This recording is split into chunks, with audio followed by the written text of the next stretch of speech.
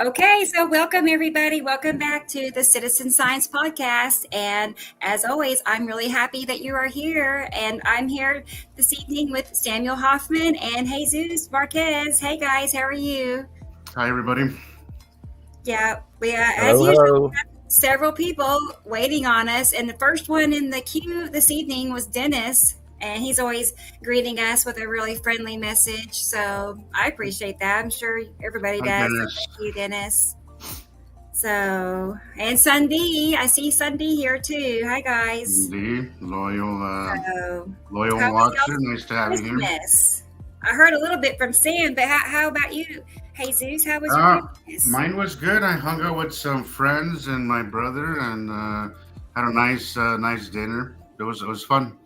It was really fun. Good, good. Mine was I will quiet. be right back. I've got one more thing to deal with the Do kids, and that. Okay, I'll be Sam. right back. Cool. Yeah, mine was good. I'd say better than the past few Christmases. So an improvement. Good. Yeah. That's good. That's good. Spend it In with different ways. your kids and I with saw your all my boys kids. and yeah, that's Right. And they're good kids. So they're not kids though; they're grown men. But you know good. what I mean. Yeah. Well, I mean, they'll always be your kids, though. I know you're right. You're Your right. boys. Just I call them can't your help boys. it. Your I boys. still feel like they're little too. Hi, Michelle. Hi, Michelle is with us, and Hi, Michelle. Nice Yeah. to see you. yeah, I've been busy trying to, put pictures together and. Oh, geez. I said last show I'd be ready for this one, but I'm not. Doesn't work out that way, does it? No. It's you think once a week really isn't that much, but it goes by fast. It's two shows Right. for you guys. I don't know. I Yeah. don't know how I can handle two shows. That's 2 shows a week. Could be a little. Remember me telling you that? I told you one time, and Sam one time. I was like, I just don't know if I can do this, but we're doing it. I'm doing it because I Once a feel week. better. Today I woke up and I'm like, holy crap! It's Tuesday again. So Yeah, but exactly. I love it. It's just it just sometimes it just comes up. You're like, gosh, it's already Tuesday. Yeah. As soon as I finish a show, I start accumulating, new pictures to talk about for the next. It's that quick. I just keep it going. So Crazy Yeah. perverted. I haven't. So go Sam ahead. is back. Yeah. I haven't looked through much, but I did have a pretty cool morning recently. That was a pretty fun. I posted a few things, but Hi, Marla. Yeah, Maria. hi Maria, nice to see you. Hi. I said Marla. I'm sorry. That's what I'm. Obviously, I can't read today. Me and God, Maria, I me and should Maria know her visit name. every now and again. Hey, this is going to be. This is a precursor of how I'm going to be the rest of the evening. Oh no, we're getting off to a great start. Yeah. And by the way, I did find out that last week I corrected me saying that the Joplin Class 5 tornado was in 2013, and no, I was right in the first place because I saw a new video today when I went, it was 2011, so I had to correct my correction because I had it right the first time, and then I would go and put in the correction, and then I got it wrong the second time. I don't know why somebody mislabeled it. Right. I was gonna say, don't you love it when that happens? That's quite all right. Here I'm trying to be accurate. You were right after all. So here I was right, and then I'm wrong. I said I try to correct myself, and then today again, right before came on, and I'm seeing it's like, no, it was in 2011. Yeah. Okay. Yeah. Well, Sam, I asked Jesus how his Christmas was while you stepped away, but how was your Christmas? Oh, we had the girls had a great Christmas. We just made up enough donations from everyone to get the girls what they were asking for Christmas, minus a little bit, and then I had to come up with, and we got there. So it's going to be a little tight for a while, but we'll be okay. And of course, it was very months to prepare and minutes to be over. And the girls are like ecstatic, and they're both going, "Oh, I can't believe we're actually doing this!" Because they wanted them last year as well, but they didn't get them. Yeah. Two of those at the same time was really impossible to buy, but we did. I could never. Right. I had 3 boys, and I never could buy more than one, system per. Right. And so thank you, everyone. Very, very, very, very, very, very, very much. Thank you. Right. Right. Well, yeah, it was Had a lot of it was really a pretty good, tight. generous donations. Yeah, it was What a was pretty that? last minute. Pretty last minute. I really didn't think it was gonna get there. Or close enough to. Right. Yeah, Do They it. were So pushing it. I'm glad it I did. I'm glad it stretched a worked little bit out. here and pulled a little bit there, and we got there. That's good. Sweet. And Michelle is telling us that she spent Christmas watching the Da Vinci Code marathon. I didn't know there was more than one.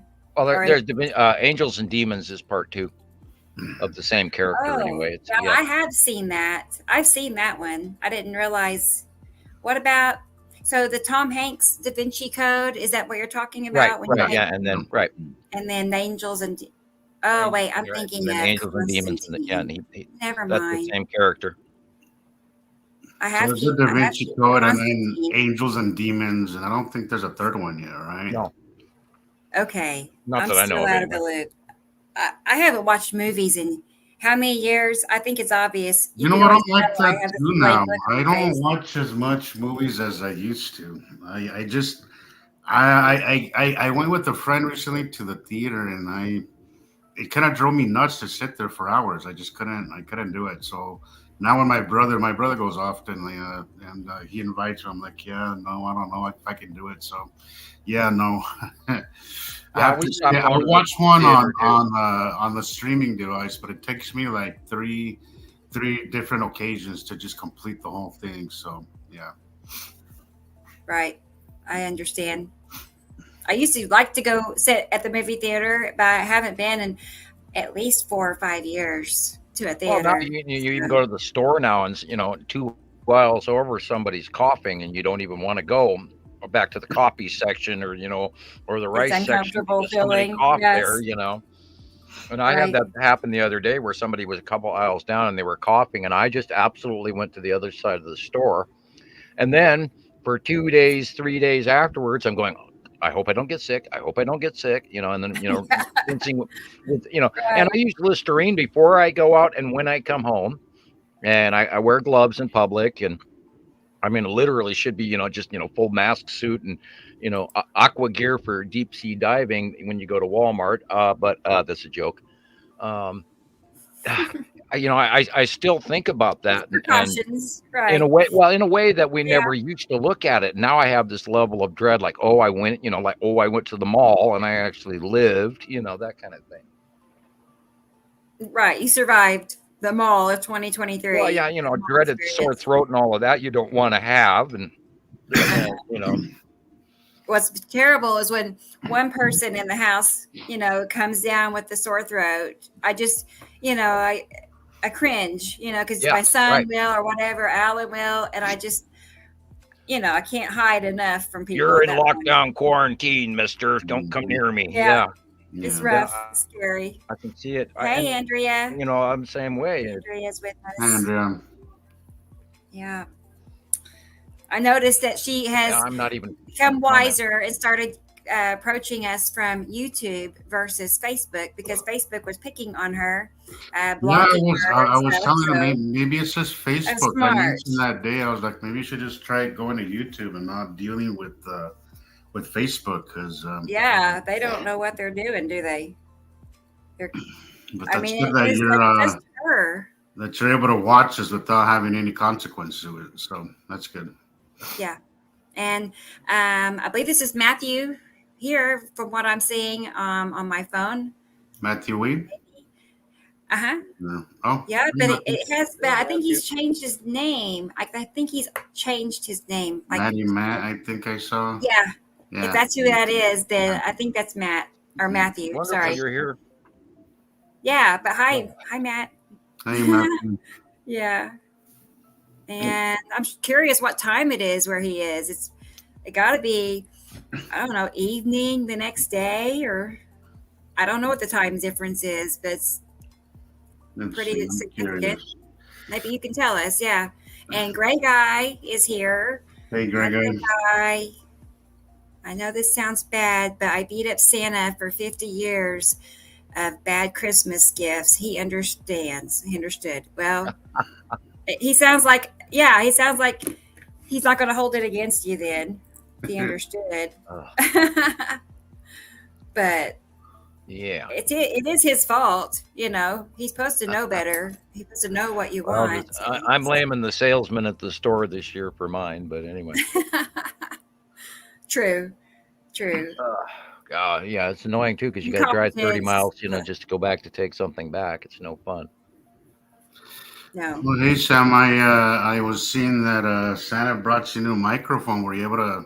Well, I just got that notice today, and I Mm. was unable to open Messenger, but then Nicole sent me a back a PM notice, and I did get the number, so I will go and pick it up tomorrow. The one that I had bought for myself did not work because it was made for phones and not computers. Hello. And I specifically asked the guy, is this made for a computer? And oh yeah.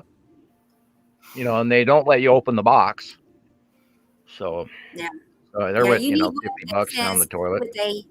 You need one that says with a USB. Yeah, and connect. it has the USB on it, but it was made to plug in. The cord on it is only 2 feet long. Oh, wow. And then, so you can hold your phone, and then it's that distance from your lap to your ear. And from computer, I'd literally have to sit on my desk to have it plugged in, and it didn't work for my computer. Because the computer didn't identify with it. It didn't log on for a microphone and earphones at the same time. So it worked for plugging the earphones in, but the mic didn't work. So it's like, oh great, because it's made for cell phones, and the computer didn't identify it properly, I guess. I'm in imagination. I'm not very high tech myself. Right. I'm just like doing good to do what I do. Well, I just ask younger people nowadays, and they, oh yeah, that's simple here. The stuff that tech they grew up with, where we have to like struggle to actually learn all this stuff, and it always changes. That's the thing; it's always changing. When you're learning something, it changes up on you. Yeah. I was just going to say, all of these Facebook users, at least for at the moment up here, they're all from Matthew, and he says it is 9:10 a.m. where he is. Wow. I believe Philippines. If I remember. Early, so.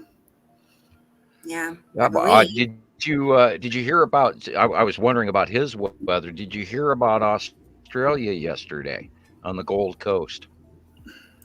I don't believe I did. No. Anyway, they had a killer storm, and it was mega hail.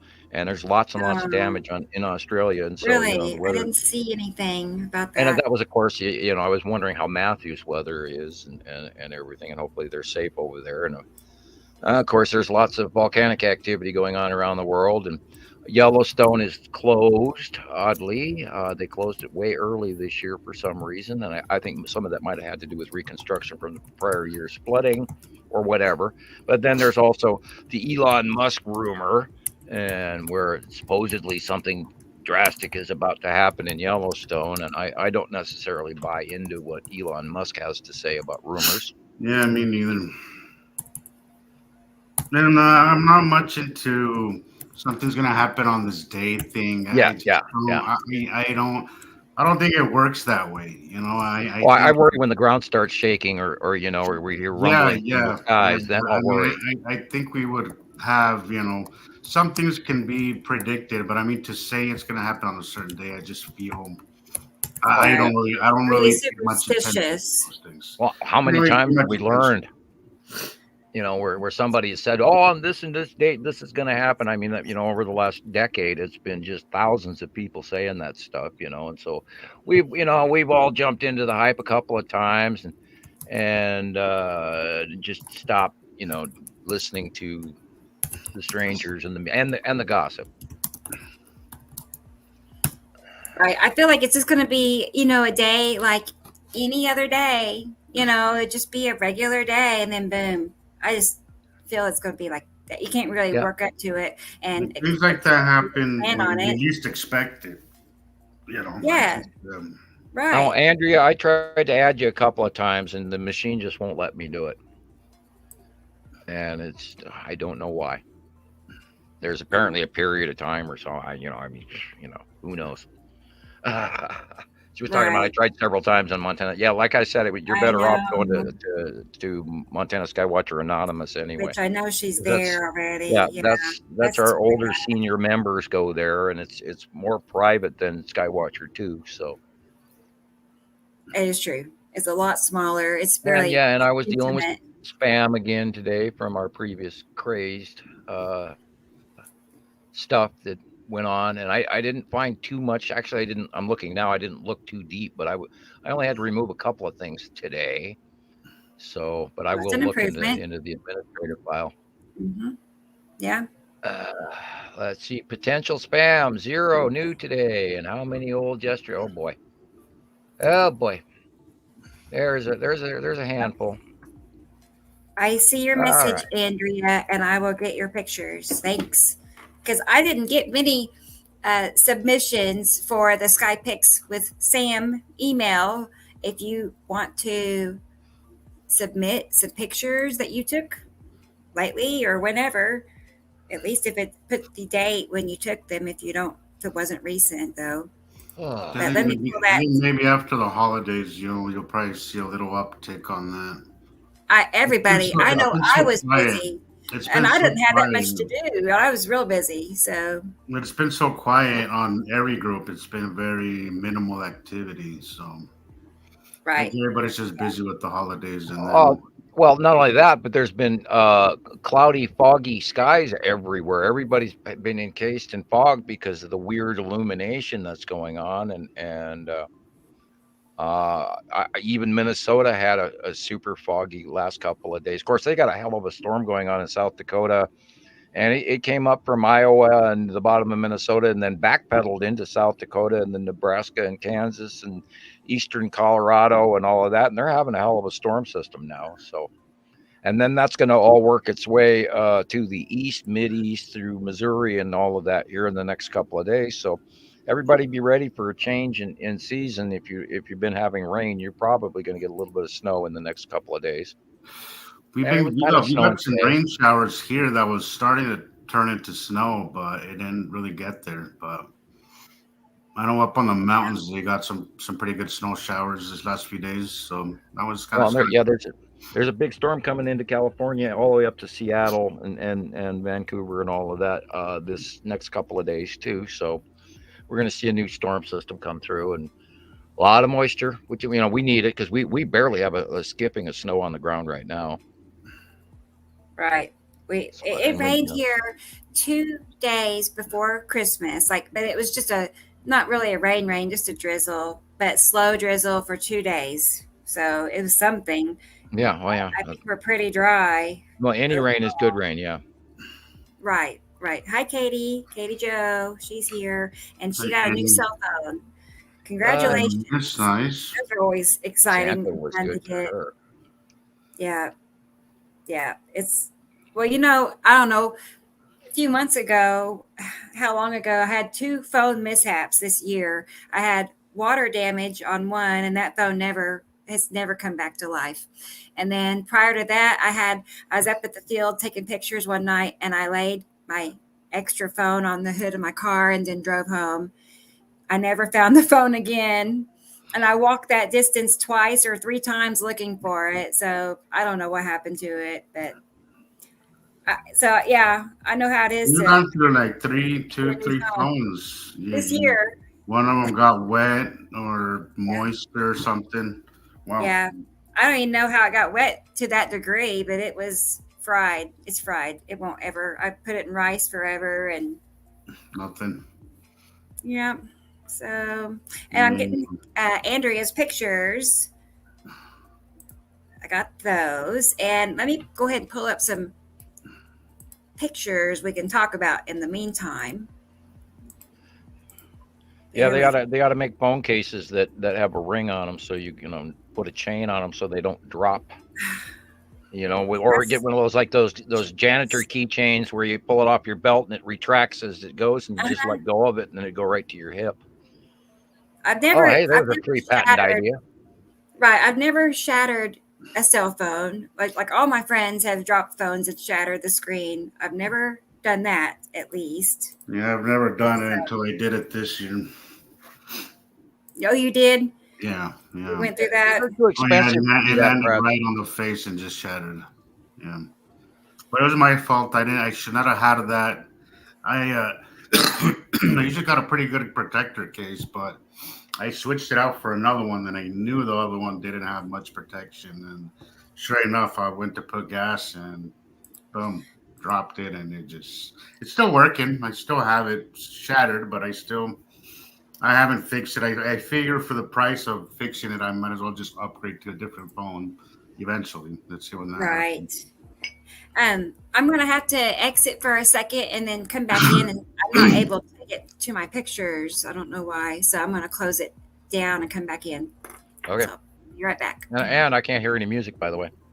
Yeah. Okay, I'll crank it up. Already having technical difficulties early on. I hope that's not a sign of what's to come. Well, the last time, last Tuesday, like 2 minutes before we ended the show, I got booted off. So it was like point, it was perfect Really? timing, but I didn't even get to say my last goodbye. Yeah, I remember that. I have not seen Saturday's show. Well, oh, well, good. Then I won't feel personally embarrassed. I was in a crazy mood on Saturday. I was just like, as giddy as a schoolboy, as they say, right before Christmas. And I was really excited that we did, manage to get it together for the kids. And I mean, and even Leroy here in Lolo said, "Yeah, I heard your show, and you were definitely in a weird mood." And it's like, and I was, and so I spent a couple of days afterwards being embarrassed, going, "Oh, I went a little kooky." Weird in a good way, or well, yeah, I was just in a really happy, spry, odd mood, and then I was thinking about and I did partially watch some of the show afterwards, and I got to the point where I started embarrassing myself, and so I turned it off. But yeah, I was in a weird mood last week.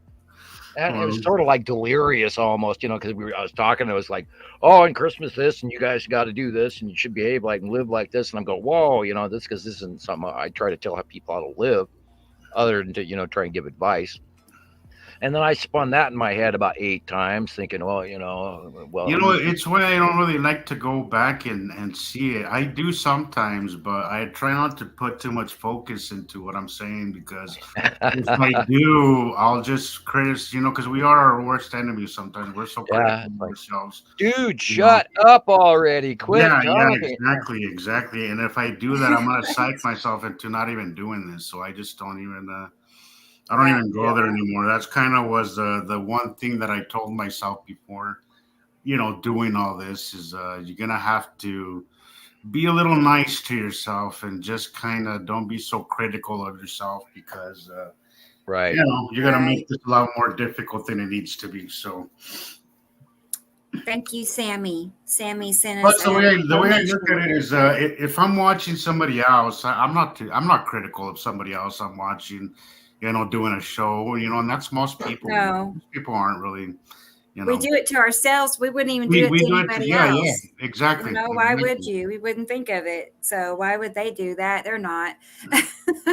I did a couple of TV commercials, and I got one I did in Utah for a tiny little Sylvania 10-inch. I don't even remember how big the TV was. It was a very small TV.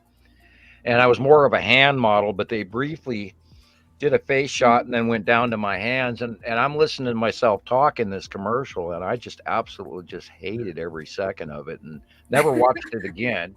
And that was, of course, back in the 80s. That's me. I don't hardly watch any of the shows we share. You know what I'm saying? I don't really go back and watch them.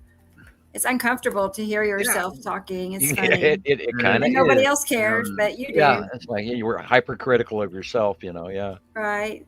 But thanks again, Sammy, for the donation. Yes, thank you. Because we appreciate Sammy. those. That helps all of us, really. And I got Andrew's pictures. Okay, here's some pictures. Got it. This was recent. Not sure how recent, but this week. I think I saw this one. This was a good one. This is an interesting one. It's almost like the sky is just really divided looking, obviously. But yeah, it looks like somebody slapped a sea trail in very close to the planetoid. And of course, we can see the bottom oval is Nepenthe. yeah, isn't that And strange? yeah, that is odd. Whoever that was Because the very whole, close to the see how planet's surface. it goes straight across the sky, a straight line with a slight curve. So the whole thing is Nepenthe. But Many looks times divided. I have thought that there are planetary sea trails that they're spraying up there too. So what we call them space seas, space chems, whatever. I don't think we'll get flagged I've over that not one, but thought about that. Yeah. So they're yeah, spraying their own skies, maybe. Maybe they're yeah, spraying Nibiru, or is spraying Nibiru because they don't want them to see us. Maybe. break What up the if? line, break up the eye.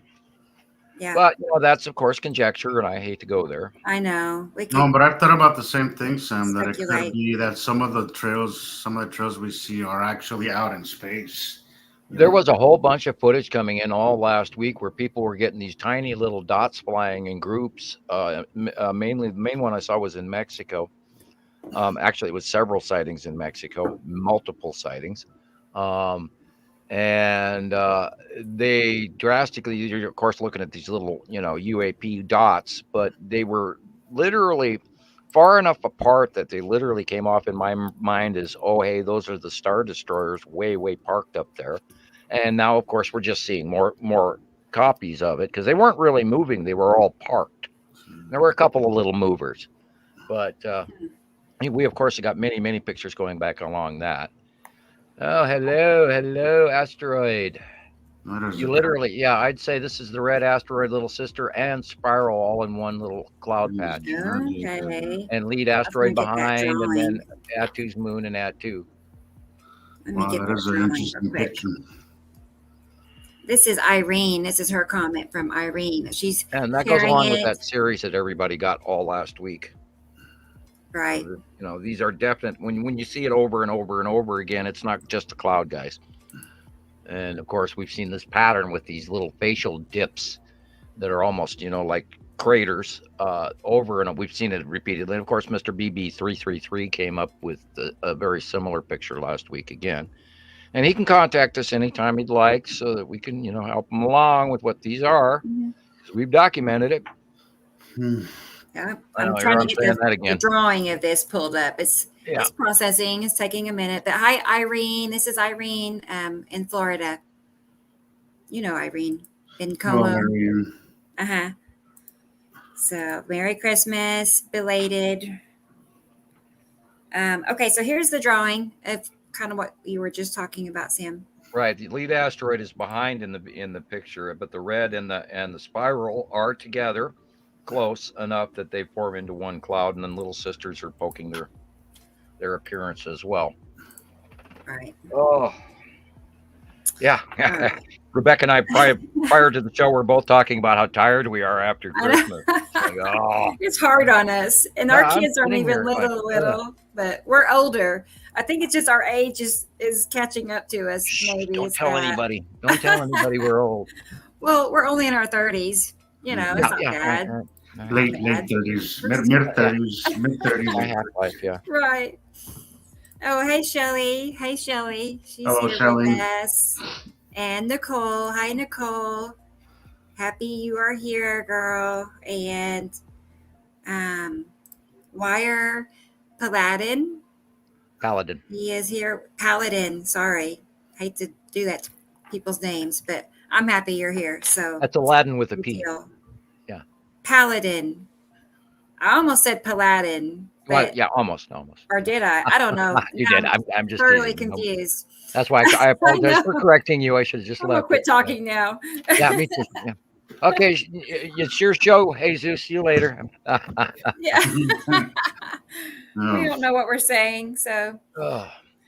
And this picture is the underneath of Nepenthe. That's the base cloud illuminating. I thought so. I figured all those little vertical lines. We know that's a Nepenthe thing. And we've seen this pattern, going back many years, where you can actually just see the luminescent base cloud and pretty much nothing else other than the dark blue above it. And the reason that we know this is because we have seen it for so many years now. And then they're, repetitive, and each base cloud of each planet has its own specific behavior. And so we've watched it for quite a while. Here's some more examples for Nepicity and its stripes. Yeah.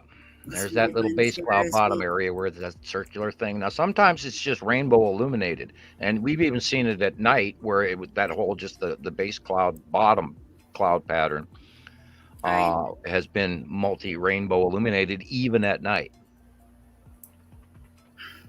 Oh, that does not belong there. Keep going. Whoops. I didn't even see it, so I didn't either, but I I'm not looked sure. away. It jumped in there.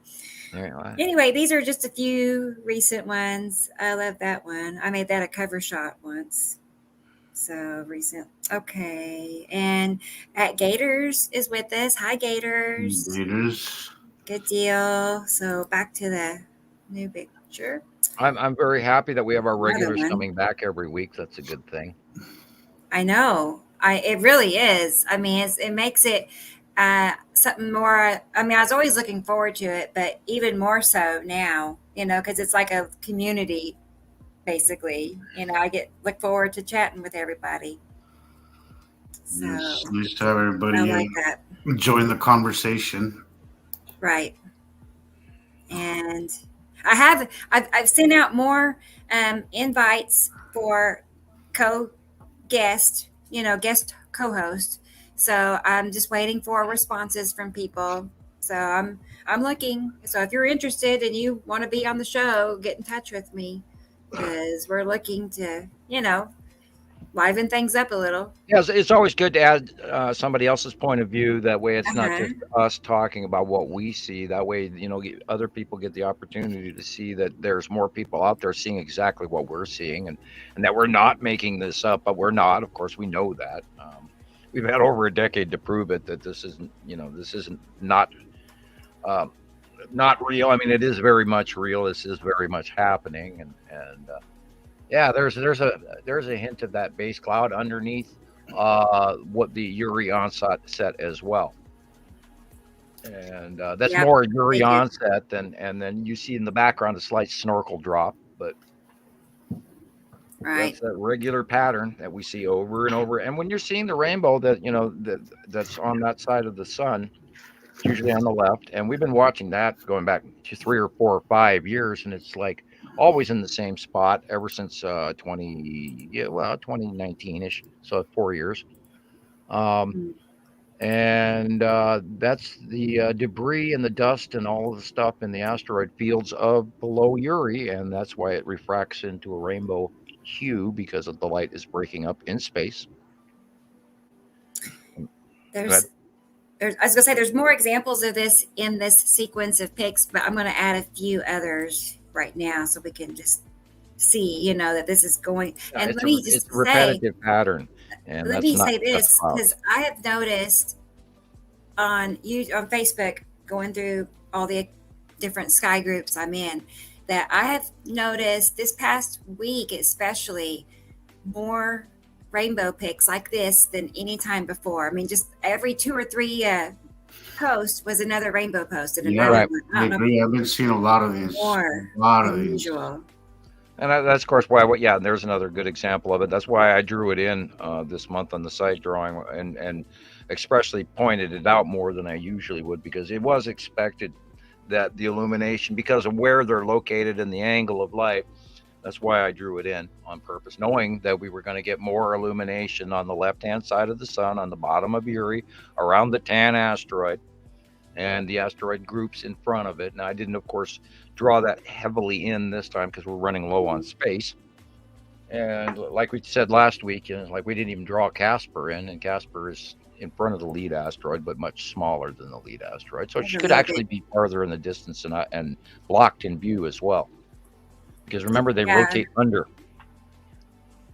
And saw quite a few good shots of the Skull asteroid last week, and all of these, of course, rainbow illuminations coming off of the underneath of Uri, and it's pretty much the same stuff that's been going on, but it's a little bit different and migratingly changing over time as usual. I mean, it seems like it's the same, but it's, it's always a little bit different. I know it's similar, because it does It's repeat itself similar, so much. but it's similar enough to match one to the next, but Yeah, it's never the same. It's never exactly the same. I know. I know. You have always Not certain exact. patterns that repeat themselves, but yeah, it's interesting because it's never enough. It's never the same, and it's always interesting because it's always it's never that similar. Where it gets boring, I guess. Boy, look at that. I was going to say this was Uri, just so everybody knows Uri. And that one is Atu's moon for sure. Look at the red glow behind off the Asatum red face angle of light, but that is definitely Atu's moon above that truck. Wow. That looks angry. The sky looks angry. Yeah, coming in close past. Of course, this is obviously somewhere around Utah, Arizona, or Southern California. Because of the mountains. Yeah, and there's no front license plate, so we can't cheat. Right. Right. Yeah, it's vivid. All right. There's another one with red asteroid in front of lead asteroid, and with little sister in front of the red. And of course, Atu's moon is up in the middle of the top, and then Atu is behind it in the dark blue. And then, of course, you see below the asteroid, you see the light blue horizon. And then off on the left-hand side, we see the orangish kind of base cloud. We know Saru is back over there on that side on the left, in the back. And this is where the orange clouds have been appearing. That base cloud of Saru has been orange for about 3 months now. Now that Uri is rising up enough that she's gotten out of the way, so our out view back farther is now more visible. And we got that really cool capture the other day. It was just awesome. And I'll look at that and look at it, and I think that one came from Petty. Do you remember which picture I'm talking about? No, I was going to say I'm not sure if I. Would you like me to send you a copy? Yeah, you should. Yeah, do that. Have it on its book and pull it up, and then I'll send it to you through Facebook. And so I'll be busy for a moment. Go ahead. Do that. Okay, Shelly mentioned that she got a cool video of rainbows around the moon, and it reminded me that I had a couple of new rainbow halo pics of the moon, too. Yeah, of course I saw the two objects outside this week. There are the object behind our moon is visible again, and I saw it going out the door. And I didn't really look last night, but last night's moon was I don't even remember what stage we're in already, because I've been a little busy with Christmas, and All right, let's see. I know. I'm ready for it to slow down. I'm going to send you 2 of them. Here's one. The first one I'm going to send you is that rainbowy one we saw the other day. And then I'll grab the one I was talking about again and send that the second one here. And my ears are ringing. How unusual. Really loud. Unusual. Well, just on sets, all of a sudden it's like really loud ear ringing. This is Uri, right? This is Uri. Yeah, right. Yeah, that's the rainbow. That's one that we saw last week. And I just, because it matched what we were just talking about, so I figured I'd include that. Where is the one? But yeah, so the white area, white gray area is Uri. Blue area, our sky, just so we're clear. That was pretty. I'm always kind of mind bent with these kind of pictures, trying to understand what I'm seeing. Well, it's apparently a little farther back in my picture file than I recall, because I'm not finding it, and I was sure it was right there. I know you're here somewhere. Too, right? Yeah. God, where is it? It was such a good picture, and you can actually see Saru so well in the background. That was what I was trying to bring up. It's got to be right here, and I'm probably staring. Oh, there it is. So Gators says, what planet has the popcorn cloud layer? Well, Uri does, and at times Atu's moon kind of looks like a popcorn. And Atu as well in close past. They because they're gas giants, they turn the big huge momentous clouds, the size of Texas, Because Uri has this little tiny pits. Right, and they're smaller. I used to confuse that all the time. I still do, but it boils down to placement. yeah, exactly. So if you look on that second picture I just sent you, and we can, I was not even seeing whether or not you brought that up. I need to get off of Facebook now. The bottom left hand area along the horizon line, it was so prominently important that's why I reposted it again so that we could talk about it. Yeah, these look familiar, but it's really significant because it's showing so much. There's actually so much happening. Now that Uri has risen up higher to expose the horizon line on the left-hand side, before it was just cutting all the way into the sun, literally this summer, and so we didn't see anything behind Uri at all until fall, and then Uri lifted up, and then she started going over the top of us and into the northwest sky. It followed by a transition where it started just going due north and northeast. So that's the transition changes that are occurring. So I take it you're struggling to get that picture posted. I had two pictures. It's complicated in a way. Yes. Okay. Well, yeah. You know that. It's Google Photos, and it's like little files and folders, and two pictures were sticking together. Yeah, I just went through trying to ask Google to open up my emails, and then I had to go to Bing, and that didn't work. And then I went into the computer trying to get it to open up, and it wouldn't let me do it again. I got it. We got this.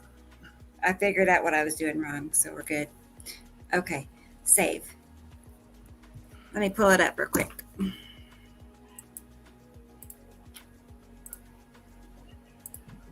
right, Sam's pics.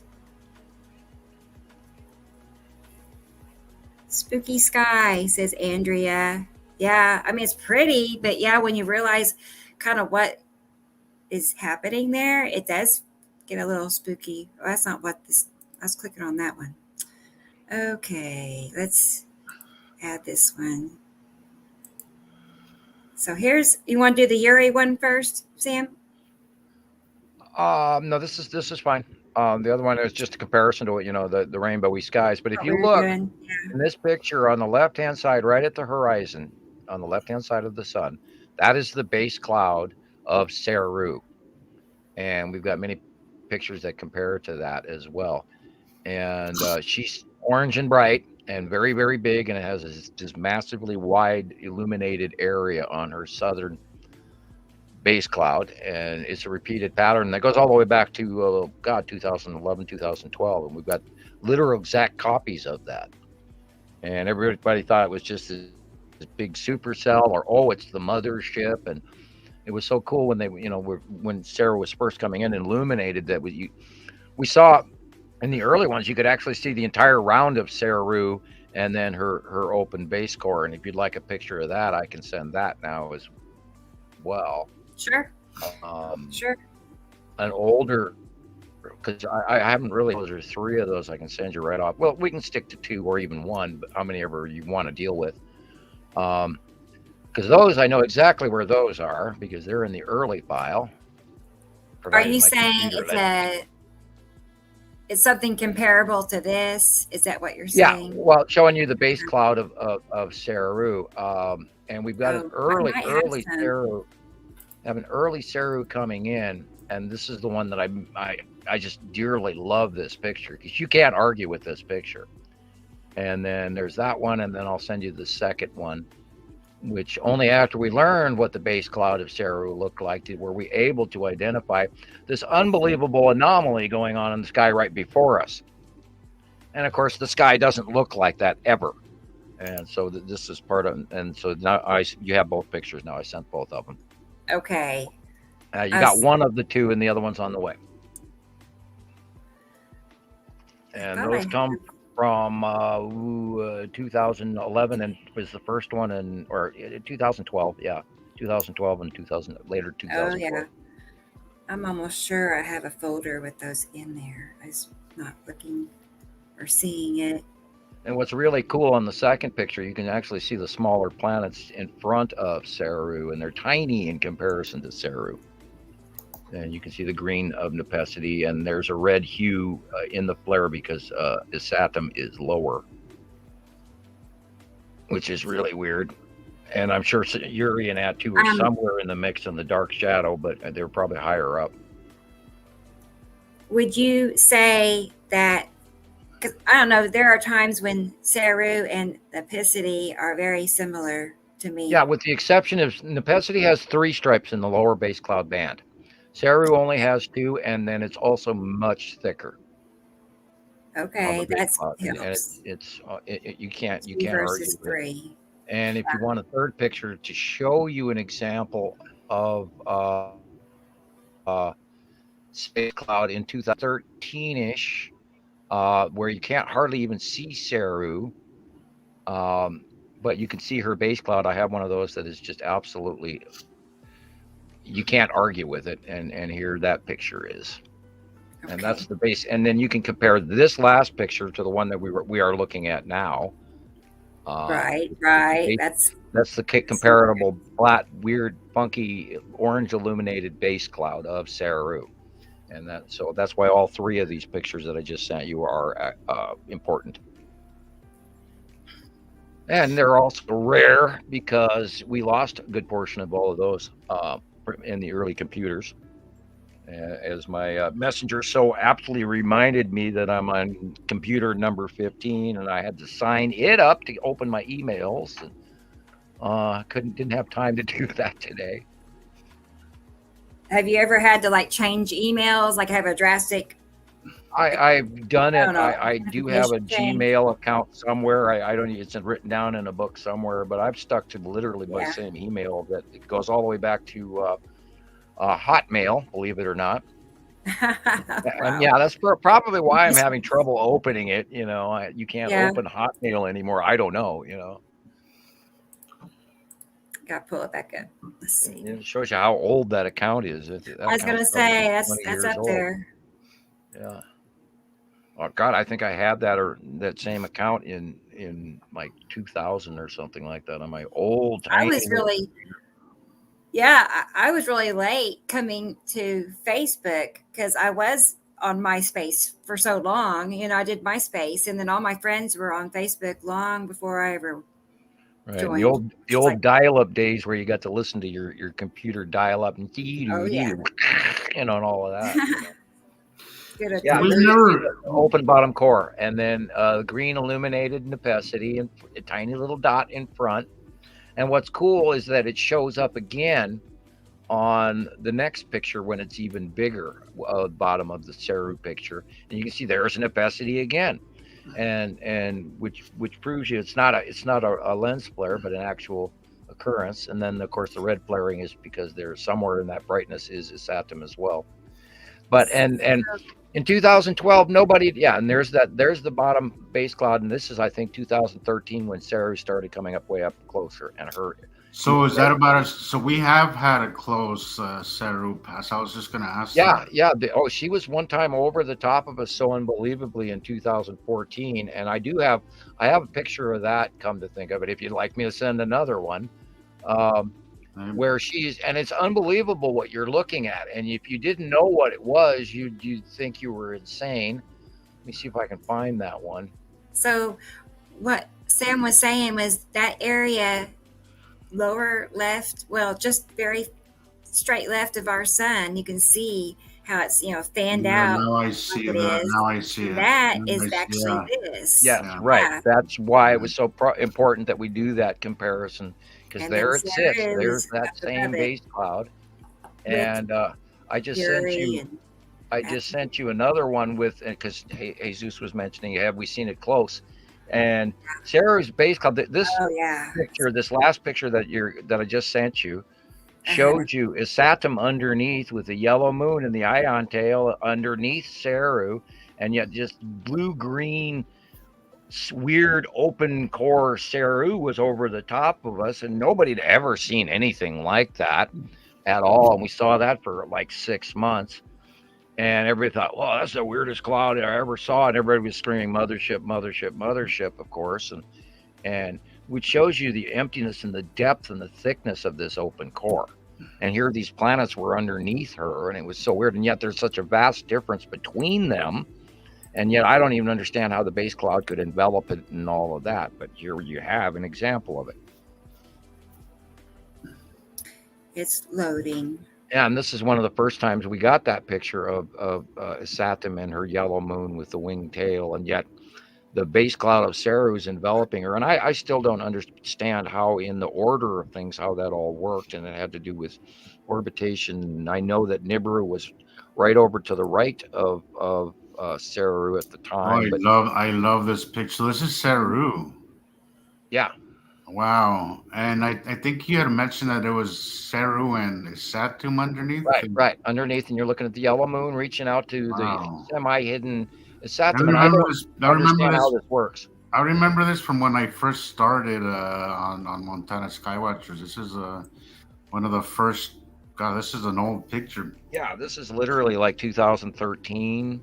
Yeah, I remember this picture well. I've been thinking about this picture. It's a very good picture. And I didn't at that time fully understand the dynamics of it, but we did know that the color variant of Saru, and that's why we knew it was blue-green compared to deep blue Nibiru. Really similar to Nipicity, isn't it, Jesus? I mean, similar but different. That's what it's just the base cloud that's different, because you're seeing that what they would call a shelf cloud, what everybody calls a shelf cloud, that's very similar to Nipicity. Right. And even the green, you see the green, but it's like a little less blue green. Yes, yes. Where Nipicity has more of an alien to frog green. Yes, exactly. But it'd be really easy to confuse if you didn't really know. I'd probably confuse it because I've never seen Saru up, on a close pass.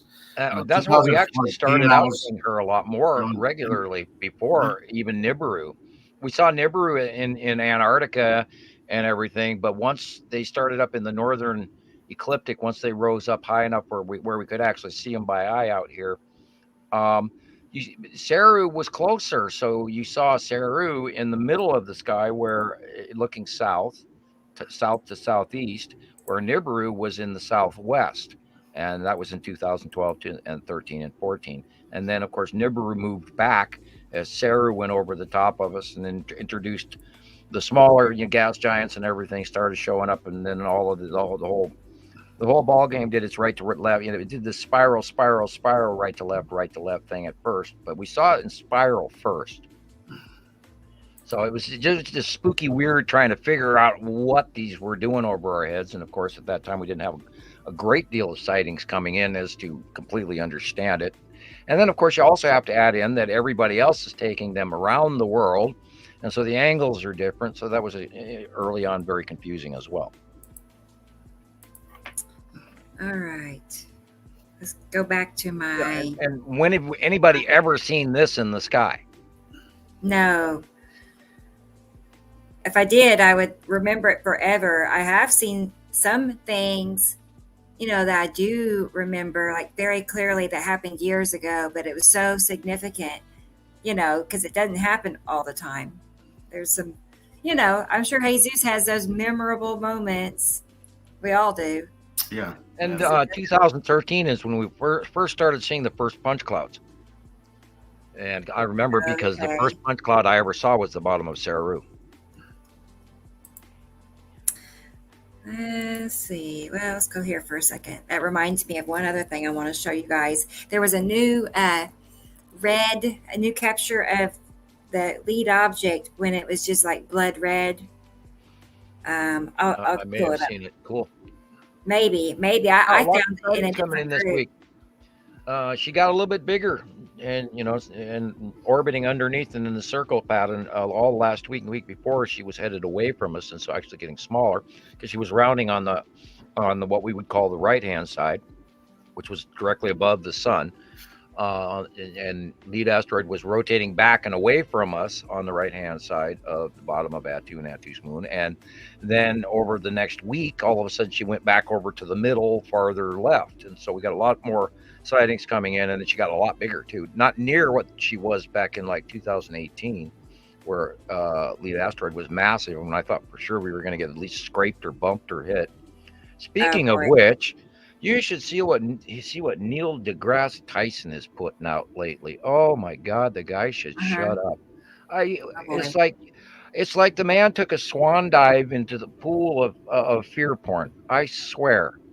I hear he's telling everybody in 2036 Earth is going to get pasted and Earth is going to be destroyed and all of this, and he was talking about, well, in the 2024 and 25 we're going to get a close pass skip of that same, and I think it's Apophis is what they're calling this new asteroid. And of course, if you take into account Apophis and the real name and the real legend, that of course is the asteroids underneath Uri. And they're retagging it to this other distractive, very close passing asteroid that is in our normal solar system orbit, which it will come by very, very close. And it's going to skip in between. I mean, it's going to be so close, it's going to be unbelievable. And it might pull a major weather event, including geological or volcanic effects. But then it's supposedly 3036, it's actually going to hit us. But that has to do with size and or whether or not their calculations are right. B, we get some intervention between now and then, etc. Do you think they would step in like another? Well, it depends on the point of destruction. They expect the progress of the transition of the passing is expected to depopulate us by a great deal, and it always does. I hate to be that overly frank, but we always go down in population every time this happens, every cycle. And so if they were probably seeing a major catastrophic where the Earth was going to actually be broken up or majorly devastated, I would imagine they'd come in and adjust that. It's not like they don't have the capability to do some major things, including I would expect that they probably have the ability to even move planets or moons. Wow. I'm guessing there on that one, and I hate to make those assumptions, but I mean, technologically advanced versus us, they are way, way, way advanced compared to what we have. And I've been shown some of the tech levels, and I didn't, of course, understand it, but I'm sure it's highly quantum computer based and all of that. Right. They must look at us like little ants or something. I don't know. We're short-lived. We're short-lived people who don't have the opportunity to have 2,000 years to learn stuff. Can you imagine if you lived for 2,000 years, how smart you'd become, or irritable? I don't know. Yeah. Stay off my lawn. Maybe they're grouchy. They might be grouchy. Who knows? Yeah. I've got a boil on my butt I've had for 800 years. Yeah. 2,000 years sounds exhausting.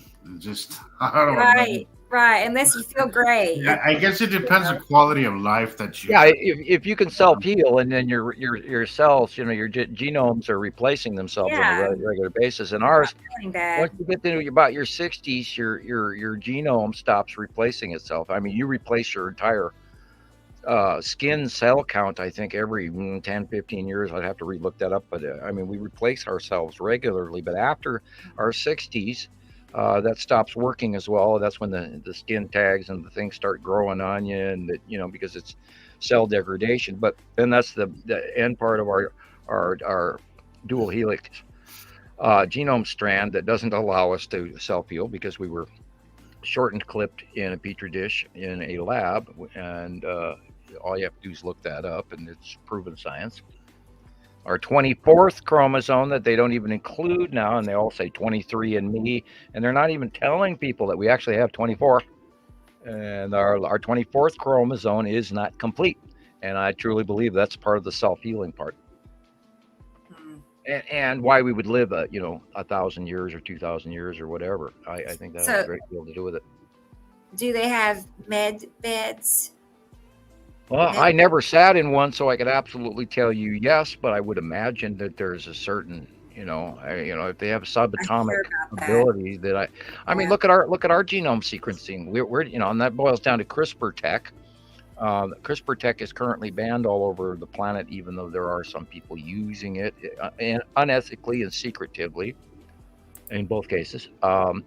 And there was some issues with CRISPR tech recently dealing with COVID, and we won't go into that. But yeah, look at that red. Back to planets. Yeah. And of course, in the dead center is the red asteroid. And behind it is the spiral asteroid, and the dark reddish area in the upper left is, of course, Attu's moon in front of Attu, which is behind the red asteroid, which is why we see the illumination of the sun and the slight cutoff. And behind it, of course, is Uri to the left, and then Saru behind that. And of course, this direct red color is a refractive color of sunset off is Saturn, which is on the right-hand side of the sun, but that angle of light is directly changing our sky color. Wow. Intense. Wow. Yeah, we've never ever seen this intensive red sky. And a couple months ago, I saw an event where it was coming in, and I was, out in my yard up here in Montana, and I'm looking at the most intense red sky I've ever seen in my entire life. And then, there's it's Saturn's yellow moon, and it's Saturn directly over the top of me, bigger than I've ever seen it by eye. And after that, there was just no coming back from that reality. And here's the purple again of Attu. And the orangey area is probably doesn't it? It just looks like it's from another world. Yeah, and you got to look at the real actual sky color, which is at the horizon. Yes. Real plain. Yeah. Illuminated white, and these are the refractive colors of the planets, and the orangey area and yellowy area is, of course, green nepacity, and you can see the base cloud at its tipped axis angle. It's not even straight. And then, of course, above that is purple, bottom of purple Attu, and then Attu's moon is the blue area in the middle upper center. But so this is where I get where it kind of drives me nuts how people confuse the blue for sky. I mean, if you look at the bottom, first of all, that's our sky. But you could also see that the blue on top is a little bit more. It looks closer. There's depth there. There's a lot more depth between the sky at the bottom and the blue on the top. Right. And the light source is behind us and slightly to the right, and that shows you the shadowing. And the blue is the dark area of behind, shadowed of Attu's moon. And yet the light is shining underneath it because it's way up in space. It's just the depth perception that people seem to really lack is really what I tried to explain to people, that yes, it's blue, but you could always tell when it's a planet because it'll always look closer than and it looks like there's a stopping point, as sky just keeps going. It's empty. It's empty. It's supposed to be empty space. At least when but on top you'll always see a blue that's solid, and it stops there, and it doesn't just keep going. And imagine if you're explain that to people all the time, but I always feel, I don't know if I'm just not doing a good job to explaining it to people, but sometimes I get that dark stare and then people just stop messaging that goes back to if they were that close, we'd be dead. And yeah. Think gravity's I always seem to lose people when I try to explain that it's blue. Yes, it's blue like our skies, and people don't seem to get on board with that. Like it's people always associate blue with our blue skies, but blue is the sunlight. Is the sunlight through the air and the water? Through the air and through our atmosphere. There's a reason that's why it's blue. Our skies are blue, and this would go for anything that has an atmosphere. You're gonna have that blue hue, that blue color, and it's just the sun's interaction with the atmosphere. So anything that has an atmosphere is gonna have blue skies in the midday.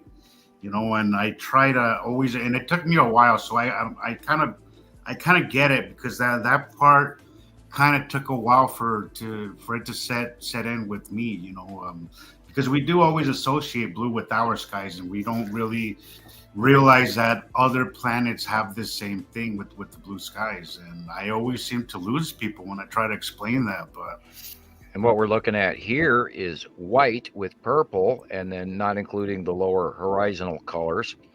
The white is, of course, Attu's moon in front of Attu, which is why it's a sort of shadowy purple effect.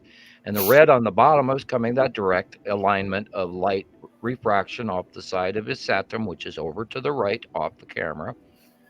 And of course, back there behind that is probably Nepenthe as well, but we're probably seeing just a smidge of it. And then the real sky color, of course, is white to orange. Yeah. So this is Attu's moon. Yeah, white. In front of Nepenthe. Right. Uh-huh. And the purple offset, of course, is from Attu as well, casting a certain amount of illumination in the area. Hi, Dragon Sage. Dragon Sage is with us. Hello. Glad you're here. Yeah. And also want to point out that our skies are not white, guys. It's illumination in the afternoon. You know, as the sun goes down, the light angle shines through our planet and the planet in question, and we get a brief that white illumination. That's why the skies are lit up. Wow, it used to be half an hour after sunset, right? Where you had to turn on your lights, you know, if you're driving. But now we have these illuminations an hour and a half, well, after sunset, and it looks white. And I can't believe that people really don't seem to remember that our skies have never been white like that, and it's not normal. But go figure. I got your soundtrack here popping up on me all of a sudden. I may have heard that. I don't know if you. No, I didn't hear Sky anything. filler. Yes. I take it you just sent that. What? Hey, Zeus. Oh, okay. Yeah. Oh, he sent that to the. Yeah, his video popped up, and I clicked on the link to look at it, and there was a soundtrack that came with it, and I hope that. Oh yeah. Yeah. I hope it didn't come across the microphone, but you know. Yeah, this was the other day. This was a very interesting morning I had. Yeah, look at that I'm purple. working on it right now. Yeah. Look at that purple. And when have we ever in our lifetime ever seen this color in the sky? Never. Yeah, that goes along with purple lightning. I remember in my early days, that was really a thing that got my attention was purple lightning. Where, why, you know? And that piqued my curiosity. Something awful. Like I just had to figure out why we were seeing purple lightning, because I've always paid attention to lightning when it would be out. I never saw purple lightning up until my early days. And bright white, a little bit of yellow, sometimes light blue. That really got my attention. And this is, again, I don't see how people don't question these little differences. Oh yeah, I used to just go around on YouTube, and anytime I'd see purple lightning, I would save a picture of it, because it was so absolutely unheard of back in 2010, 2011, and then we just sort of everybody. You know, nowadays, okay, purple lightning, normal. You know, no, it's not normal. And we got the opportunity to see it. I had a picture, and in the picture that I took, I caught a little bit of the purple lining, and I remember looking at that for God, who knows how long. You know, just trying to figure out why. Yeah, purple. What could possibly cause purple lightning, and that led me down a bunch of rabbit holes, and eventually I found the right one, you know. But that was one of the many questions that I had, you know.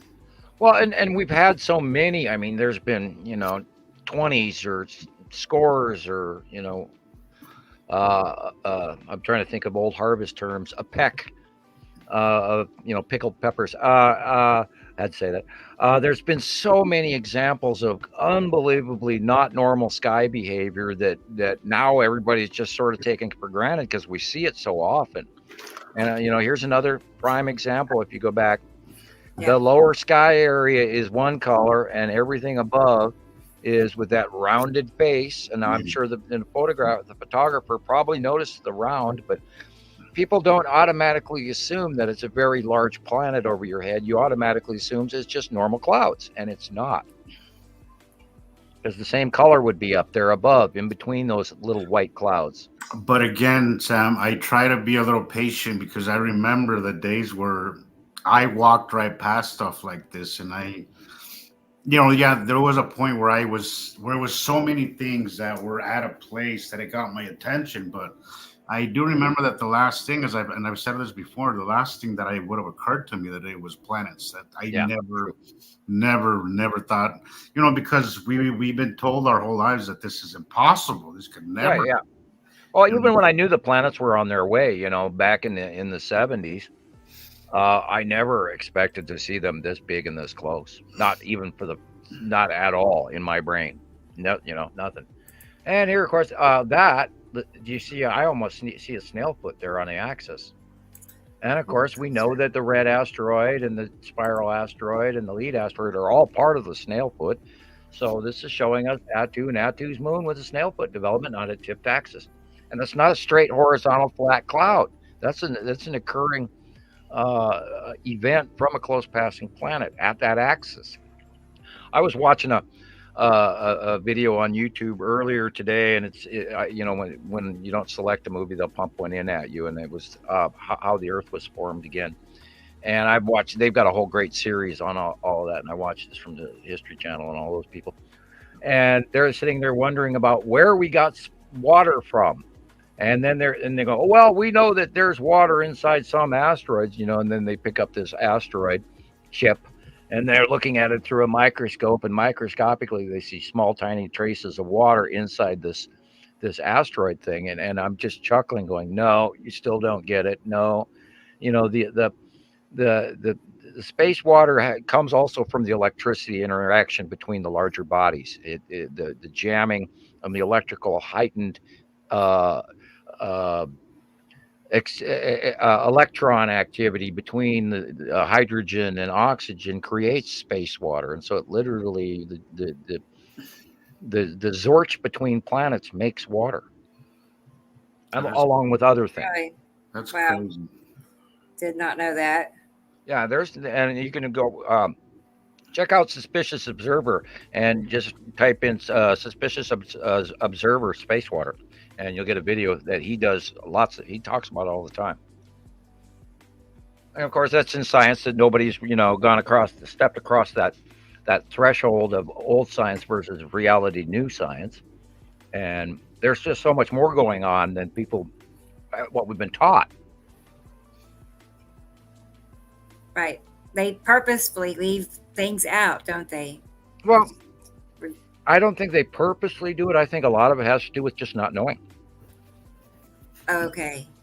But somebody knows. Well, yeah, but according to their science, according to everything they were taught, it's, finite, and it has this small set of rules, and that we don't really understand what, how, and why, which boils back down to the, unification model and all of that they don't understand yet.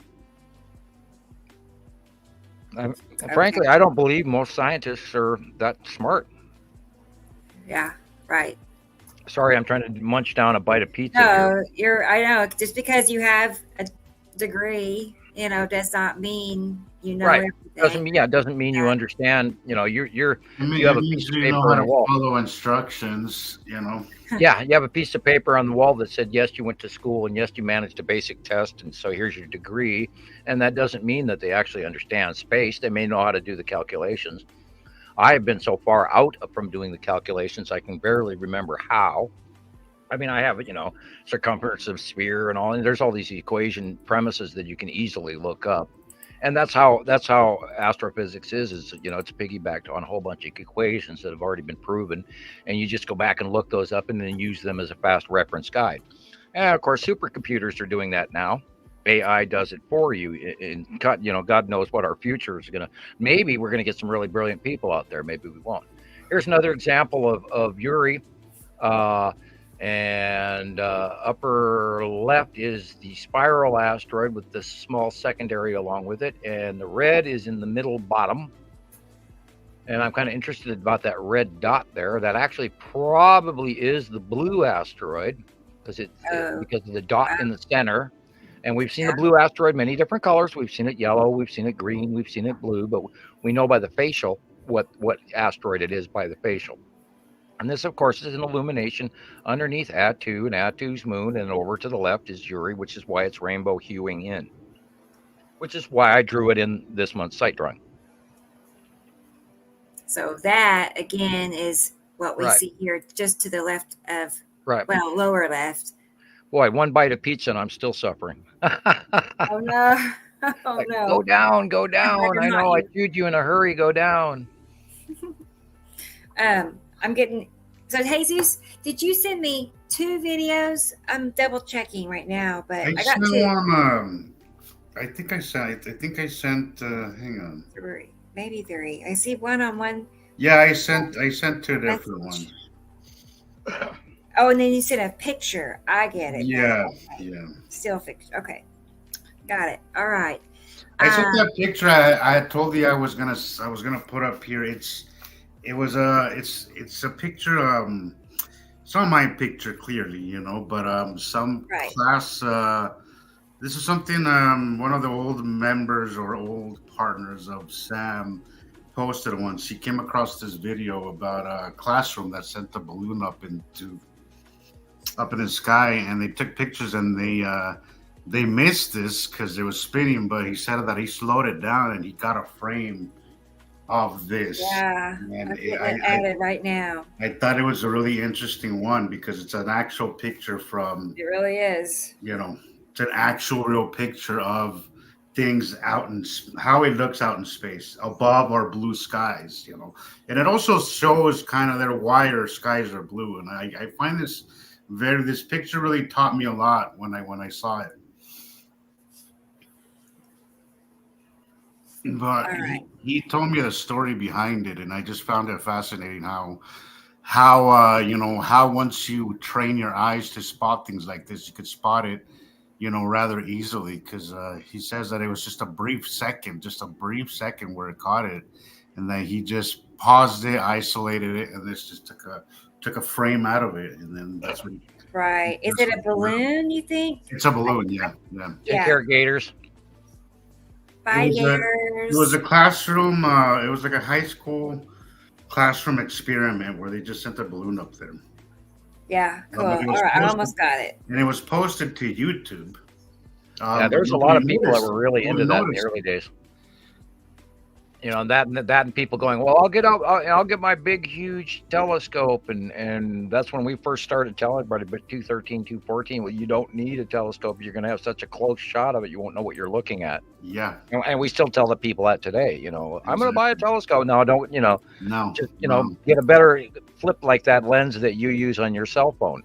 Get one of those on cell phone enhancers, and you'll see everything you need to see. They're so big. And I think a lot of that is you don't need to zoom. You don't need to zoom in. You need to zoom out. Right. And we tell a lot of people, please, get as wide a picture as you can. And I was going to mention that one on way back in the purple, and then the orange and green one, where we were looking at Atu and Nepacity. It's like, I wonder what that person who was watching actually got to see, because the shot probably limited it. This shows how they're all huddled up around the sun. You mention this all the time. How planets how planets surround the sun. You always mention this. Well, it's not surrounding the sun. It's not just surrounding, but I mean, in between us and the sun, and that's where our but they look, because of their placement, right? It looks like they're all.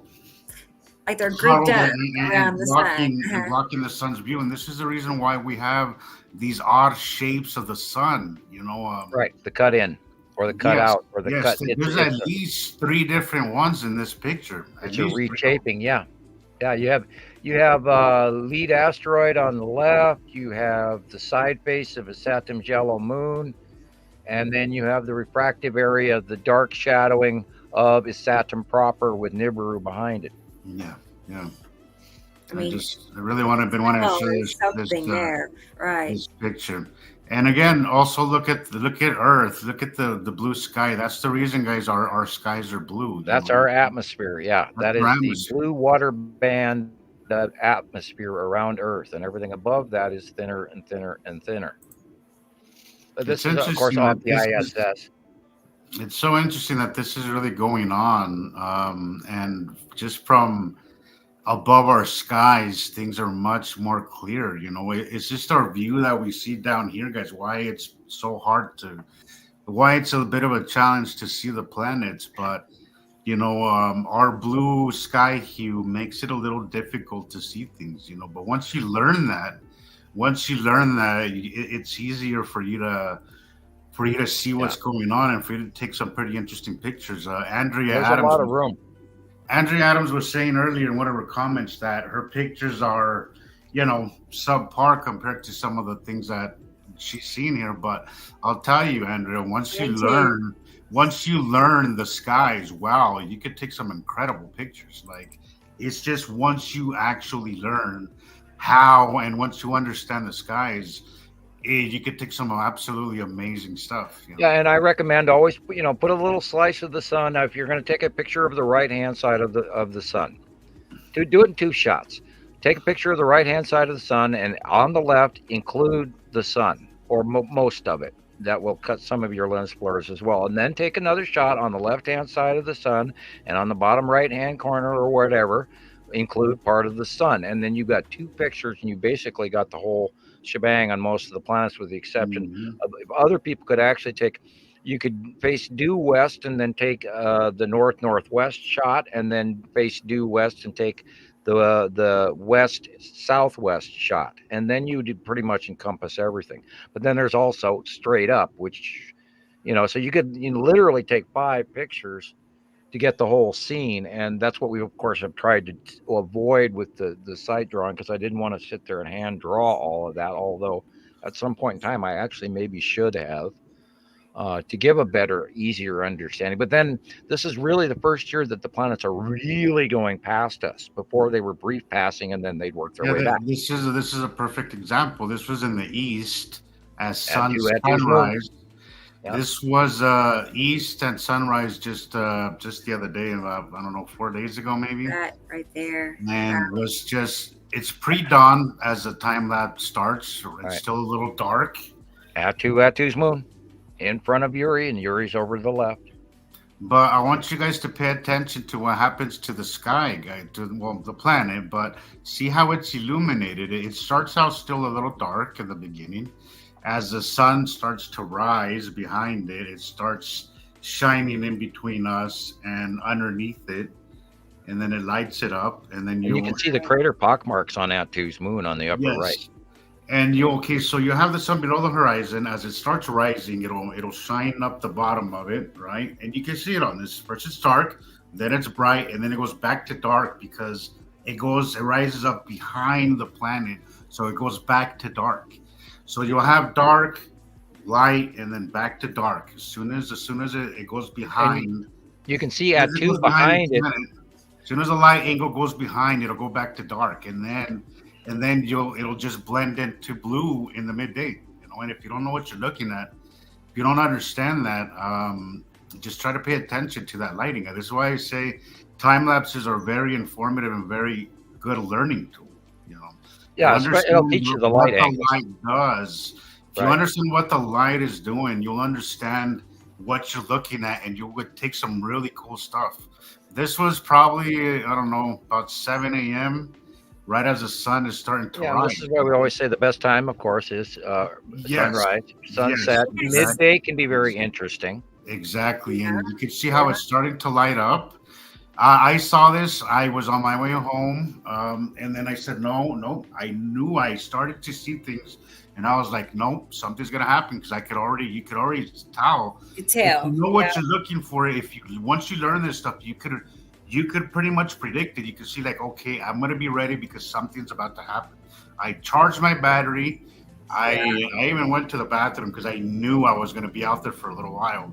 I went to the bathroom, and then I drove to the park right next to my house because there's a big open view. And then I set up my cameras. I charged the battery, everything. I had time to do it because I knew this was coming. and I got it just in time, and it turned out to be really cool. Very cool pass. Right. I was gonna say I see a cube right here, really, right there. Yeah, behind the asteroids hiding, and it's always right there on Yep, the. yep, there it is. There it Right, is. just a little over to the right from halfway. And it, of course, being that it is closer to us, it is, of course, showing us more shadow. Yeah. But there is probably like 2 or 3 planets here, including the lead asteroid. Yeah, if you look down at the bottom right-hand corner, when it before it goes to this color, there's a saturation. You can see a purple line just behind Attu's moon, and that purple line, of course, is Attu. And then the orange stuff that's starting to envelop right now on the right-hand side is white Uri, but it is illuminating orange. And you can see the angled line coming down. It's not straight, it's not across the horizon. It's coming down at a rounded angle. And you can see on the left, Bless on you, the left too, side, you can see the planet lines, how one is behind the other. Right, stacked 1, 2, 3. Yes, exactly. But you can see the rotation. You can see that this orange pattern right here, how it goes from the right to the left, because there's rotation happening very well, guys. And the asteroids are, in this example, they are orbiting underneath Attu and Attu's moon, but they're going vertically down and away from us. Mm-hmm. And as the planet rotates, they rotate with it as well, and then it goes over to the right, or the left-hand rotation position that we use in our drawing. Would you like a copy of that drawing, Rebecca? Yeah, sure. Hello, Carol. Okay, I'll grab that one. Also, I don't think you were. But also by the end of this passing, you can see how it starts to get away from us. It started getting a little bit blurry and more blurry as the morning went on. Because I went to the park while I was recording, but you could see that it's moving away. So it gets harder and harder to see. So it's like basically just coming above us, or we're a little close to it, and then before you know it, it just moves away. This is a question I get a lot. Well, planets don't just disappear. They don't disappear, but they move away and out of view, guys. And as the angle light changes, they blend in. That too. Yes, and Hollywood depicts a planet as they're just going to stay there. It doesn't work that way. Everything is in motion, guys. Everything is moving constantly. So this planet, yes, it's very obvious here, but it's not going to stay there. It's going to move, and we're going to move, and it's orbiting, and we're orbiting, and we move one way, they move the other. Yes, and as we rotate at night, we face away from them. It's one of the reasons why we don't see them at night as often. There is night passes. Well, when they go over the top of us now, that they are ever since 2018, 19, and 20. We're going to see more of that. We're going to see more of that now as they're above us, but they're not as prevalent as they are in the day. Yeah, we'll see bottom crescent illumination because they're over the top of us. Even though it's dark, we'll see an illuminated bottom of them because they're over us, and the sun is still shining behind us. But we on Earth are in nighttime mode because we're facing away from the sun in our rotation. Did you get that through yet? I sure did. I'm pulling it up now. Okay, and then this, if you look here, there's a vertical. We talked about the Texas cube. There's a vertical. It was right-handed angle. Now it's going to a straight vertical. And then as it rotates, we'll see these orbiting asteroids underneath on the left-hand side. And this diagram shows you the right, middle, and left, where that rotation changes our out view of the asteroids underneath the rotating Attu and Attu's moon. And this is a diagram I use all the time with members, all the time, to show them what their individual picture is. And I'll say, okay, it's the left model, or oh, it's the middle model, or oh, you got the right model. And that shows you that they don't cross our atmosphere like our normal orbitation in our solar system, like normal asteroids or comets or whatever pass in our solar system. Because when they're the asteroids and everything are attached to gas giants in their asteroid field, and so they are always in the same placement. And yet, as they rotate, our view of them changed, and we just saw examples of that. See, this one's crazy to me. It took me a while to kind of get wrap my mind around that. How sometimes they're coming in at an angle down, sometimes this way, See the sometimes orange? that way. Hit pause. See the orange stripe down the middle here on the left? Now it's moving over to the left, and it's moving over to the left model. Wait, sorry. When it's vertical and straight down, it's the center model. When it starts off, the asteroids are on the right-hand side. That's the right model. See, It's showing you that they orbit underneath. So this is like a progression. It starts off on the left, right. then it rotates to the middle. Well, what we were doing, it starts out on the right. Andrea, this okay. I just gotta address Andrea's comment here. You're right. The fisheye lens could warp it, but all you have to do is go outside and you'll see that there is curve there. The thing about recording these planets is that you're not gonna be able to do it on a normal frame camera. You're just not gonna be able to do it because you won't get it all in. You can't. It doesn't. There's no camera with the normal lens that's gonna take up that much of the sky. So if you want to record these happenings in their entirety, you have to use a wide angle. Like you just have to. You have to. I have this time lapse actually in a normal camera, which I never posted. I was gonna post sometime today or tomorrow, but the curve is there regardless of what the fisheye lens does. And you could interject, still shots along at the end of your video or in the middle if you got good video skills. You could say, well, here's my video, here's a still shot, with non-wide angle lens. I mean, if you are particular about things, create your own level of examples in science. And a lot of our members over the years have all become specialists. Like, Paul is always this guy over in Europe. He's always sending me sun information, and JD posts a certain kind of thing, and Jesus posts his videos, and Rebecca does her work. And we have a lot of people that have filled in little science jobs where they do a specific type of representation and proof and example thereof, and have developed their own form of communication that we've all laid into place that is very usable. This again is the side of a satum. And Andrea, you're not going to find a 360 camera that doesn't fish out the lens. You're just not going to find one. Good luck with that, but they don't exist. And the reason they don't exist is because you wouldn't need a lens this big. Like you're not going to find one. There isn't. Believe me, I've looked. I've tried to do that. You're not going to find one. This is the side of a satum and a satum's yellow moon. What we're looking at, if you keep right there behind that pole, and the middle tree, if you look for a circle, that is a Saturn's yellow moon. Huh. And that is the ion tail going across the sky, because she's over the top of us now. And everything to the right that's dark blue, almost midnight blue, is Saturn. And this we're seeing one side of, and there's another ion tail going on the other side of a Saturn, but we can't see it from here. We're only seeing the single ion tail. And we're looking directly at a Saturn's yellow moon right now. And it's from the second little pole above the roof all the way over to almost the other roof on the right-hand side.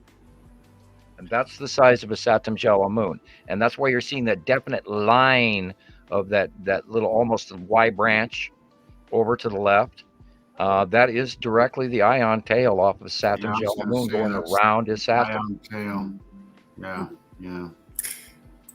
And that's why it's that prominent and in-depth. I have another really good video. And it's somewhere on the right-hand side of that ion trail, we see a little light straight line, and that's probably the long box cube, because it's right there. We know it's there, and it could be even in that cloud base with the little straight lines here on the right-hand side of the line just above the wires. That could be the long box cube right there. Because we know it's always there. Right. Because around the world, we get different sightings and different angles. So, that's the ion bleed-off tail of a Saturn's yellow moon right there. And we're seeing the sun shining from the left lower horizon onto the side of a Saturn and a Saturn's yellow moon. and it's heating up and it's warming up from the sunlight, and it's adding to the cloud effect as well. Cool. Yeah, but I mean, look how big it is now. I It's like huge. that. It I goes wish all I the way could across find the my other sky. one. If I can, I'll try to find. I have one that's very similar. I'd And love you to may notice there are no other clouds in the sky. Right. And that's This the is the ion one. tail. This was the passing. Sam also was in at dawn, right at sunrise. But I would say about 30 minutes before this, I started feeling a little dizzy and a little, Right. When the a planets little, get a ahead. little, a little dizzy and a little disoriented. I had to Right. go home. I think I had that's to go the home. effect. And The then I was yellow like, why moon. am I feeling this way? I thought maybe it was something I ate, maybe something I wasn't Yeah, well, feeling. it's like your blood sugar drops on you, and you know, it's Yes. like, God, I know I've eaten properly, and why am my Yes. blood sugar going way off, and I'm melting into my chair, and I don't have enough energy to lift my arms or That's go right. do the That's right. dishes. Yeah, And, that's I really think that's even when I exactly got what out of all my even when I got out of my car, I just kind of stumbled a little, and then I you just looked go, up landed the out. sun as the sun was coming up. I started noticing this, and I was like, oh, I see why. Because these things do affect us, especially being a moon. There it is. That's exactly the same. It is. There's I the found same it. thing Lunar effect. match to it. But yes, once you learn everything, you start to be more sensitive to Hit these pause. and you'll start to understand why these things happen and why you feel the way you do when you have these passings that are so close. And here again, we see the little funky tip on the bottom of it, but we see the rounding of the ion tail. And there isn't a cloud in the sky anywhere else except this. Here's the ion tail off of Saturn's yellow moon, and it's behind this cloud. It's about 3 times the size of the sun here. You can see a Saturn slightly cutting into the upper right-hand corner of the sun. And then, of course, Nibiru is everything behind that against the horizon way to the right. But the dark area is a Saturn next to a Saturn's yellow moon. And of course, we've been talking about this for what? A couple of years, but it's gotten bigger and bigger and bigger and bigger and bigger all the way up until where we're at now. And there it is again. And how can you argue with this repetitive same cloud pattern? There sits the ion tail about over, all just the way like across the sky. Did. Yeah. All the way across the sky. And then there was something over here. Like, is that Atu's that's moon? the back end. No, that's the back end of Nibiru. But see, that's exactly what it was like on the back side too. There was another. There was more happening behind that connected to that same ion tail that's all the way back to the end of Nibiru. And as far as the camera pans over, he goes to exactly the right hand side of Nibiru. Cool. It went from one side to the next, and it reminded me of what Sam talks about is that thread attachment between the planets. Right. And in this case, it's just wrapping around. That is crazy. Yeah, there is a direct connection between. Then that goes back into the space clouds thing, where we talk about space water and all of this. There are definite, absolute clouds in this solar system between each other, and we've seen it, and we saw it in the early days as well, including the purple. Excuse me, as I'm getting overly zealous in my talking. I can't swallow at the same time and talk. Anyway, so exciting. We saw the discharging of the object cluster group between Atu and Uri, even in space in the early years, like 2011, 2012. And that's how we were watching the lead asteroid self-illuminate in space, that goes all the way back to those early pictures, 2011, 2012, 2013, 2014, where we were watching all of this behavior occurring in the sky in space that was so far away. And we were going, well, how does this purple discharge going on over in the left corner here all by itself? And it's so small and tiny and repetitive. And this is when James was still on board, and we were getting such great shots and everything. And then the light changed because they were doing the spiral, right, left, right thing. And then we saw it get way, way bigger. And that boils back down to my one favorite lightning picture where Atu's moon and Earth are discharging between each other. And you see the absolute immediate illumination of Atu's moon and Atu. And if you want me to send that's an old, I think, 2015 picture. And I grabbed that for you real fast if you want to hang that up while we're at it. Depending on how fast we can get at this. How fast we can download it. We're doing pretty good. Yeah. Yeah, and that's my favorite to this day. And I would literally have to say it is my #1 favorite Attu's moon photo. Neat.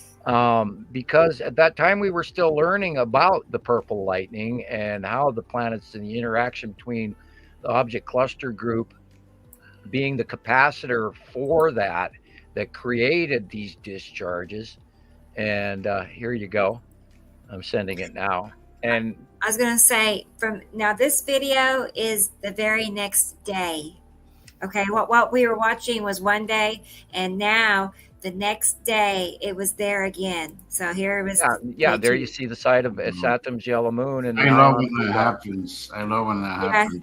2 days in a row I saw this. Yeah, that's crazy. Yeah, that's ion tail of the Saturn's yellow moon. And now it's directly over the top of us and going over us, where 220, 221, 22, it was bleeding off to the upper right corner. And now that they're coming over the top of us, we're seeing it in a completely different direction than we've ever seen it before, with the exception of a month, 2 months ago. With Nicole's question, she says, I don't think everybody feels it to the same degree. I think she's talking about how I was saying how it got me dizzy and stuff. I agree. I've had that happen lately. I think some people are more sensitive than others to it. I agree. I agree. So, and I also think that being aware also makes a difference. If you're unaware of what's happening, chances are you just ain't gonna feel anything. I stood up too fast in my chair or whatever. Yeah. My brother has been getting headaches over the past few months, and I'm trying to see if I can correlate his days that he has his headaches with any of this. Again, I'm not going to be able to tell him that because he's not a believer of it, but at least I can have an idea of maybe that's what's happening with him because he's been I am looking at the long box cube, and 1, 2, 3, 4 star destroyers immediately visible.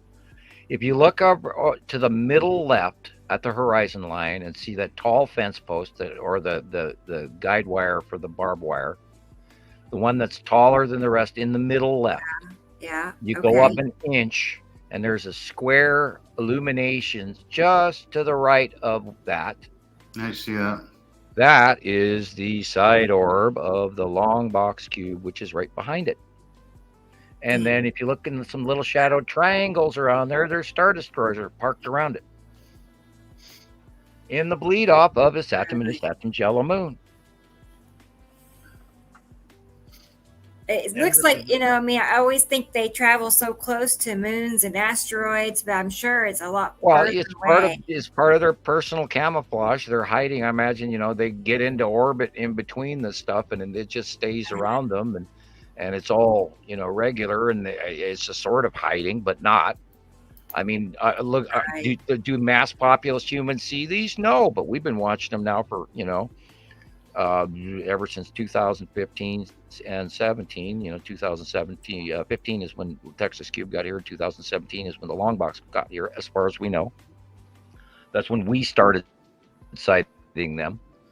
And then you got the crossover on the left-hand side as well of the other stuff that's bleeding into the whole mass picture, which makes things very difficult to see. But once you understand the pattern, especially when you see the same thing from one day to the next, and the same pattern happens, then it's not just clouds. And this is, of course, where our science has come from over the last 13 years. And, all the naysayers out there in the peanut gallery, they want to talk about what, today's picture and not cross-reference any of this fact that we've been here doing this for over a decade. Well, hello. I mean, don't discount us quite so easily. Thank you. And while you're at it, why don't you just shut up? I'm copy. I'm sorry. What is, those, it looks like a little hand. I know it's not a hand, but it's like, fingers. I'm curious what was causing that. It's always stood out. Well, it could be, ion bleed off the side of the long box, because the long box does put out the stripes.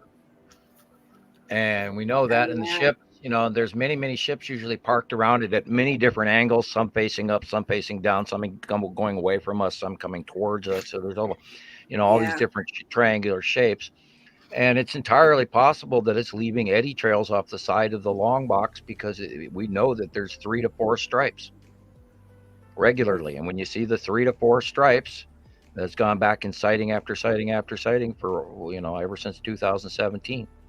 And it also matches the hieroglyphs in that one Egyptian hieroglyphs in a tomb.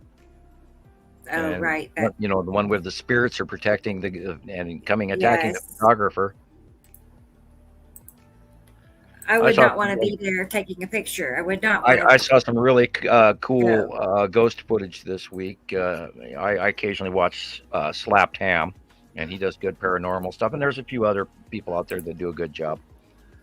So I watched a whole bunch of videos this week on ghosts, and I know what a real ghost is versus what a fake ghost is, and it's because I've actually seen them all my life. So I saw some really cool one on Slapped Ham, and over the last, he's got about the last 2 or 3 months, he's been very, very good.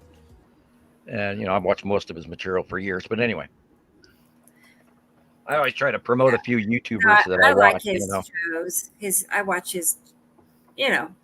Yeah. I was going to see if I had that. A lot of it, some of it can be fake, and a lot of it's overhyped. But, you know, and then there's a couple of ones that are just so absolutely you can't argue with it. And they do a lot of them. People have to remember the ghosts don't generally walk by you. Sometimes they do. But most of the time they fly. They're like swimming over the top of you. And partially what reminds me is that I keep looking at Jesus here with his very bright light behind him. And you should turn one off, but you should put a cone around that overhead light, and you might cut some of your glare down. But every time I see that, I'm always still all the way back to the first show and still waiting to see the face behind Jesus again. So I'm always looking for that. Yeah, there's that. There's that the picture of the long lines behind the long box cube. And for those who can see ghosts, some of the blue lighting here are spirits. Actually, there are faces and orbs in this shot. And you can say, you know, if you have the ability to save this photograph, save it and then blow it up for yourself. Like where are you saying the blue hazy areas? Yeah, the blue hazy area is spirits flying through the light. And then there's an orb up in the top center, just a little bit left of center. Yes, I see that. And then there's a major face in front of the direct square of the long box cube, right at that dividing line on the mid left. That's where the face is, and then the body is behind it. And then there's an arm reaching out, and then there's another one behind him, and then another one up to the upper left next to the light as well that's turning blue. It's a darker blue than the actual blue flaring. And that but they don't I mean, if you were there taking a picture, would they like latch onto you, or no? They'd fly through you or past you or around you or scratch at you or harass you, or depending on their point of view. If they mean you no malice, they will probably try to mask the secrets of this tomb, depending on the spirits that are there. And you know, you can't always. And that's funny. What a lot of paranormal people attribute. Oh, this was so and so that died in the house, or back in the 1800s, this child died, or the servant was ill treated and they cut her ear off, and so her spirit haunts the area. That is not necessarily the truth. Spirits are around us all the time, walking around all the time, and they don't have to be directly related to that house or that event. They're all over all the time, and they're many random. Some, I would imagine, have not left and gotten recycled, and that there might be quite a few that stick close to their own, pardon the expression, haunts. But you have to, you know, it's like how many people drive through spirits on the side of the road all the time. And I've had that happen so many times. And every time it freaks me out, especially when you see them actually come through the car next to you and then go behind you as they pass. It's like, wow, did you see that? Yeah, you know, that kind of thing. And I've had that happen numerous times where I see them in the front road in front of me. I step on the brake and then they, you know, go right through you in the car. And it's like, oh, wow, you know, and that shit's real. I'm telling you, it's real. Because I've had it happen so many times. It's like that movie, The Sixth Sense. You know what you're describing. Right. I see dead people. Right. I do. I see the warble. I see the dark, shadowy things. I see the shape of them. And when you see a real hardcore, full corporal manifestation in garb, in their period clothing, sometimes you actually see through that period clothing, and then it goes into the muscle group, and then it goes into the skeleton, and then it comes back into the muscle group, and then goes back into the period clothing. There are variants of light where you see through them at different layers. And we noticed that really bad that night we were at the haunted lake during the Halley's Comet sighting that I was directed by the Hopis to go watch. So anyway, that's another story. I'm sure they sent you there to watch the Halley's Comet, or I was directed that I would go, not that I should go.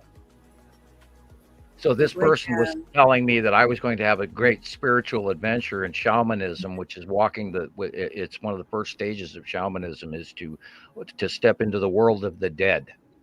And that's literally stage 1 in shamanism. And that was what we went out to that island to do at the time of Halley's Comet, because we knew it was special. And it was like, winter solstice day, but times 10. So we knew that was, the best time to see spirits and of course, this is back when the Church of Light people committed suicide and all of that crazy stuff. So it was pretty popular in the rumor mill, Art Bell and the metaphysical world. And if you were involved in any of that, you would know about that. And we did. So we went up to this very haunted lake here in central Rockies area, Montana. I'm not going to give the lake out because I want to send people there. But it is drastically haunted, and we saw thousands and thousands of spirits strolling by, and you saw these effects from period clothing down to muscle group, down to skeleton, and then in some cases they would turn to a big bright blob, or sometimes they'd actually turn down to an orb or a small bright orb, and they go through various stages, and some just stayed orbs. And there's different variations of what you can see in some spirits. So and then there's mass sightings going on about cryptids and skinwalkers and Bigfoot galore times 10 that ever used to be. But maybe that has to do with the cell phone era folks that we're going through. But sightings are way up. But I imagine if you're a Bigfoot and you live in your cave or your mountain hut, whatever you build, because I don't chalk them up as stupid in the slightest. If you are a Bigfoot and you feel the planets just like we feel them in certain ways, I imagine they're far more attuned to what's going on celestially than we are, because they're out there and they hear better. They hear all the animals. They're not distracted by TV or the latest hip hop dance or or New Year's celebrations or any of that. And so I'm sure that they're quite a lot more tuned to nature. And can you imagine if they're watching the planets return? And it might be in their lore and in their communication, because I'm sure they could probably talk to each other, some degree. So, can you imagine what they're seeing right now, and and braying at the moon, so to speak, or the two moons? Because again, there's a secondary, larger object behind our moon. Look for it. The higher up you are, and away from the light in the city, you'll be able to see it. Here's one of them I was telling you about, a moon halo of sorts, rainbow. Yeah, that's probably, well, if you look, there's a big dark body behind us in the upper, just above the moon. There's a dark blue separation of line, and the refraction of the moon almost makes it like a cutoff between underneath the bottom of that too, probably. And you're looking at the rainbow is coming through the halo of one of the side planets right there. Say the same thing with this.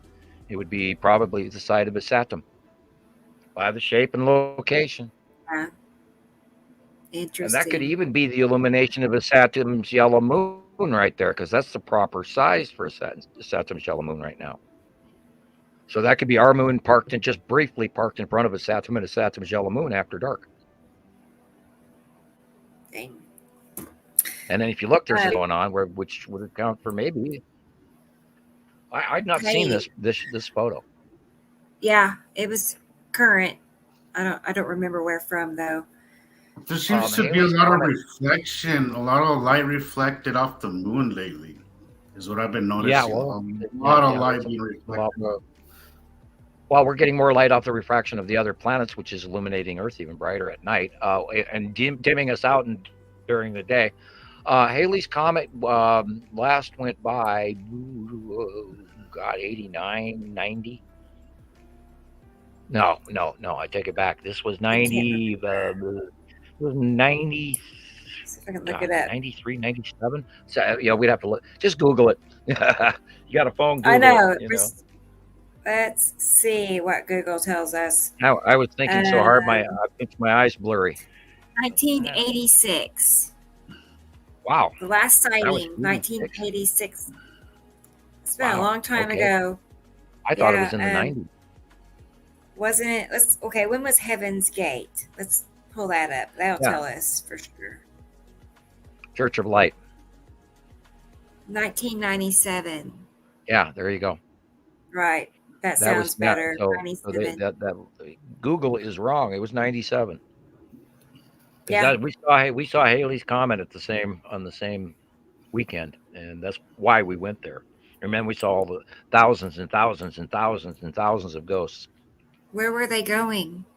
They all went to, there were many different lines of them, and they were following this big 8-foot tall glowing green guy. And we called him, the Green Man. And they all went to this waterfall at this lake. There's this big, huge ass waterfall. And they went all from multiple different lines, thousands of them walking in different lines, floating over the lake, like 8 to 10 feet above the lake. And they were all, and you could see them illuminating in the sky. I mean, you could see these lines and lines of ghosts. That was me anyway. And then they all went to the waterfall, and then they went straight up into this sort of semi-illuminated vortex hole where they, they went way up in the sky and then dumped into this open, shiny hole. And, just like you see in the movies.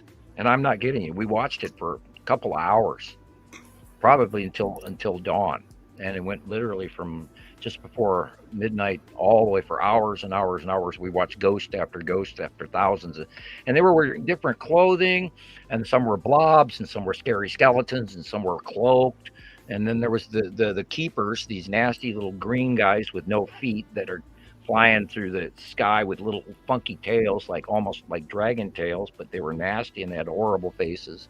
And I've got a picture of one of their faces, only half a face, but they had these really pronounced human-looking foreheads and eyebrows and everything, but with these ghastly mouth teeth, and little freaking Tyrannosaurus Rex clawed hands, and and those were quite real. And I don't go into too much detail about it. Yeah, they were keepers that kept them all in line and made them keep going, and they got mad when we distracted any of them. I don't want to go there. Yeah, you know what I mean. It was highly spooky. That sounds horrific. Oh, it was, but it was the most awesome thing I've ever seen in my entire life. You gotta see those. I think I'd rather stay curious. And it wasn't me just sitting there by myself seeing all of this. I'd rather stay curious and sane. There were 3 of us, and we were snapping photograph, and we had 3 different cameras going, and out of 65 pictures or so, we got 8 that turned out. And it was really weird. Yeah, and I have a couple of those, and I post them to people once in a while. But I worry about it because I don't want to pass on the picture of this spirit in case that there's some level of attachment to it, that they'll have powers to appear or anything like that. If you're thinking about it, because we know that the more you talk about ghosts, the more that they're attracted to you. Oh. Okay. The more you talk about them, and some cultures believe that strongly. Where if you mention the spirit, then the spirit is there with you, and there's many different segments of that. And that's in my culture. That's the thing, is that's very, very true. My culture says don't mess with it, because the more attention you give to them, the more they're inclined to mess with you or make themselves, and if and this is what we talk about this all the time, that it's what we're told of what heaven is people assume they're going to go there right away. And what we saw in this procession of thousands and millions or hundreds of thousands, whatever you want to go. I don't want to exaggerate too heavily. But in this procession that we witnessed, there was so many spirits, and they all had different period clothing, which drastically led me to believe that not everyone goes right away. Sometimes it takes a long time for you to go to heaven or to be recycled. So it sounds like you just go to limbo land. Well, yeah, that's a really good word for it, limbo. That's by the Catholic Church. Believes in limbo, and that's where you are. You're in a limbo half world, and I believe you probably, I don't know for sure because I've never been a ghost. You probably see other ghosts, or I don't know if maybe they can't, and then they're really lonely. I don't know. But we saw some direct contact from people that were pleading with us and wanting our attention. And this is, of course, when the keepers came in and they started attacking us and scratching at us and biting us. And then you could feel it electrically. They didn't really wound you, but there were red marks and scratches, and it burned electrically. So we didn't, after our first few minutes of interacting with this one particular spirit and quite a group that followed with her and her child, after that, we didn't interact with them. We tried to just watch them and not raise too much ruckus or noise to get them out of line, because we gathered a few of them out of line that came separate of the line and came across the lake to us. And that's when, of course, the keepers came after us the first time, and they did like 3 or 4 times. We ended up learning to back away from the shore and sort of kind of hide semi behind the bushes and watch. Oh my Before goodness. we were standing right there on the shore watching it, and we got attacked over that. So we were kind of in hiding. I'm curious what the significance was with Halley's Comet. Like why that night? Why did they both happen at the same time? Yeah. How often does Halley's Comet come around, I wonder? Celestial key, opening of a gate. I don't have all the what, fors, and whys, but right. I know. This looks like a backlit crescent flare, and maybe the illumination of an asteroid, but I would say backlit crescent flare. If you look at that little dark circle, that would be a Saturn's yellow moon with the sunlight shining behind it, and it's flaring at the end, just past the planet between a Saturn proper and a Saturn's yellow moon. So it says Halley's Comet comes around about every 75 years. So it really wasn't because of Halley's Comet. I don't think that's the case, because we know it came by a couple of times in my lifetime. So here's another example of things being possibly inaccurate. Yeah, that's what it says. Every 75. I think I saw Halley's Comet twice. What about Hale Bop? Yeah, maybe maybe I did see Hale Bop and then I saw Halley's Comet. That could be. I could be wrong. Christopher mentioned Hale Bop up here. Let's see. Yeah. If you look in this picture we're looking at, above the illumination on the right, there is the ion tail reaching up into a vertical. And there again is an example of there it is again, and it's completely different than all the rest of the clouds in the sky. But people don't look at the minor color nuances and the trail eddies and stuff. They just look at the light. Our star and the second star behind our star. Hale Bop was here April 1st, 1997. So that's weird because that was the same time as. I know. I think Google's got some. All right. Well, that's the. Unless that's why I did the retraction. One guy tells me that Joplin, Missouri, is in 2013, and then 2 other video says it's in 2011. And this is also another one of those things where we have to be careful of who we listen to. Even the people that we trust as factual can very easily be incorrect, and God only knows who wrote that opinion that actually got set into Google or Alexa or any of this. And this is why, even if you do get the answer, maybe you ought to check 3 or 4 sources and see what the middle guy says. So this video, I found this today. What? Sorry. I don't know if you saw this, Jesus or Sam. I saw this. I think JD shared this. Yes. From a UFO group. that's wow. That was that's awesome. Why it's doing that? It's lead I asteroid. hate that they you know that they It might be a Saturn are shallow calling moon. it a UFO though. No. You know. No, not where it is on the light angle. That's got to be lead asteroid. Yeah, you Or call size it wise, or it could be. Call it It's asteroid size because we know all the planets are way bigger. You've gotten pretty good at this, Rebecca. You called it right. I saw your comment on that. On JD's look where the light post. angle is. It's past. It's past. So we're looking literally south. Yep. That was, Professor Los Platamus. Tiamat. Here we go again. Yeah, I was thinking. There's two versions of that. Tiamat is a very large planet, supposedly that broke up within our solar system and became debris field beyond Mars. It is a legendary planet. Then there's also the god or god archetype Tiamat, and you can look both of those up. And that it does not play into our translations of the names because our names come from off-world and not man information. Yeah, that looks very much like the lead asteroid.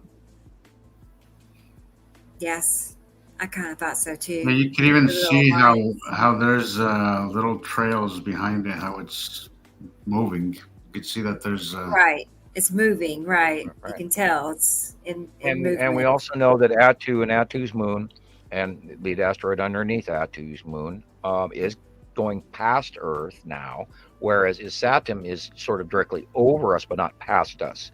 So therefore, this would have to be the lead asteroid or an asteroid very, very large in size that maybe we haven't documented, but it has a facial representation of what we usually know with the stripes of lead asteroids. So it could be another. It could be the not over there. Stripes. It could be an equally sized round asteroid, which there are shitloads of that we don't have documented. And you know, we have them in the drawings, and we really haven't seen much of the big three in quite a while. The green asteroid is quite large and blobby right now. The blue, of course, has the facial circle in the center. This could be the blue asteroid from size, because look how close it is off the horizon. But the next question is this in Tibet, Mongolia? Is this in Sweden? Is this in Germany?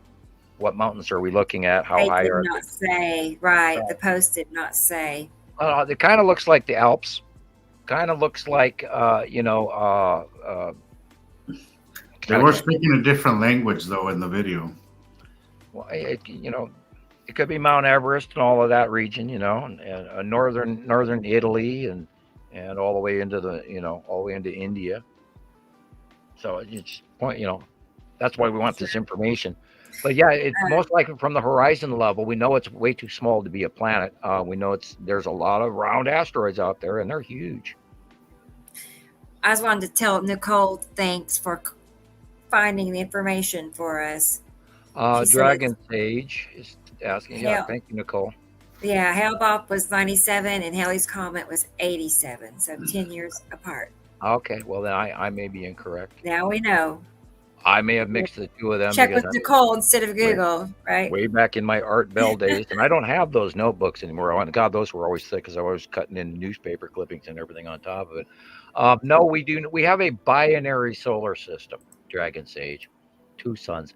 There is, however, another man-made smaller mini star, but that's not worth actually counting. But we live in a binary solar system with 2 solar systems, and they're attached. I saw a thing on as a matter of fact, when you click into, you go to YouTube and you look up Nibiru Followers Anonymous on YouTube, and if you don't pick your site and you scroll over about 5 or 6 videos to the right on smart TVs, you'll see them talking about how our binary twin, our missing, vanished binary twin still affects Earth. And I just chuckle because, it's in there. There's lots of videos talking about the binary system, and they're of course blending in their opinion and human man-made information mixed with gossip and internet crap.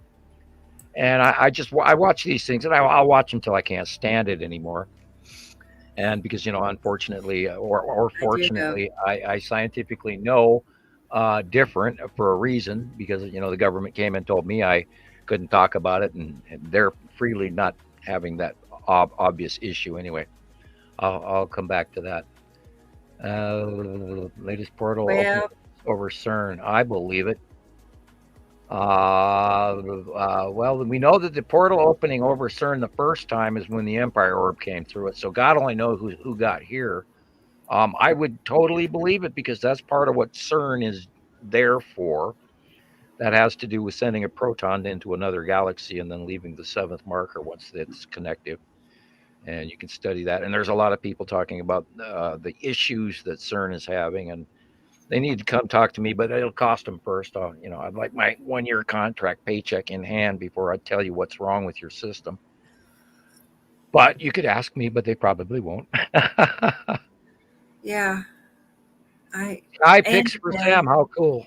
I was going to say, Andrea mentioned Bop, and I'm sure everybody remembers that iconic song. And I took my niece, because I'm from Tulsa, Oklahoma, and Hanson was from Tulsa, or Jinx, but same thing, Tulsa. And we went to a Hanson concert when they were, making it big. So the prime. Good time. Oh yeah. I think I kind of remember Hanson. Yeah. Or it's in the back of my head someplace. I don't somewhere. And my high school days was they were all over the place.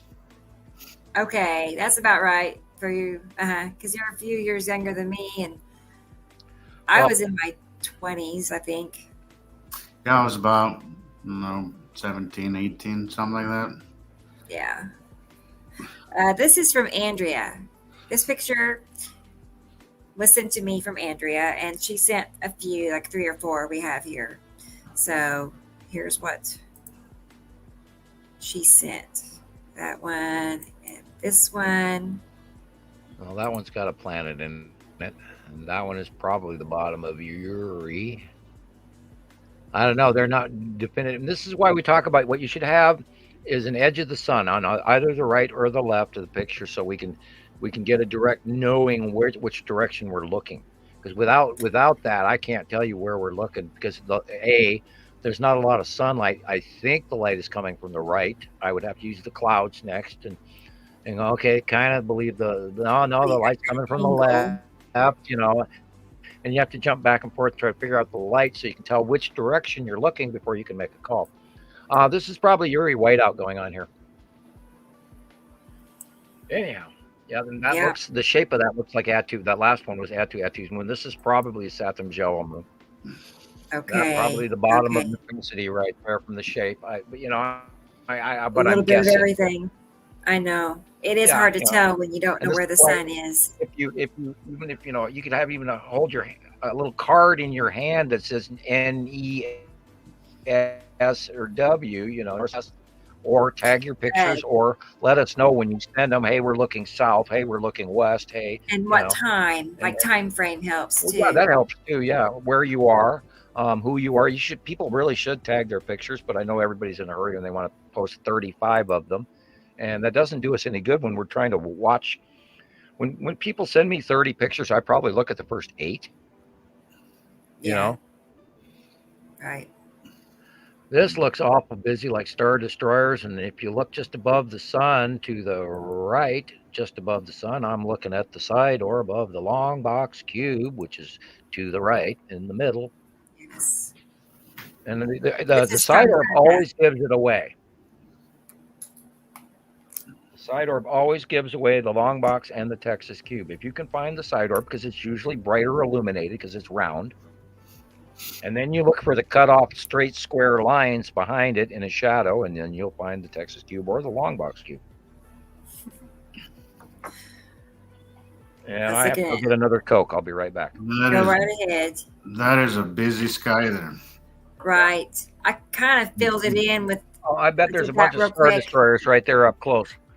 Maybe something like this. Yeah, I could definitely see the curve of his Saturn for sure. You can when you start studying it, you can see there's a definite curve. Saturn's moon is a little bit more of a challenge, but it's there also. But Saturn's moon is a lot easier because you could see how it's closer. You could just see the little bit, the depth, how right around that curve, it's a little bit closer. And also you can see the shadow, clear shadow, right at that curve line as well. It's an interesting picture. That is an interesting picture. Typical midday, scenario, I think. Something like there's a lot in this picture. Something like this would get my attention immediately, because there's just so much going on. Well, if you look at the horizon, I can't imagine how somebody would think this is a normal cloud pattern.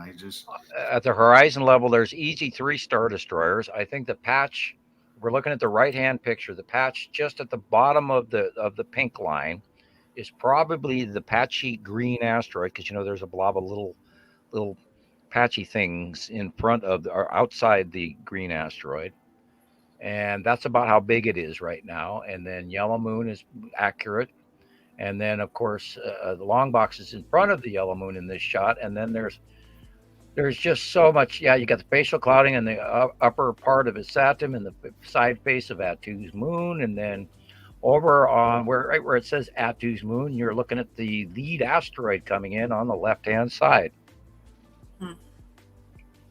Goodness. And it's there, and it's there, and it's there, and it's there, and we can compare pictures again and again. Right. And we know the little striped side of lead asteroid always pretty much the facial looks the same time after time. Again, this was from Thunda. I don't think she's with us at the moment, but I will message her back so she can see all this. Well, this is a photo submission from somebody? It is. All of these are. We had Andrea, we had Shelley. Or no, I think this is from Shelley. I can't see. Both these look like Yuri Whiteout. Yeah, this is sorry, this is from Shelley. Yeah, I see the name.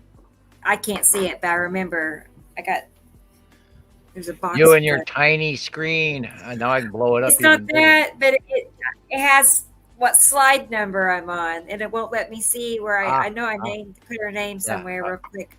Yeah, I have a 43-inch screen, so I can blow it up. Yeah. Bigger. That looks like Yuri in Yuri Whiteout. Neat. And it does seem to, what I noticed, let's go back a second, like it will come in, the day will start clear, and then it will work its way into something like this. Mm-hmm. And then you keep going a few more hours and it's this. Yeah. Have you noticed that, Jesus? It has this progression where it just whites out. Mm-hmm. You only have a few hours to really get that long. And then it gets completely whited out. Uh-huh. And it's interesting because I always wondered a lot of why is it that they become cloudy. But Sam was mentioning something of how we were talking about this, Sam. I don't know if you remember how as the sun, how so they're cold bodies, but as they come into the path of the sunlight, the sun warms them up, so you get this cloud pattern. And that explained a lot to me. That makes an atmospheric boil off that will actually blend in, and when they're pushing into our atmosphere from above, not really into but above our atmosphere, there's a visual effect change and a shadowing. And then of course we've been seeing the cutoff shadowing, but when Yuri comes in and over the top of us, that whole base cloud of hers is very long and very big and very huge, and then everything above us gets white and gray. And that we call that Yuri onset or Yuri whiteout. Because when Yuri onsets, it starts this pattern. We see the rainbow effect. We see them with the white clouds, and we see the momentous clouds. And then after that, everything turns to this. And if you look, you can kind of see the stripes. Right. And I always wondered why when we would see the asteroids on a close pass, they were always encased in clouds. I always wondered why that, and I explained it very well that day. It is minus 440 degrees Fahrenheit in space. And as they get warmed by the sun, you just get this. I kind of picture like an ice cube when you get it out of the freezer. It just starts to give off these. Yeah, and Earth puts off a bunch of heat because we have, of course, a molten core, and our atmosphere has a temperature nowhere near that 0 degrees, or space temperature, Kelvin, and all of that stuff. Ultimate zero, which is I think 460 degrees below zero, and that's where there's a dynamic in subatomic astrophysics where the laws pretty much change, which is some really cool technology that they're just now starting to understand with quantum computers. It's really cool shit. And I've been looking into a little bit of that here and there. And there's an off topic for you science buffs. So yeah, and when they come in and they get warmer closer to our atmosphere, it's like pulling dry ice out of the freezer and holding it in a pair of tongs. It's going to put off this gas. This dissipates around it. It's this foggy smoke-like thing, and that's what the base clouds are as well. They're not really attached to the planet, but when the planet comes in, that base cloud occurs below it in certain patterns, according to the magnetosphere electrical pattern of the planet and the interaction between the warmth changing temperatures of our outer extreme atmosphere and their outer extreme atmosphere blending together, including the lightning discharging and all of that. There was a question back here a little ways. Hi, from Suns and Moons, and they're asking, what is that object that looks like an asteroid that quite a few people have been capturing to the bottom left behind our moon? Any ideas? Oh well, we know that the blue asteroid it's smaller, currently in outview, but it could be in any number of smaller asteroids because the big ones are big, right? The bigger asteroids are big, so it could be any number of other asteroids. And some of the normal planets have also been visible around the moon. You have to take into account the normal planets also, because if I remember right, I know that Saturn is in the out view of around the moon, and I'm not sure if I'm not sure what the other standard planet is, and just in the last few weeks it was also in many different shots. There are some of our normal planets occasionally in the out view, but if they're bigger, then it's probably one of the smaller asteroids, and of course it could be the big three showing up at night. We don't know. I haven't really seen the big three in quite a few months. Okay, and then there was one other comment. Or higher up. This is Karen Hayes. I checked her on the comments on Facebook, and she mentioned, just had it, she's just shared this picture on the Facebook page. So I thought we'd take a look at that. No, that's illumination hazing through our clouds. Okay. And we know there are two objects there. There's a larger, different colored object behind our moon, which is why we've been having super moons for about 5 years, if not longer. Could be 8. I don't document everything as well as I'd like to.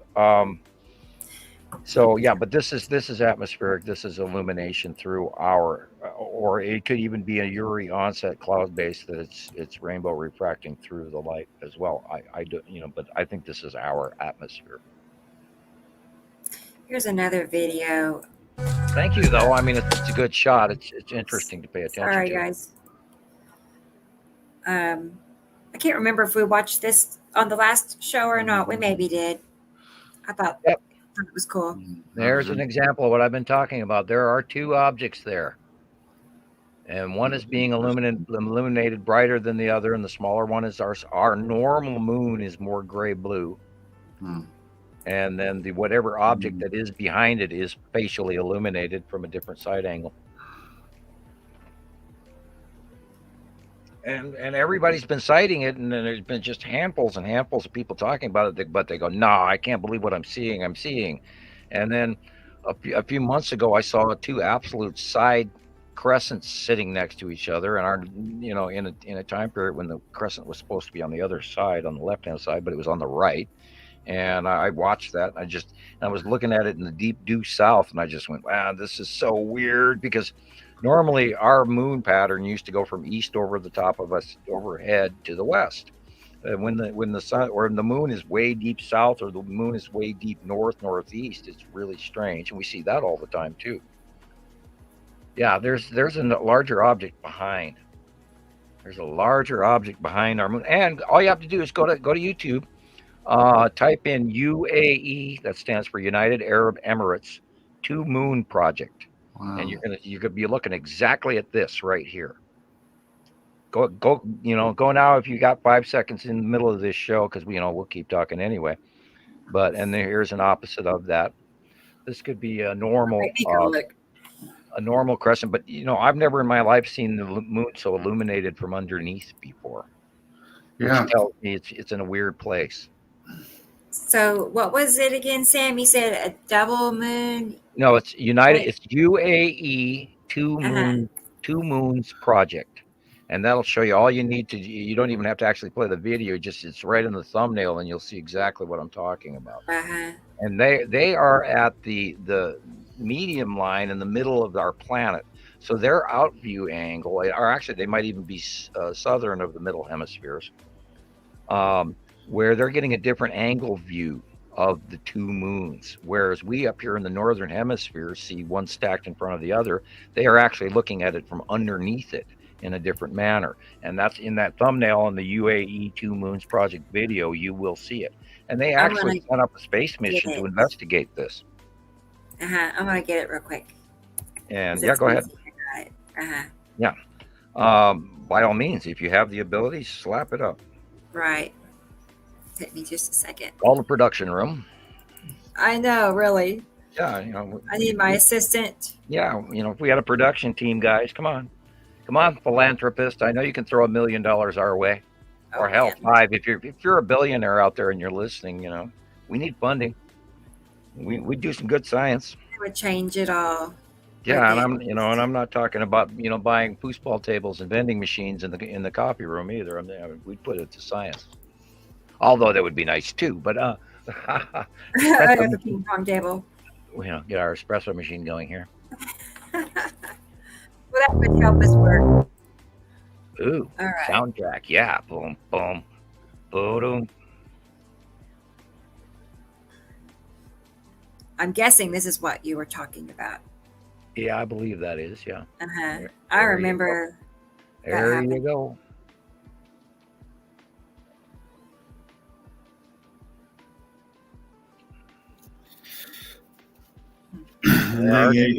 They say this was all a hoax or something, but I don't know. They sent a moon mission up to investigate this.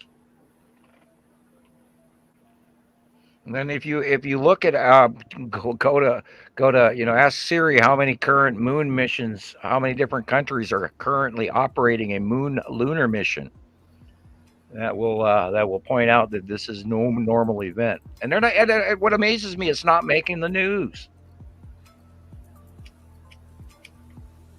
This barely. I mean, I noticed they only report something when they just have to. Like it's so Well, it's because we're going to get black for it because we're saying something out of the norm. There you go. That thumbnail right there says it all.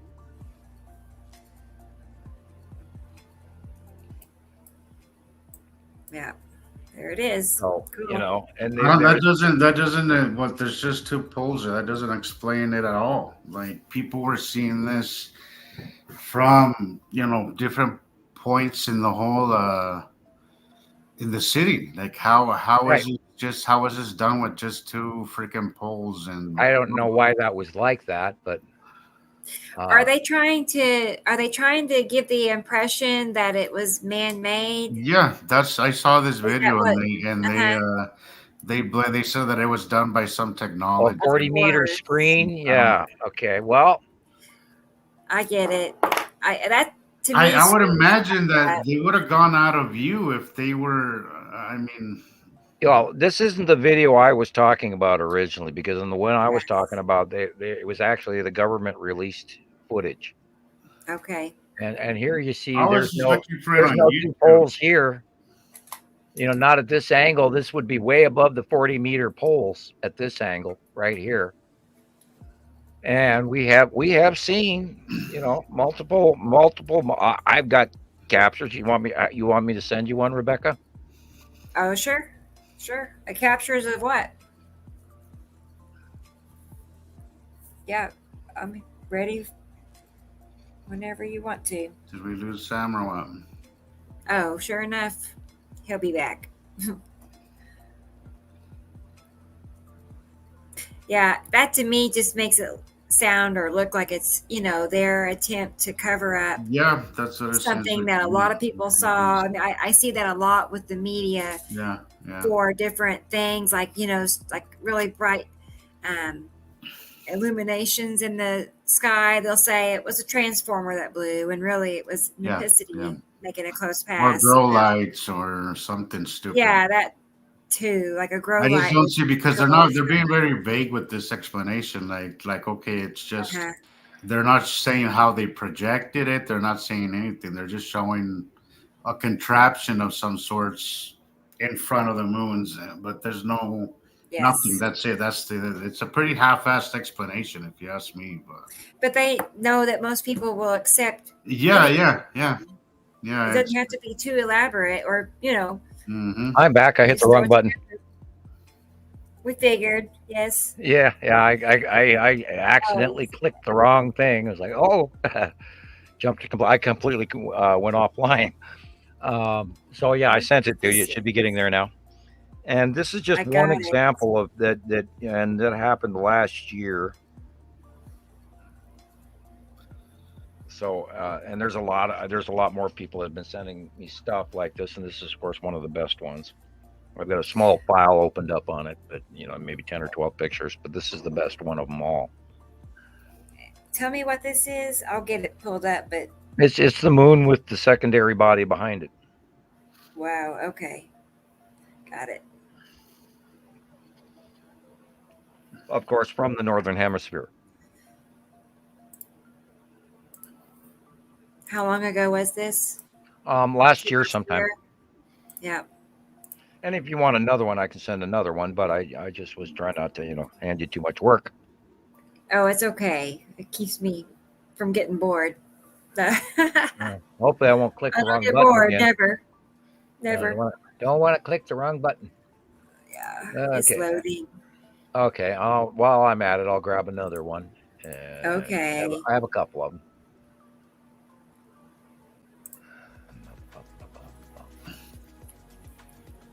Look at this one here. Okay. This one is probably better. These are the two best ones.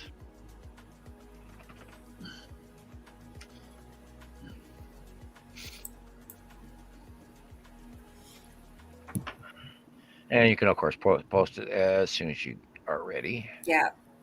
And okay. I'll X out of Facebook again without hitting the wrong button. So there's the first one. Yeah, with the larger object behind our moon.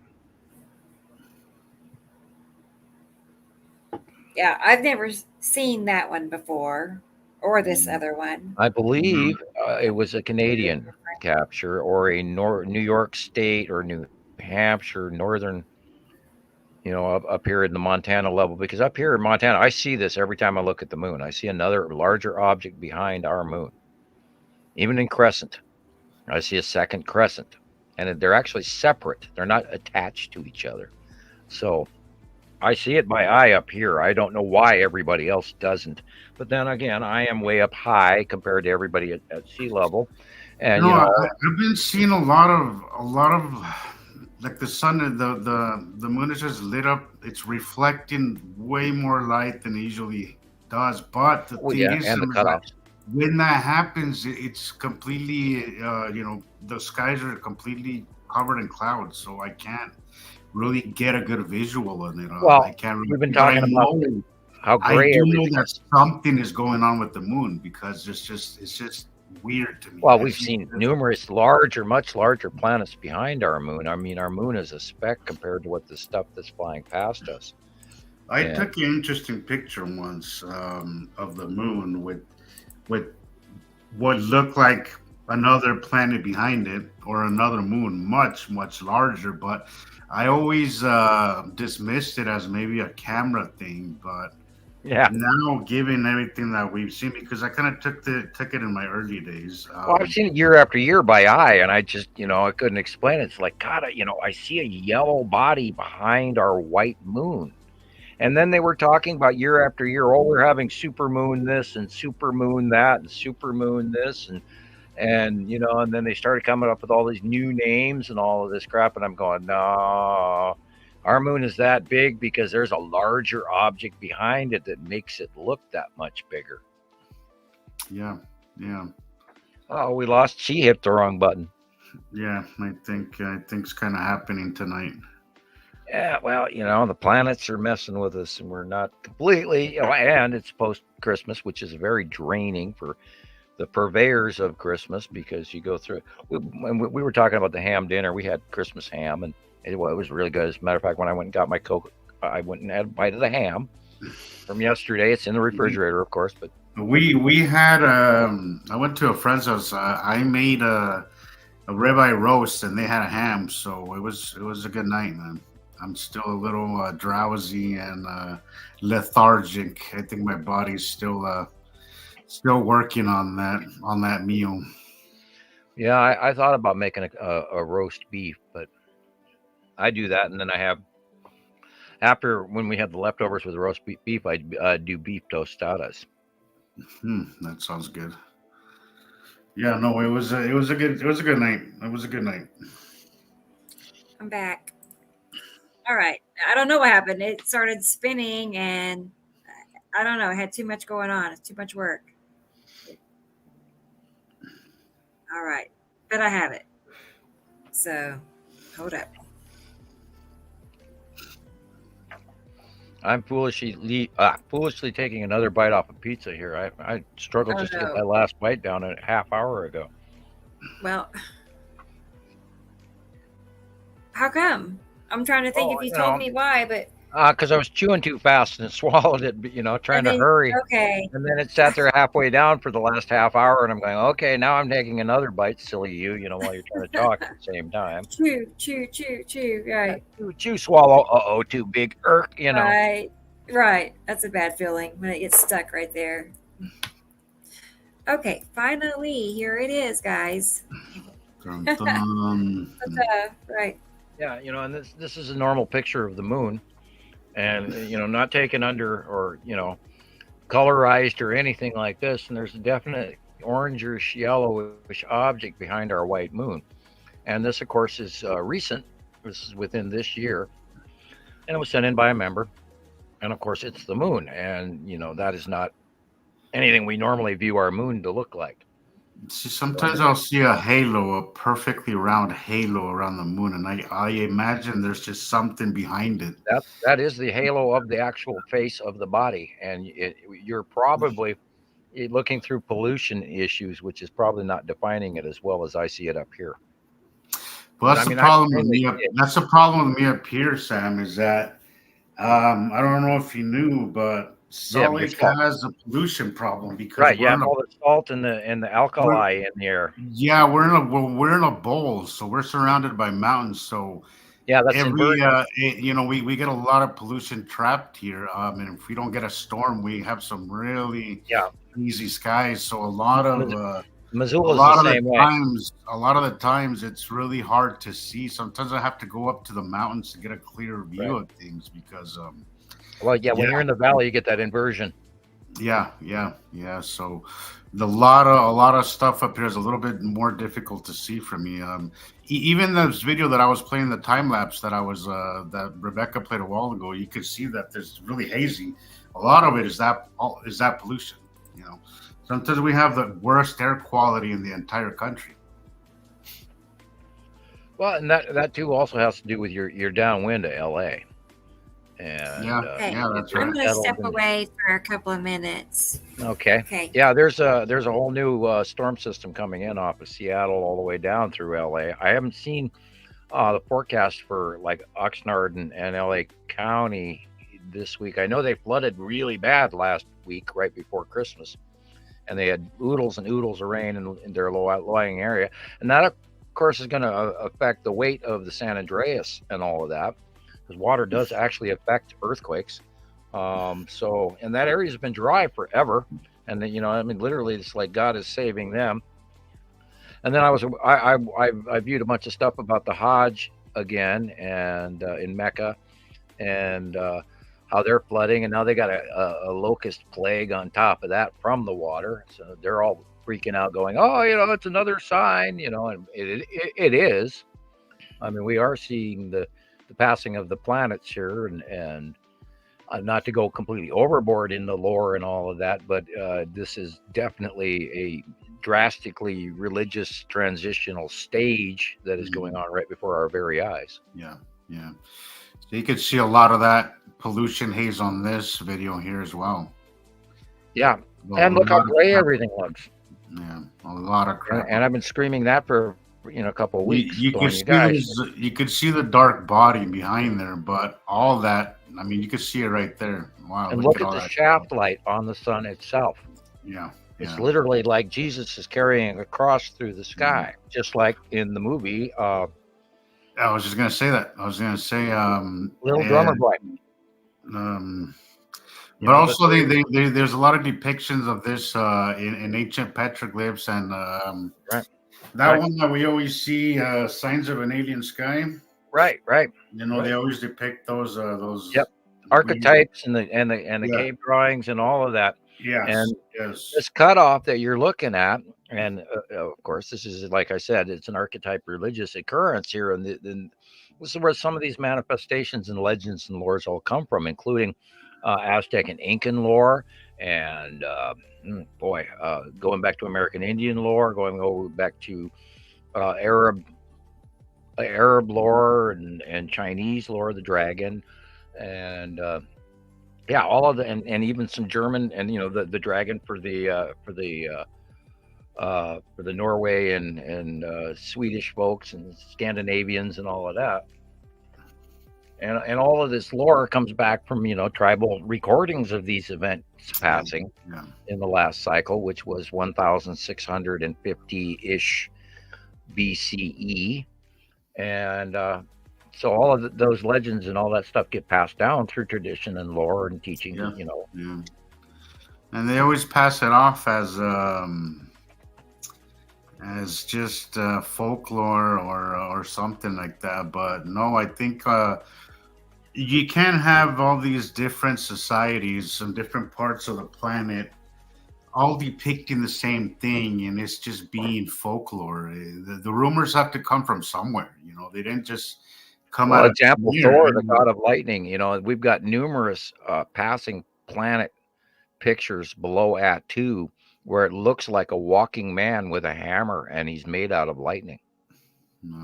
And we've got 12 or 13 of those photos going back throughout the years where there's just this discharge, and it's purple, and it looks like a guy walking across the road in a stick figure.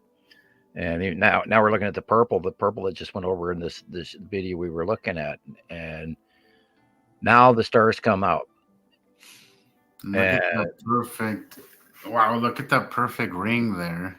Yeah, and I questioned: are we what we call stars, or are those smaller asteroids passing? And yes, I agree. I've seen that a lot, and there's also 3 points of light in the sky that I suspect aren't stars at all. That are just there just to appear as, I don't know, maybe something. You could be seeing the big three, because we were just talking about that too. The big three. Yes.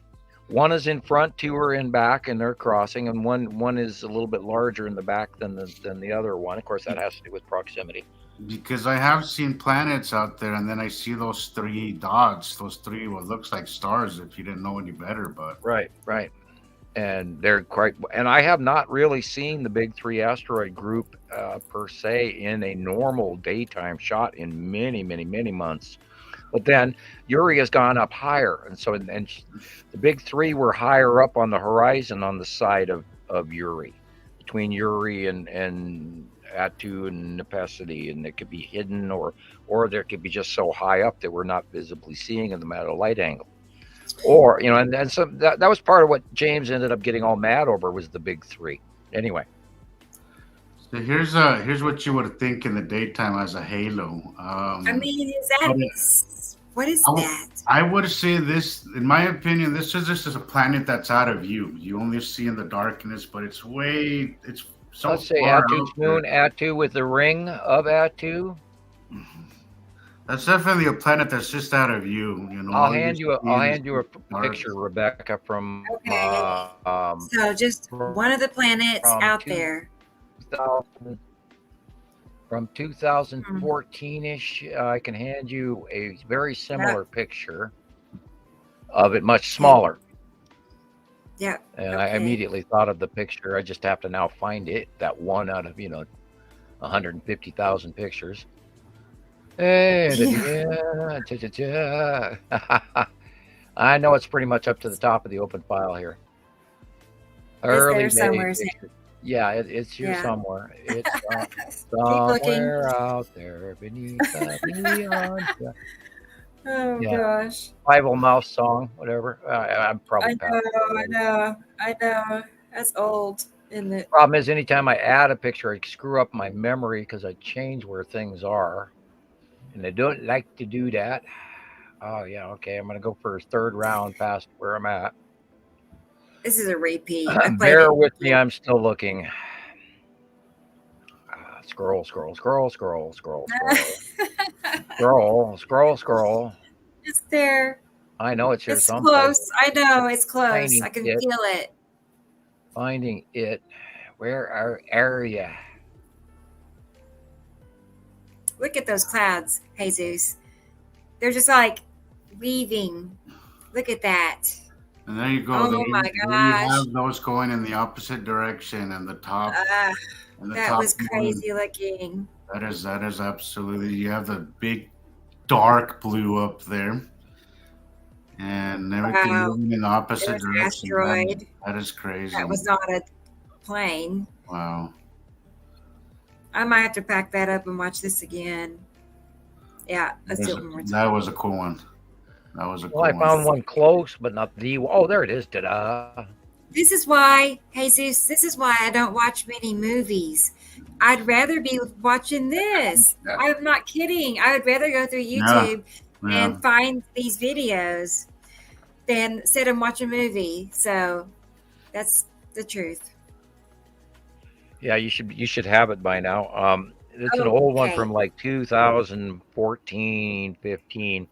When Attu's moon was still small enough that you could see it in front of Attu, and then the ring covers the front around Attu, and then I can send you another picture of Attu with the ring around it, just Attu proper. But that's a cool picture. You sent just one, right? Yeah, so far just one, but I can send you another one if I can find it. I just want to make sure I got them.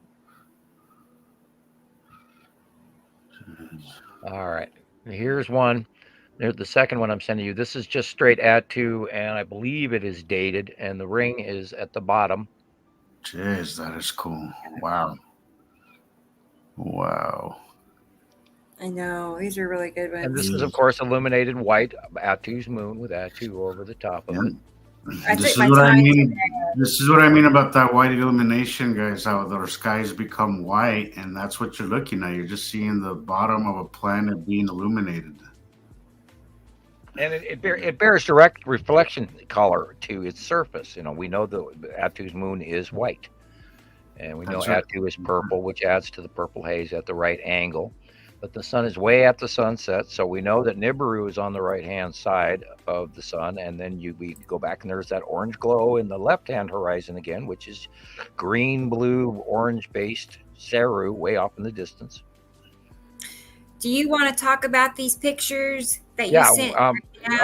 Do you have that other one where we can go back to that stripe where we briefly look at that stripe that goes across a very? Do you remember the last picture before this? The one you sent me?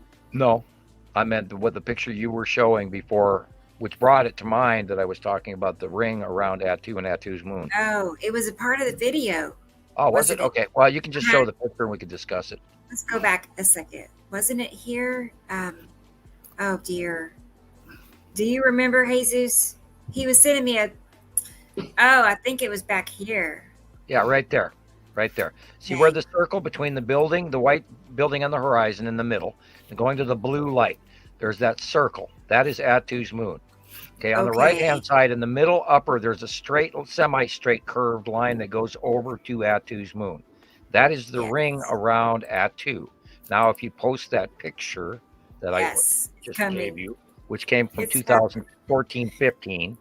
It's processing. That's what it says. That's what reminded me of that picture and why I went looking for it in the first place. I need to make a new folder. It's like, I think once I get so many pictures in a file, whatever, a Google file, it takes longer to load. So I need to keep them like little. I'm finding out. Yeah, you should do files by show date or something like that. A background cross-reference for the future or something. That's what I wish I would have done better. I went through the alphabet twice, and now I can sort of remember what year was when. Okay, that's the second one. There, and actually you can see it. Yeah, okay, that one. And you can see Attu's moon. You can see Attu, and you can see its center ring going across its dip axis. And that's what it reminded me of, seeing that white line across right there. And then you can go to the next. So you're looking for those darker circles. Right. Like, and you know, you can go to the next circle. Next picture. Over is a dark circle right there. I see it stands out. Okay, sorry.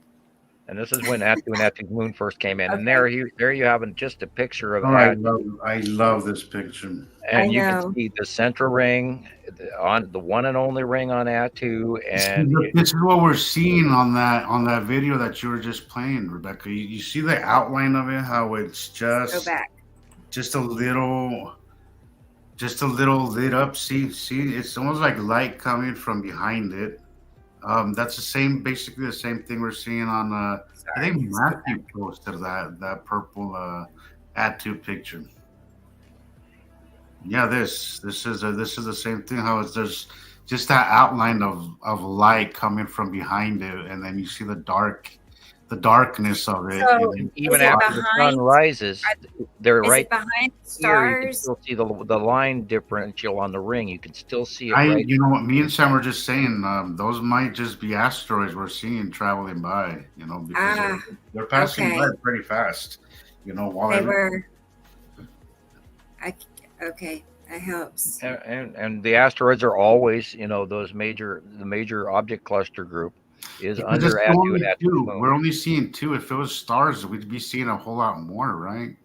I mean, yeah, you'd be seeing many, many more stars. Where's the Big Dipper? Where's Orion? Where's Perseus or? So are you saying that Andromeda is Attu's moon, or you're just guessing? Maybe. No, it was Attu's moon and Attu. It can't be anything else. But it has to do with size, proximity, location at night.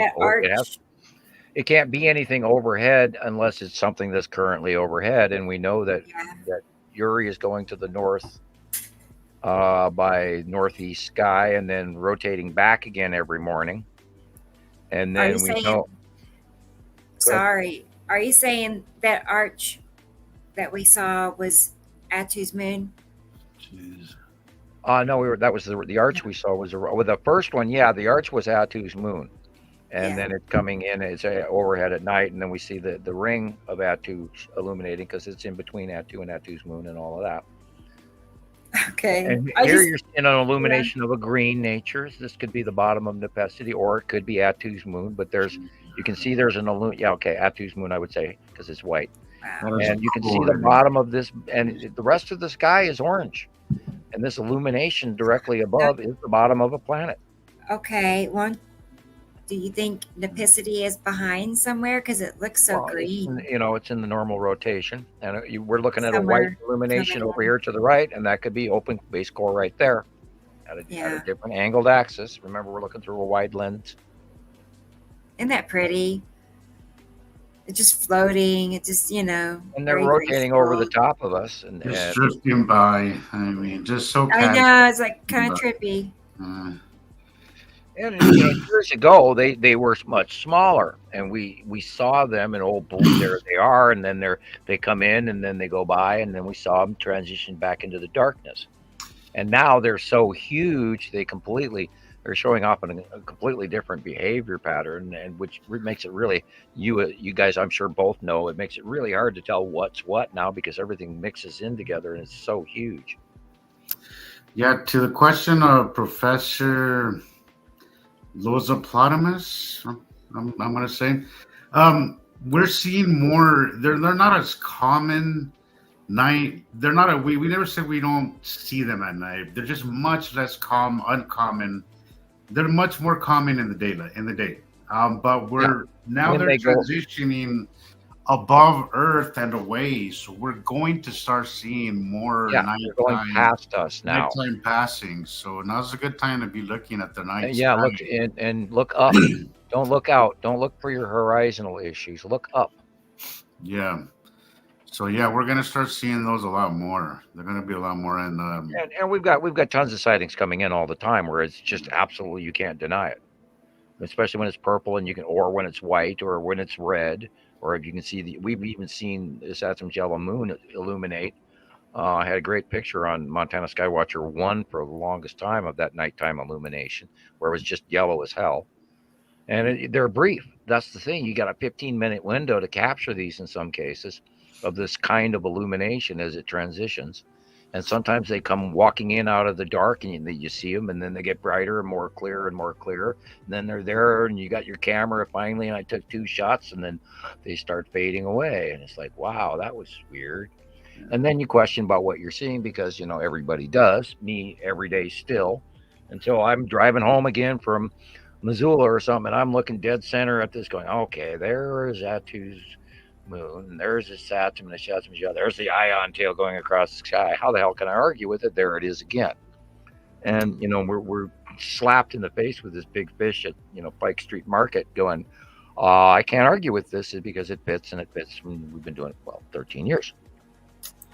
Hey, Sam, I've been meaning to ask you, your old partner, that we talk about every so often. God, remind me. No, go ahead. Yeah, he told me one of his theories, and I found it interesting. And to me, it kind of rang like could be possibly true. But he said that the reason for these volcanic eruptions that we've been having much more common than we used to, a lot of it has to do with the discharges coming from these other planets. Is there a correlation there between? Well, yeah, there's a thread attachment that it's like the little Scotty dog magnets. No, but okay, so no, what? No, this is the way he explained it to me. Okay. He said the discharges, it's almost like a transfer of energy in the way. Oh yeah, the way that Earth and the Earth, the way that Earth is trying to get rid of all this extra charge. Right. The ion bleed off between a larger body versus a small body. Yes. Rebecca, it is through volcanic eruptions because it's like a whole lot of extra charge. Rebecca, you've got those rainbow ion tower bleed offs from the city streetlights. Yes. But does that make sense? Do you know what I'm saying? Yeah. There's a transfer of energy. We've seen definitions of the even in Russia in the early onset, where we saw these illumination bleed offs, and that is all you saw. You didn't see the planets at night at all. You just saw the glowing, rounding crescent around the area of the larger planet bleeding off from the smaller planet, and that whole area illuminated it as well. And that goes back into that 4-foot office tube lighting. When the accelerated electrons bump up into each other, they give off light. They fluoresce. Yes, this is that same example of that, Jesus, where the lights here are bleeding up into space, and that is ion and electron energy of Earth being pulled away by a larger body. See, okay, it's like an electron. Good thing we're talking about this, because the day before that time lapse that we were watching earlier that I posted, this was going on. We had a lot. So 2 days prior to that time lapse, we had a lot of fog Yeah, those are electron towers. We had about for 2 days we had this very thick fog, right? And then it was one day very thick fog, and then the next day wasn't so bad, but there was a lot of this going on. A lot of this. It seemed like the light from most of street lights and everything was going up instead of down. These are electrical connections where the accelerated electrons are being drawn up in this electric pathway that links between there was a lot of bodies. this. There was And a this lot of this. also, And then the next day, because I had noticed that there was a close planet, a few mornings before that, but it was not quite in view. But I noticed that it was a little distant, but it was. This also affects our planetary magnetosphere.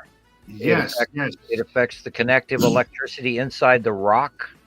So 3 days prior, I saw what looked like incoming illumination, which was still a little distant, but I saw that something was there, right? And then the next day, fog. The next day we had this, and then on the third day we had a very close pass. So you could, if you really paying attention, guys, you could really you could document this stuff of how they're a little distant. Then you start seeing what effects it has on Earth, because that I have for pictures. For those 4 days that I noticed something was above the sun. I'll send you 3 coming up in the east. Okay, get this one up. I want to show you exactly what this is, because it just dawned on me as I'm looking at it longer. I stopped looking at the light shaft and I started looking at the cloud pattern in front of us, and I went, duh. And the green above it. I'm gonna send you like 3 pictures, and they're old, early Nepesity sightings at nighttime space illumination. Here's the first one, because I found it first, and then I'll keep looking in my Nepesity file. Okay. And that is the oldest of them. And it will come up for you in just a second as I hesitantly continue talking, trying not to bore people to death out there in podcast. I was just going to tell Subarctica, I can relate. They said that she says, or he, I'm not sure, but I'm in New York. I don't see a lot of this, unfortunately. Yeah, you have light pollution. I don't either. From day to day, I have my days where it is off the hook, just crazy. But I'd say that's how many days a month, Jesus? Like 6? I don't know, not tons. I would say sometimes it's more prevalent than others, but I mean, sometimes you'll go a week with a dry spell, but I would say, the most I've gone is about a week, and then you have. And then it'll hit for 2 or 3 days where it will be really good, 2 or 3 days in a row, and then it pulls away and it's. But I mean, sometimes, again, like I was saying just a while ago, sometimes you'll see it where it's just a little distant, but you could tell that something's there. And then during the next 3-4 days, honestly, you'll see. You are seeing it. I saw it, but you are seeing it. You just don't realize it because. Yes, but I mean, also just sometimes it's closer than other times. Sometimes it's very much in view, and then other times it's a little bit more blurry and in the distance. This is what happened this last week. It was a little blurry and at a distance, and then it just came in closer and closer, caused the fog, caused the light shafts like this, and then on the 3rd, 4th day, bam, pass. And then it just goes away a little further, and then you have the cycle start all over again. It's just, if you learn to know what to look for, you'll start to see these patterns, and you'll even know, you'll see the effects and everything as it's happening. Okay, I sent you those 3. I've got tons more that are just even cooler. Those are really cool. This one is really cool. I love it. It's the oldest, earliest one. And when we first saw that, I just went, oh my God, look at this, because you'll never see this in space. And it was small enough back then, and that was 2016-ish. And It might even be printed on that photo. It's a really well used photo going back many years, which is why I have a copy of it still after a loss.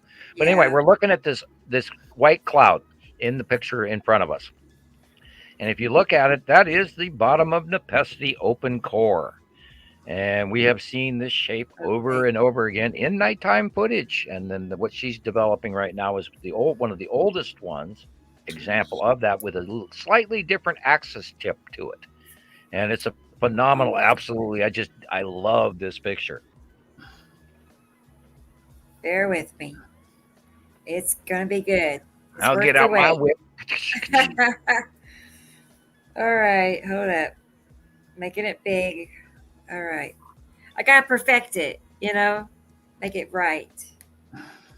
Okay.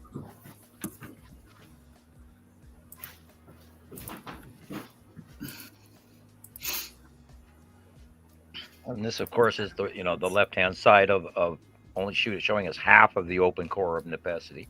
But if you look up into above that, there's a little touch of green and showing you the round face of the overall planet above it. I don't know if Christopher is still listening, but he's been trying to, I've noticed in comments, he's been trying to learn how to identify what we're talking about here, the open core activity. When volcanoes blow, there's lightning that's produced because of all the discharge, the breakup of stored energy and rock, and everything has a charge. We're electric. The ground is electric. Trees are electric. They have a life force that we don't account for. And that's part of the electric universe issue that Einstein didn't even touch. So yeah, there's a lot to it. And this is, of course, going to be the new physics and the new sciences that we're going to. Yeah, that's not but that's an example of it. Well, where's that other one? Did you already put the green one up? Yeah, that one. I just absolutely. I'm sorry. I apparently looked away. This is the open core, and it's tipped at an axis since it was 2016. And I was correct. Good. I knew what the hell I was talking about. Yeah, this is the bottom of open core Nepesi in 2016 when she was still much smaller. Okay, now go to the next picture. And here's another. It's another nighttime sighting, and there is the open core of Nepesi as well, and we've seen it over and over again. And I've got tons more pictures if you want. I love this one. That is wild looking. I mean, I guess people just thought it was a cloud, maybe, Yeah, but when you get a dome illuminating and when there's no other clouds anywhere else. Yeah, I know. It doesn't make any sense. I'll grab you another one or so if you want, if you can, because I mean, these are all old sightings. Is this like Nepesi just like skidding by or something? Like, is that what is happening? There's illumination. It's the transfer we were just talking about, that super highway between bodies and planets. See, this always confuses me. This honestly, to me, looks like an asteroid. Well, it's not. You're seeing the illuminated south pole of the body of the planet. I see that. I kind of see it, but judging this was like I can get a better. Judging off the first look, this looks like I would have guessed an asteroid, but it seems oddly illuminated. But I see what you mean, because it's illuminated in a way where it's and we knew that Nepesi behaved like that because of the early sightings, and I'll grab you an example of why we knew that, because it's a really old shot. And I'll hand that to Rebecca now, and then it's shape identification. And I'll go and I'll grab a smaller, older version of it, illuminating, but yet the same as this. And this is like, I think, a 2018-19 shot of the bottom of Nepesi. When we first started realizing she had the snorkel core development, and then attributed later on by the rain bombs and all of that. And Nepesi is in the N file, of course. And all right. Still going through the O's. Yeah. All right. I'm starting a new SAM file. Uh-oh. I mean, I'll try it and see if that makes a difference. Sam picks 2. I'm trying to show illumination and yet open core at the daytime. Here's a nighttime 2000, or you can see the ion bleed off is different angle from the core, which shows you the electricity. I remember. And I remember you sharing that like years ago, like, long time. And it's a repeated pattern that we watched and watched and watched. And here's a far extreme example of that. And the last one I just sent you was the one I was looking for before this one. But anyway, I will go back to StreamYard. Yeah, now that's the open illuminated, because it illuminates just like office tube lighting. They have power on one end of the tube and power on the other end of the tube, and there's no core element. The gases inside become accelerated, and that's why they light up. And the bottom of the planet, just like all the planets, ever since the second star got here, all the planets' poles started illuminating. And this is an illuminating bottom of the planet. Got it. Almost. There's hexagon shapes over the top of Earth right now, which is why we have all of the horrendous aurora borealis is going on. And this is the bottom aurora borealis of the southern pole of Nepenthe. And it illuminates because of the ion transfer and the acceleration of particles within its atmosphere. And we've seen this countless pattern year after year after year, and this goes all the way back to literally 2015, 16, 17. And then the next one, she can show you that as well. Way faster. Okay, and here, there is the bottom of that. And we know that there's asteroids, a little 3-pack underneath the bottom of Nepenthe, and you can see them dead center. And I've often wondered if the 3-pack is actually the big 3. We've never completely crossed the street on that one, but I'm tending to believe it is.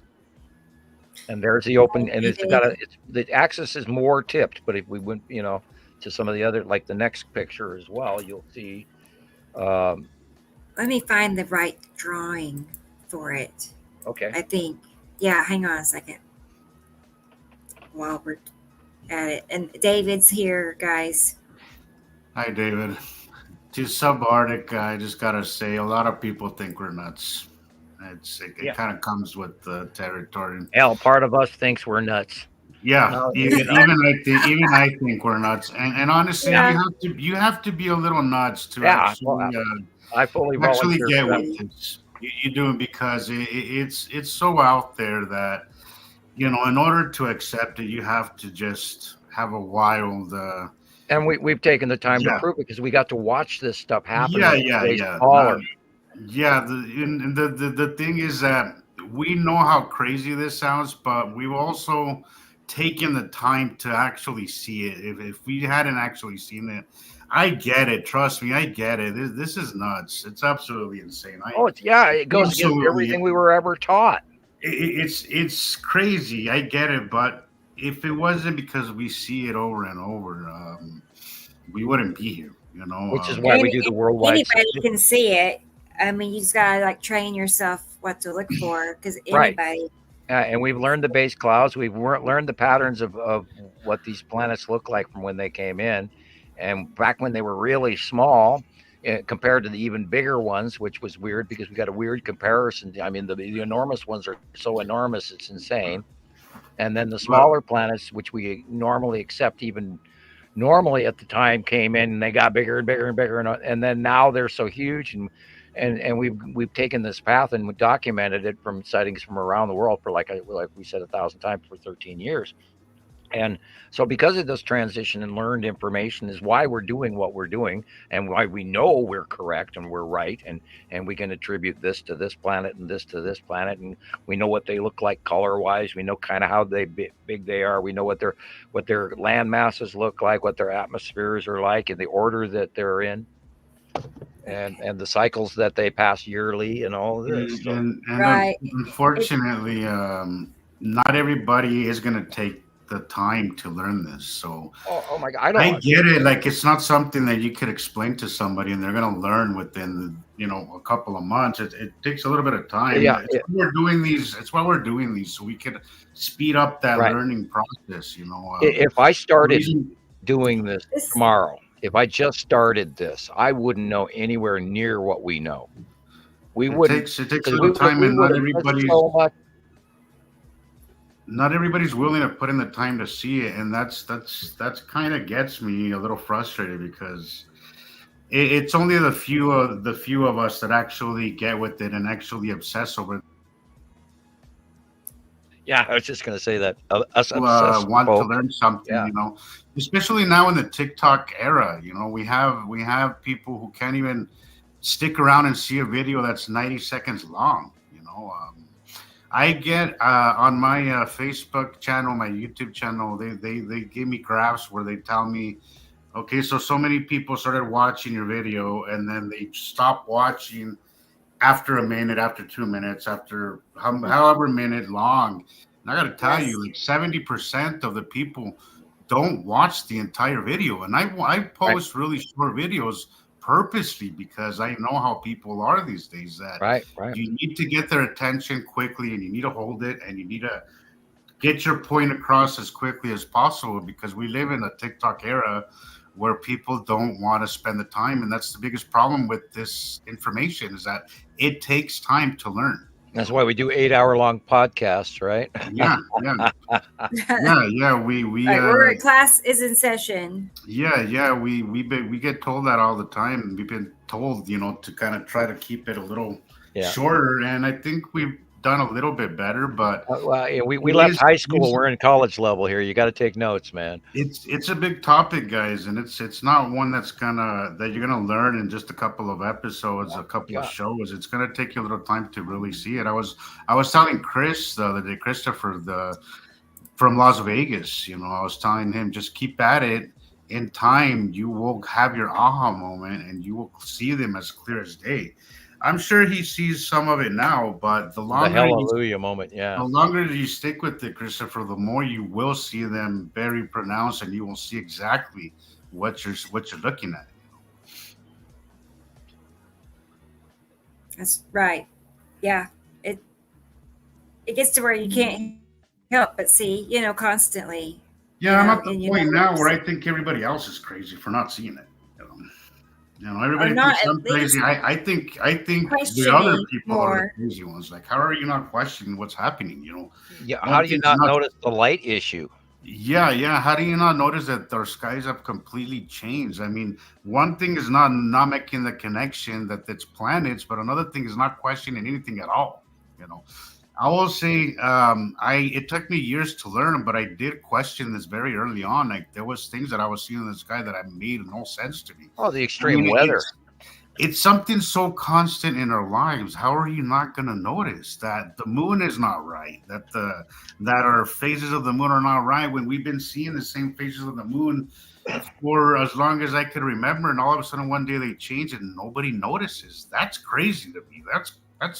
That's the craziest part of all this. Is how it's shocking. Accept this like it's normal, like nothing is happening. That's the crazy part. I don't think people have a spectrum to pay attention to, and it does take time to go, hey, that doesn't look like it used to.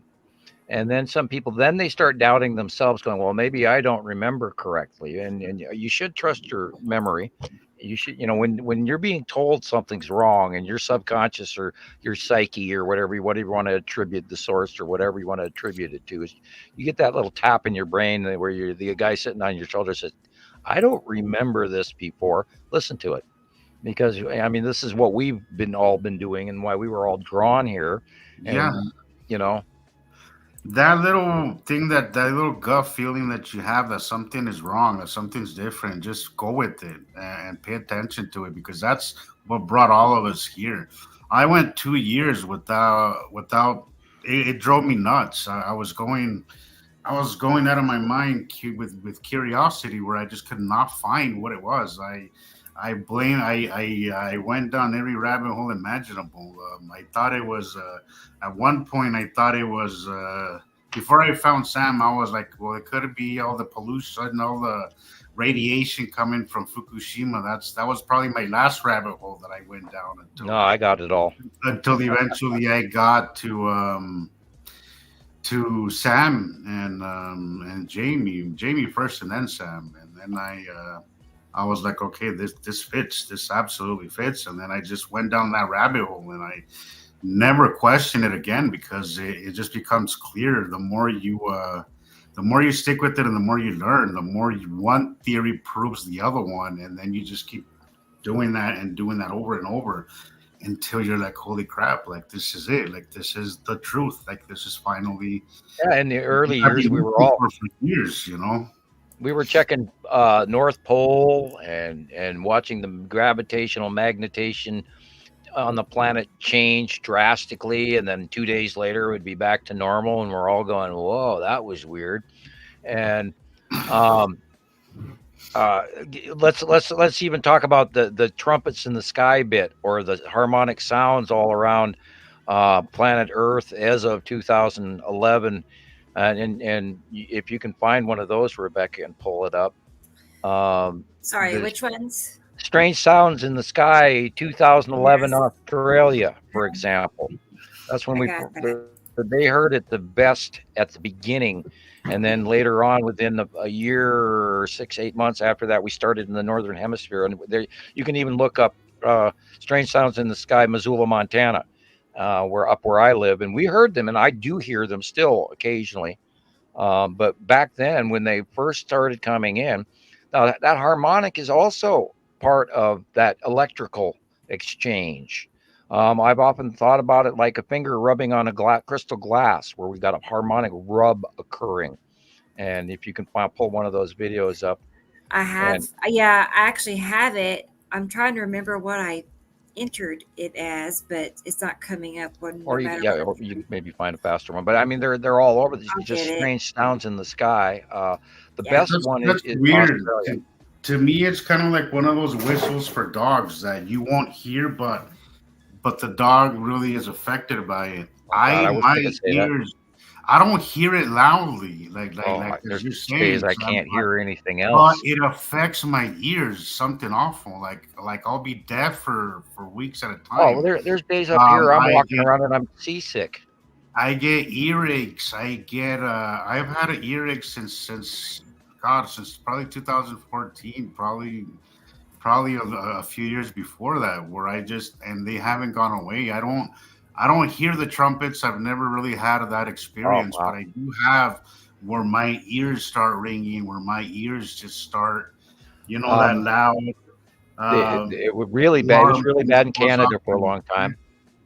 I haven't heard it that way. I feel it through my ears. A lot of my senses. Well, you were also not in the early days of Montana Skywatcher 1, and that's right. That's where we were running a lot of that information in the Sky Sounds for a very long time.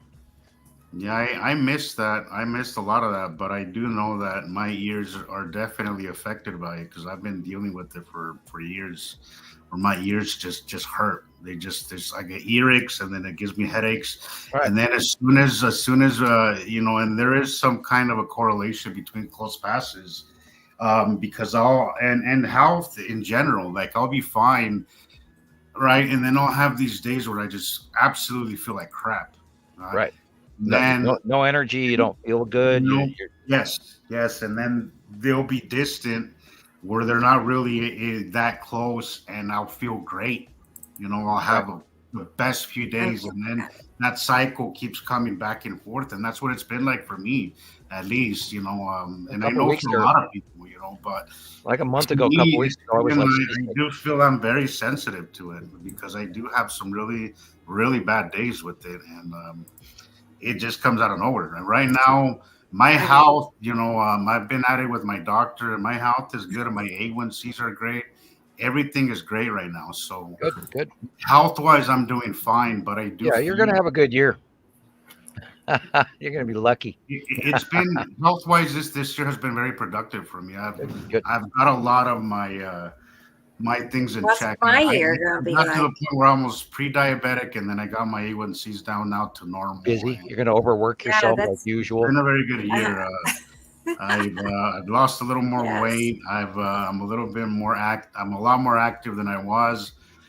So That's now I good. just have these earaches and these things that I know it has nothing to do with my health because my health is fine, So Well, there's always the tinnitus tricks where you take the spoon and set it up to your side of your ear and hit with another spoon, and they say that corrects your hearing. And then there's the hot water, in the shower routine in your ear for long periods of time, and that washes some of the crud out. And then if it's not sinus related, which can be the pollution that you're also suffering, which can yeah, affect yeah, your ears. absolutely. And I felt that the first month that I moved to Salt Lake, I was it was those first few months were pretty rough for me with sinus headaches. if you get That was the peak. earaches and a sinus headache, if you push on your cheekbones just slightly closer to your nose and push in like that and hold it like that for like a minute, it'll relieve some of that pressure. What is Really? that, man? What the hell? That's one of the examples, yeah. That's what you're talking about, right? Right. Yeah. And there's different variations of it. If you were to type in strange sounds in the sky Canada, you'll get a different variation of What's it. that, man? Yeah. What the hell? Right. That would freak me out. And we heard it about. It was recorded here in Missoula, just a few miles north of me here. I'm from Missoula, but I live in a suburb, Lolo. Anyway, we heard it up here about 2012 numerous times, 13, 14, 16, 18. You'd go outside and you just hear it.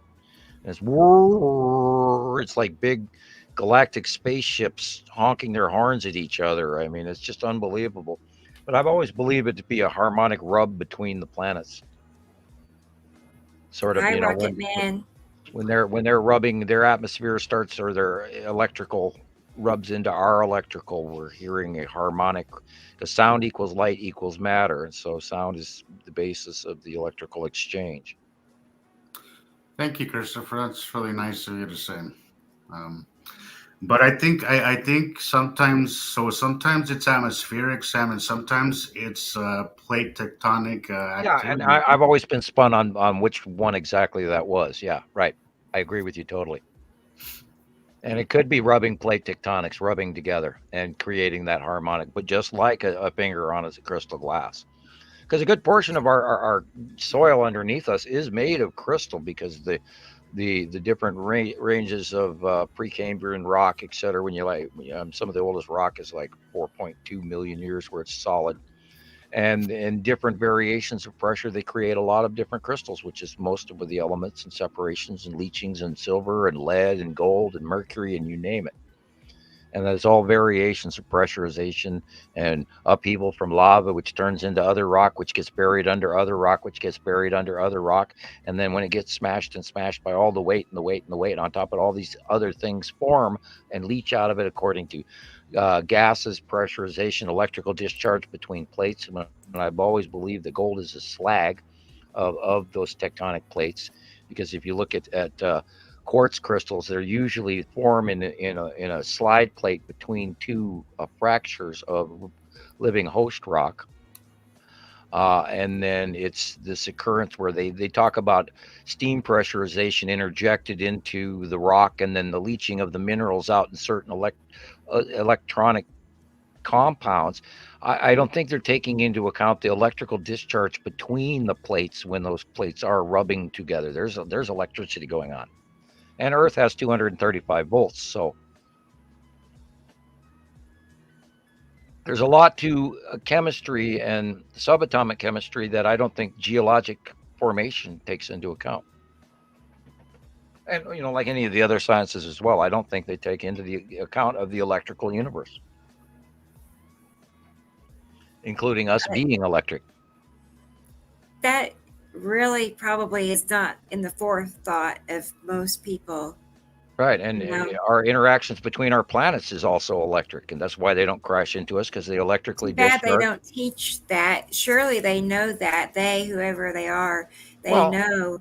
Generally, we separate everything. We're talking about geology, or we're talking about chemistry, or we're talking about, oceanic this, or or atmospheric that. And I don't think people cross reference that, that water is thick air and air is thin water, and they're part of each other, and yet they're not, but they're part of the system of our entire atmosphere going all the way up. That is the craziest thing, but it makes absolute sense to me. But up until the time that you mentioned that, Sam, I never even thought about that. Well, we can't separate the sciences. They're all part of each other, because we're part. And this is what Einstein did, saying, "Well, our world, we exist in this, and we're in a gravity well, which is a separate something from our star that's doing this, and then there's dark matter that holds us back, and we don't know what dark matter is." Blah blah blah. No, excuse me, but it's all connected. It's all connected. Electrical placement. We aren't coming in. We're not rolling into the sun. We're placed between here and the sun because of what we are and what we weigh, and our atomic structure, and compared to both solar systems attached to each other, all placed. Which is why the Nibiru system and its planets do not steal other planets away from each other, because they're opposing polarity attached to the same thing, and it's all part of one structure.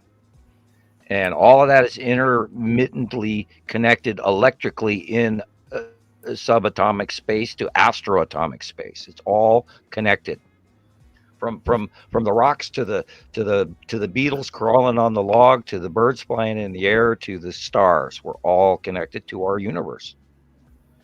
That whole gravity, the whole gravity well, that just sounds like a bunch of crap to me. It doesn't even there's like no basis in reality at all. There's some invisible gravity well thing. It's just Well, that runs off of Newton never gravity. was satisfied with that explanation. It just seems stupid to me. It just does. Well, I got yelled at, and this is what they screamed at me in 1984 by the top level DC scientists at the time. And how dare you think you're smarter than Einstein and Newton? And here prior to that, they had actually given me test scores, which they themselves had told me that I was. So they were sort of kind of debating a moot point and trying to insult me at the same time, because they felt that I was messing with their science. I've never gotten over that. And I yelled right back at them. I said, "Hey, you invited me here, remember?" So, and then they don't slap you with a 30-year non-disclosure agreement for being wrong. So yeah, I've never made any sense out of that either, because everything is connected. You can't separate anything, as above, so below, and all of that, and the dimensions, and we're a larger segment of a small, and there's a larger segment of us, which is another dimension, and nobody thinks about that. And our universe is this big cell, and it's called shirt sleeve syndrome. We're the cell in the side of some giant's shirt sleeve is the idea. And so it's all connected, and it just depends on how far your brain wants to go through that Fibonacci sequence of how bigger and bigger of the same thing, of the same pattern, but yet bigger and bigger. I love Fibonacci sequences. I haven't watched one in a long time, and those are really cool to watch, on and then listen to techno music, man. I loved it. But yeah, we're literally a Fibonacci sequence within a Fibonacci sequence within a Fibonacci sequence, and we're all attached. All little shrouds of the larger example, and the larger example, and the larger example, and even smaller. So I was hearing this new theory that some scientists put out there, that where there's evidence. Well, they say that there's evidence being observed now that we're not separate from the sun, that we are literally connected, like a thread connected to it. Bingo. And I've been saying that for how many years? And I was like, okay, this is exactly correlates with what we've been studying for thread connection. Years, and that's the same that same thread connection is the bleed off of the lights at night that we just showed here a few minutes ago. That's a thread electrical connection, and it's a super highway. It's a pathway where the accelerated ions just rise up and transfer over to the larger passing body in space above us. And those never used to exist. And everybody said, "Oh, that's just ice crystals." No, and then light shining through that. No, not when they go that high. and it's not just a photographic occasion. This has been happening around the world for the longest times, and it's always, in groups. And it's not just an occasional, Canadian photograph over the tundra. Yeah, yeah. That's interesting. That is interesting. That was another theory. That was another theory of your old pal Sam. That he was saying that sometimes when you would see the planets in front and you'd still see the sun. It wasn't really the sun you were seeing. And he got that from me. I had to really that. Okay. All right. Yeah. Well, I had to. I took a long time teaching him that stuff. And yeah. So he's telling me that basically what you're seeing was kind of like one of those. What do you call those electro lamp things? It's like it's kind of like a snow globe, but it's right. It's like an electric thing, and you put your. I just looked at those for Christmas. They're actually quite cheap now, and I can't pull the name out of my head either. It's the little ball, and you touch it, and the little electricity jumps to your finger. It's plasma ball. Yeah. So basically, what he's saying was a plasma ball is basically. He said, as I put my fingers on the plasma ball, and there's that thread connection. That's basically the planets. Right. And we are thread connected to our star, and that's why we don't always go into complete darkness by having a body in front of us. Yes, and that runs on the same technology as to why the Nibiru system has a man-made or being-made mini star to enhance their thread connection. And that, I think, has a great deal to do with why all the planets are as remotely close to each other as they are. I have a funny feeling their technology has allowed them to alter their orbit, so that they can remain within the Goldilocks zone, so they don't suffer passing ice ages like we do. So they've learned to manipulate that thread. I have information going to the Tool star. It's interesting. That's fascinating, and it's not really that far-fetched. I mean, if you learn how to manipulate electricity, I mean, I'm sure you could manipulate, certain things. Yeah, and the creation of a mini star, it could be a technological base that does certain other things as well in a connection of the overall. You could even be dealing with time-space continuum to, God only knows, astral connection to other galaxies. Who knows? Seventh marker, et cetera, et cetera, et cetera. It could I'm sure all of that is interwoven in the chemistry equation of the subatomic and astroatomic universe, all being linked. And because there's been times where I see what's clearly a planet pretty much in front of where the sun would be, and there's this looks like a sunspot, but it doesn't look like the sun at all. It looks like it's bright like the sun, but it doesn't look like the sun. It's just it's more like a smear. It looks like a smear on the planet, and I always shaft light. I always tell people, look at the shaft, look at the angle of the shaft. If it rounds, but I as sometimes it's obvious it's a shaft light, but sometimes it looks more like what you were just saying, like where the thread is attached. Yeah, we're directly attached to our star, and that's why we stay where we stay. And that's why Jupiter is where Jupiter is, and Saturn is where Saturn, and Uranus is another gas giant, and why they haven't, with their atomic mass, if we were in a gravitational system, wouldn't those larger, heavier planets with electron clusters heavy enough to gather space gases, wouldn't they be at the center of our solar system? And then wouldn't we also be paradoxical over time, where the planets would argue with each other and crash into each other and all of that shit? Yeah. And this is why I've never agreed with the Einstein dinner plate, which is why I wrote my paper in the first place, according to what I understood had to do with atomic structure in chemistry. And so my supposition went one step farther, saying, well, our solar system, being that it's got this weird, odd jog and aberration in our orbit, and this is where they account for Planet X. And then back in the 70s, it was understood that, we believed there was another object or body out there that this rogue thing that was affecting our orbit. And that's where I went, I see more than that, because the atomic structure made more sense that we had to have two atoms or two stars, a two-atom compound rather than a single atomic element.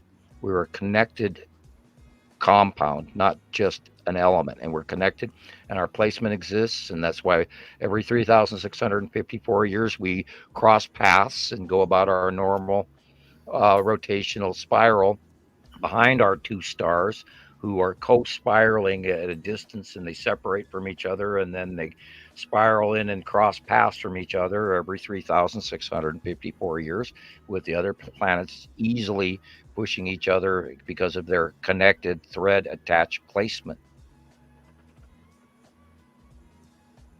And we do mixed closings, like boats going through a small marina area. We have to be careful amongst each other, but because of our structure being attached fully, complete, connected to each other, we go ships passing in the night, because it's like a carnival ride on poles that hold us in place. That's interesting. It just sounds like everything's like so well balanced. Well, we know that the planets pass by every 3,654 years. Now we know that within the last 300,000 years, there's been 83.3 cycles. So therefore, nothing crashed into each other and killed us all, and we're standing here talking about it today.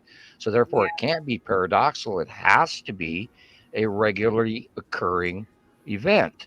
It's therefore, like clockwork. I mean, all the time-lapse videos I watch, it just looks like everything moves so perfectly in sync, in unison, like a clock mechanism. And we see it on a certain cycle of about 18 hours, 20 hours. I never actually timed it, but it's faster moving than our 24-hour cycle, because we see the transition, and yet the next day at 3 o'clock, and then the event happens, and the next day at 2:30 it happens, or whatever. And and it's been self-evident to me that it wasn't paradoxical, because we know that this happens over and over and over again, and we know that the occupiers of the other races of the other part of our binary solar system, other people who live over there, have this system in place the way it is, that we know it has been occurring, and including our back history and origins of man and early civilization that we have recorded and throughout history, also fits all into place. And therefore, it becomes very self-evident that this is a normal, functioning, yet very duplicitous binary solar system. And then you have to have that second star, because they could not live without one. Right. But I like the way you put it in one of the shows you had with Radio Wasteland. Radio Wasteland.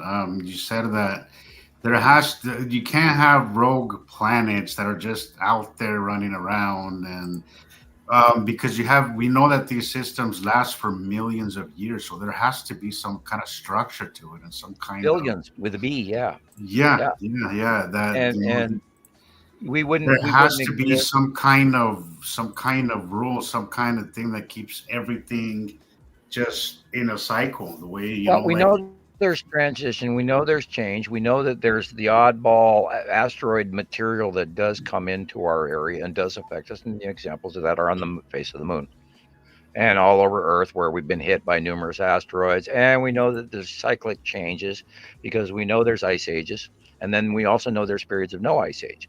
And so because there is evidence of all of these stuff, we do know that there is a variant to our orbit, but yet at the overall, we know that the cycle happens every 3,654 years, according to Zachariah Sitchin and some of the Sumerian information, blah, blah, blah.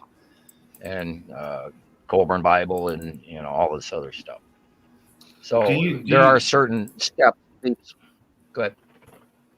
No, go. I want to hear you finish. Well, we know there are certain steps of self-evident material that we do take for granted, and that has gotten us to some of these stages. But we've also had obvious behavior patterns. Like an example is, like in 2013, I thought we were in deep shit. I thought we were going to get pasted by all of those asteroids underneath Atu and Atu's moon and Uri, and yet then year after year we watch them come really close and discharge and cause freak storms and all kinds of volcanic activity and stuff like this, and yet they didn't crash into us. Yeah, because And I so remember you seeing some of the first videos I saw of Sorry. understanding the skies. You said that these were gonna hit us eventually, and yeah, I we've just been I watching thought them, that they were and yeah, small things have come through, but we haven't yeah had the Charlie uh, Binsk event from yeah, Russia, we yeah, haven't had a major event like that, and as we've and seen more and we've learned more, we see why. But my right. question was going to be, Sam, do you feel that maybe each cycle gets a little less chaotic than the previous one, or do you think it's just I think we've random? gone. I think we've gone past a stage, but then I also I can't tell you what's going to occur through next year with the Yeah, heat yeah, of course, of course. and close passes. I We think don't that know. there's no knowing, but do you think that there was previous cycles that were a little bit more chaotic than the Yeah, ones well, where? yeah. 2018, 19 was very chaotic as far as the close passes, and then we saw the cataloged events in Canada. We saw the Ohio derecho. We saw the Arizona storms and all the other over the mini. But then we don't know what once they go past Earth, if they're going to still be a close proximity. We're still going to be dealing with the rotating asteroid groups as they're on the other side of us, which might actually start creating nighttime events and illuminations that we've never seen in freak skies, and we could have unbelievable aurora borealises for the next 20 years that we've never seen the likes of.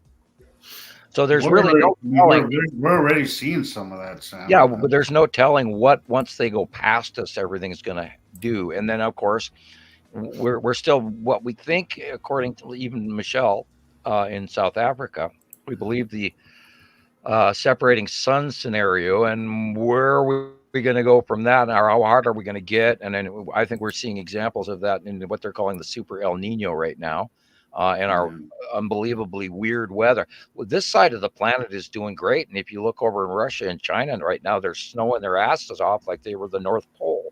So, and we know that the North Pole has drastically moved, and I mean those poor folks over there are in the middle of the Arctic winter from hell right now, and it's quite nasty. Unless I'm getting my media wrong.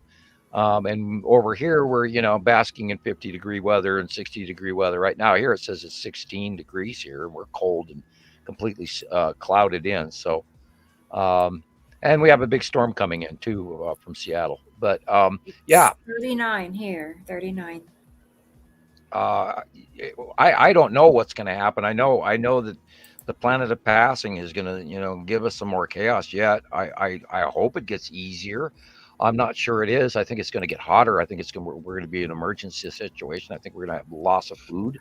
I think we're going to I think the climate change is probably one that happens every cycle for sure. But there's record of it discharges and that kind of stuff is what I think. And I think that's one that me and Jamie we might have another 2 years, 3 years of that, or 4. I mean, we thought it was anywhere from 7 to 11 years in, so it might be 7, 11 out. And the transition. Now we knew that a lot of the discharging between the object cluster group and Atu and Uri and all of that, and the other smaller existing planets did occur on the way in, and then it started discharging off Earth. 2018, Sam, I saw some of the scariest discharges I've ever seen. Yeah. The old Red Sonja storm from hell. Yes, absolutely intense stuff. I haven't seen nothing of the sort since. But we are right at Boxing Day again. 2018 was one of those years where it would wake up a dead man. It's just one of those things that if you weren't paying attention in 2018, you're just brain dead, because there's so much happened in 2018 that it was unbelievable. It was really I started in around 2014 when I started asking questions, but 2018 so many things happened that I was like, this thing with Sam, there's just no way it's not true, because there's a lot of really, really scary shit happened that year. You know, You can turn it up more so we can hear it. Okay. Or I turn my volume up. I don't want to. My favorite Nibiru song. I got it. Well, I found a minute clip on TikTok that I won't get hit with copyright, as far as I know. Oh yeah, well I like the 11-hour loop one, but I know. There's a copyright on the main one, but yeah, it's really pretty. Yeah, I was thinking of a humorous one, something ponies dancing with rainbows, rainbow ponies. You know, Rocket Man is making a comment. It says, feels like an ice planet is coming over us. I had in 2018 a close pass of Attu's moon. Very, very close pass. And I'm still looking for that video. It's a little difficult because it's kind of a very pre-dawn video. But the temperatures dropped 25, 30, maybe 40 degrees. I remember feeling that. It was to the point where I couldn't hold my camera. My hands were freezing. I had to go inside and warm up because it was so cold. It was so cold. And it just happened in a matter of 10 minutes. I mean, the temperatures just dropped insanely down. It was so freaking cold. And it was because moons are cold. Moons are dead bodies, basically. They have no atmosphere. They're really cold bodies. And you have to take into account shadowing too. That too, because it was right above us. So you have shadowing. You have a cold, a cold body above you. And it was a learning experience. You know, that whole year was a lot of what I learned. I think I learned it in 2018 because a lot of things happened that year that were really. We were watching that on the radar too, where you could actually see the planets pass over the continents in an opposite direction of the sunrise sunset, and you knew that it was completely the wrong direction for anything to cause a shadow over the planet, and yet you watch the time lapse, and there goes this big. Do you remember you posting those, Sam. I remember you posting those. And the whole West Coast was cast in shadow. Radar images with these insane huge shadows. Where literally the whole West Coast would dump into shadow, and you could watch it on set with a rounded edge across the whole damn planet. And it's the opposite direction of the sun coming up and then going across the planet. And I was posting that for a couple of years, and I think they took that away, where you can't get those time lapses anymore, which is why I stopped posting them. But here it is, direct examples of round-faced planets. There's a red Sonja storm for you, where these planet shadows, come over the top of the planet, and the temperature would drop and the weather would change, and we were documenting on that was the 2018, 19, 20 time. Yeah, you're exactly right. The coolest red Sonja storms we ever saw. And then again, I don't know what's going to happen when they're completely above us overhead. Are we going to see? When Nibiru goes completely over the top of us, or when Uri goes over the top of us, and Saru goes over the top of us, are we going to see major earthquakes? Are we going to see tectonic plates shift? Are entire regions of land going to move? We don't know. So, and that's all within the spectrum. It could get worse. It could hopefully get less. I foresee that we're going to be really hot, because the end of a part of the end of Egypt occurred where they lost complete control of their Egyptian dynasty and power and leadership between the northern dynasty and the southern power, where they ended up giving into the Nubians and everybody else, and into a lower Egypt situation, being in power, and then the other regions in the Palestinian area took over, and that was during a major climate change right at the 1650s BC. Of course, estimate, and that was there was two major climate changes. One was a couple hundred years prior to that, which also affected the Egyptian dynasties as well. And that's where the transition of northern Africa went completely fully to desert, and I don't think they've attributed how soon that was after the Ice Age, but just after the Ice Age, 25,000 years ago, the northern half of Africa was not a desert. It was a very lush, fertile land. And I believe that's the origins of Atlantis as well. I mean, it seems like it's heading back that way, like it's turning lush and Well, green again. look what's happening. Right now in the Arab desert countries are flooding, and this of course got them screaming, "Oh, it is the end times! It's the end times!" Because Allah said, and Muhammad said this, in the Quran and all of that. And I check into that in their translations. And now, like I said, they had the flooding last week where the Hajj and they couldn't do the walk around the square and all of that. And now they've got the people now that it's drained, now they've got a locust infestation from the rain. Oh boy. So they're looking at it, okay, like this is another plague. Oh, here we go.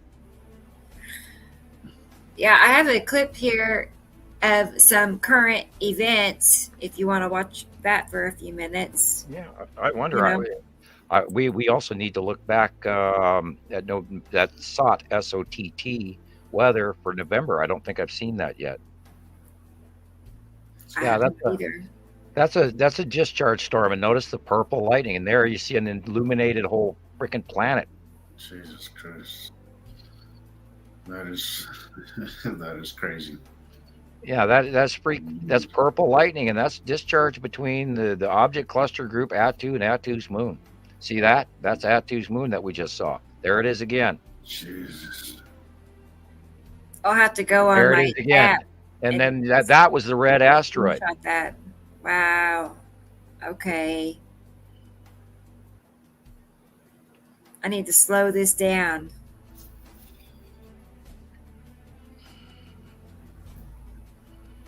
That is, there's big round objects in this, discharging. And this is, of course, what we were worried about at the end of the 180-day cycle that we thought would go all the way into December. And this is a prime example, and it's all purple. Look at the purple lightning. Yeah. That big round flash. You're looking at a large planet there. I was going to say, look at the background of our screen tonight. Those big purple planets, kind of envision. And they are that big and that huge. And yes, you're seeing them at night. But they're there, And this was just water coming out of the ground. Liquefaction from seismic activity. Yeah, right, like a mud flood. Wow. Kind of looks like that might be the onset of the waves in the Russian storms from at the beginning of the month. Because they had a tidal rush, and that's probably coming. I can't tell. Is that by the ocean? Yeah, they had the Black Sea and everything was just blowing on shore, and they had tidal waves and all sorts of really, really rough weather and flooding. Okay. You're looking at onset flooding, and yes, it is fast. A mini tsunami. Whoever's recording is really brave. I've got to get the hell out of there. Yeah, I'd be in the house packing up my crap and trying to load it into the car as fast as I can, because if it comes up that fast, how much deeper is it going to get? Look at how it just flooded that entire area. Look how weird the lighting is. Jesus. It's a gray, almost surreal footage. No, he was on a bench. I thought he was on a bridge. Wow, you need to get the hell out of there. You better run. Yeah, you're not going to be able to drive out of there before you know it. There goes down the road. Jesus. Tell me this is normal. You want to see him pant to the sky. He's kind of like us. Don't you know? If it was us, we'd be out there probably too. I don't know. Well, we'd be standing in 2 foot of water before we realized. I'd be trying to get the footage I could. I'd be filming up and not notice that I'm getting, swamped in by the oncoming flood. Yeah. Yeah, I always look up first. I mean, I'm watching movies on TV or on YouTube, and I'm looking at the sky, not what they're talking about. Yeah, same. Rocketman says it was cool, and Avengers said, yeah, that's crazy. Yep, I agree. It's normal. LOL. Yeah, look at that. Look at that. It just blew that truck by. Let's go replay Yeah, people should look up what happened on the Gold Coast in Australia on Christmas Day. It's pretty wild what they had. I mean, they had major disaster hit Australia yesterday. Oh, wow. Okay, I'll check it. I'm curious. Got you going. I know. To sub-Arctica, yes, mainstream news does suck. You have to seek out this information from alternative sources. We're the alternative source. Yeah. You know what I'm saying? I mean, because it's just like person sharing it to another person, and then they'll share it to another person. That's really how it's spreading. You have to be self-taught because nobody's really teaching this stuff. This is literally the only, when we say this is the one and only Twin Solar System podcast, it really is. There is really nobody else teaching this stuff out there. So that's right. You have to be self-taught. You have to look for this information alternative. You being here, great start, but we're not newbies.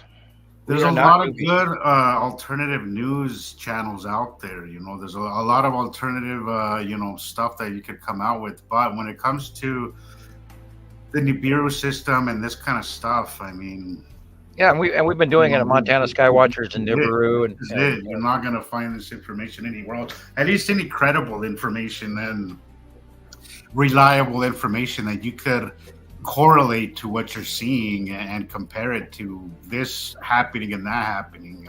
Everybody else just does a small one-time event and doesn't really correlate it to other things. What makes us different is that we have members from all over the world. So whenever I see one passing, and this is funny because just this last passing that I saw, Andy Poole posted some pictures, and I was like, I need to get ready because something might be happening soon.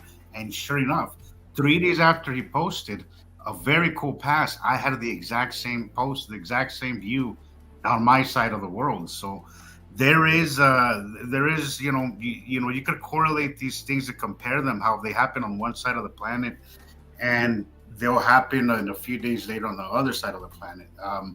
Also, you have to remember Outview, guys. We're seeing in a very limited cone from our ball. We have to think we're on a ball, so we have a limited view. I always get often I get asked, if one person has seen it on one side of the planet, everybody else on the planet should be seeing it. No, it doesn't work that way. We have a very limited view because we see out in the cone shaped. You explain it better, Sam. I don't know. We have localized comparatives where people will send in their stuff, and people from the United States will see a similar behavior pattern, and then I will be posting a drawing going down the page, person after person after person after person, where this all matches. The same thing, right? But because we have an out view that's rather limited, we're not all going to see it at the same time. And right, not all at the same time. Not only that, it's a different time of day. In the beginning, I was like, why is it that somebody on this side of the planet has some incredible skies, and I'm not getting nothing? Why is that? And then eventually, I got with that. I saw in one of your interviews, Sam, that you mentioned how we look out into like a cone area because we're on a ball, so our view is just we're seeing that way, and we have this view, this limited view, so not everybody's going to see it at the same time, which I just find fascinating. More proof that we don't live on a flat earth, because we would all be getting the same sights. Sorry, every time. It is. More distant than others, but I mean, we would all be seeing it. But we can because we're different sides of a ball. So you just the difference between us is that we compare worldwide things, and they all match. So right, and we're not doing the single event. We know what we're seeing, and after a while, once you start paying attention to this stuff, and once you learn it, you can pretty much predict when something's going to happen. Like again, when I saw Andy Poole's post, because over the years I've known certain people. Tony recently had his sighting after I had mine, and that always happens. But usually he has it first, and then I get it later. This time it happened the opposite. But if you pay attention to the people around you, the other people posting, the other people that know as much as we do, you can pretty much predict when something's going to happen, because one of them will see it, and then a few days later, if you know to pay attention, you know that it's going to come, and you're going to get to see the view of it too. So, which is where some of the drawings come from on the side. I have so much fun with that. I have so much fun with that because I know as soon as somebody posts something, okay, I'm just waiting for it. I got my cameras charged. I got to make sure everything is ready because I know something's coming. And sure enough, I never have to wait more than 2-3 days before it happens in my area, right after somebody else posted. So yeah, it's so much fun, guys, once you get the hang of this stuff. Did you see what Subarctica just typed? No. Yeah, that's a very common. The holograms, yes. Oh boy. Yeah. Now there is a conspiracy theory for you. Yeehaw. I get asked that a lot too. If I think they're holograms, no. They're interdimensional. Yeah. No, not at all. Yeah. Well, we wouldn't have had. We wouldn't have had They would always been the same size, and then they would have been showing it to us on the ISS fake cams, and as well as mixed with their live cam. Because I still to this day believe that some of the live feed is not live. Maybe during a spacewalk or two, when they know that there's no planets that are visible in their camera angle, and then they've got God knows how many captures where, like there was one recently released where there's a docking smaller extraterrestrial craft that actually docked up with the ISS. So we're not getting told anywhere near the real story from them. But yeah, and we over the years have watched them come in bigger and bigger and bigger, and I mean we all had to tiptoe through discovery as well, and notice there's a red blob here and a green blob there, and God, look at that purple blob, and oh my God, it's got a white thing in front of it. And then we watched over the years, and they got bigger and bigger and bigger, and then they matched the other Pleiadian message information, off-world information that we got from 2 different sources, which is why we use them.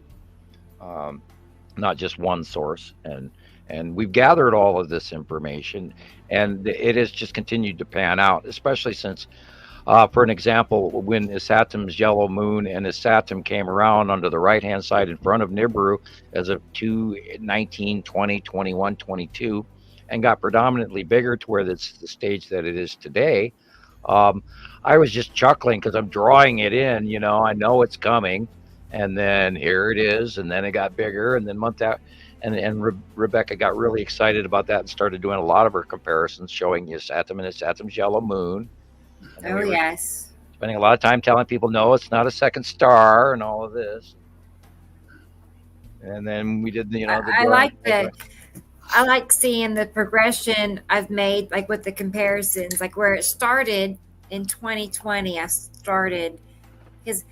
Before that, I was just making them for myself to help myself remember what things were, and then as I got more sure of myself, I started sharing them with the group. I thought, well, I could at least help them, have a better understanding. And you invented your own level of science that we use as a regular tool now.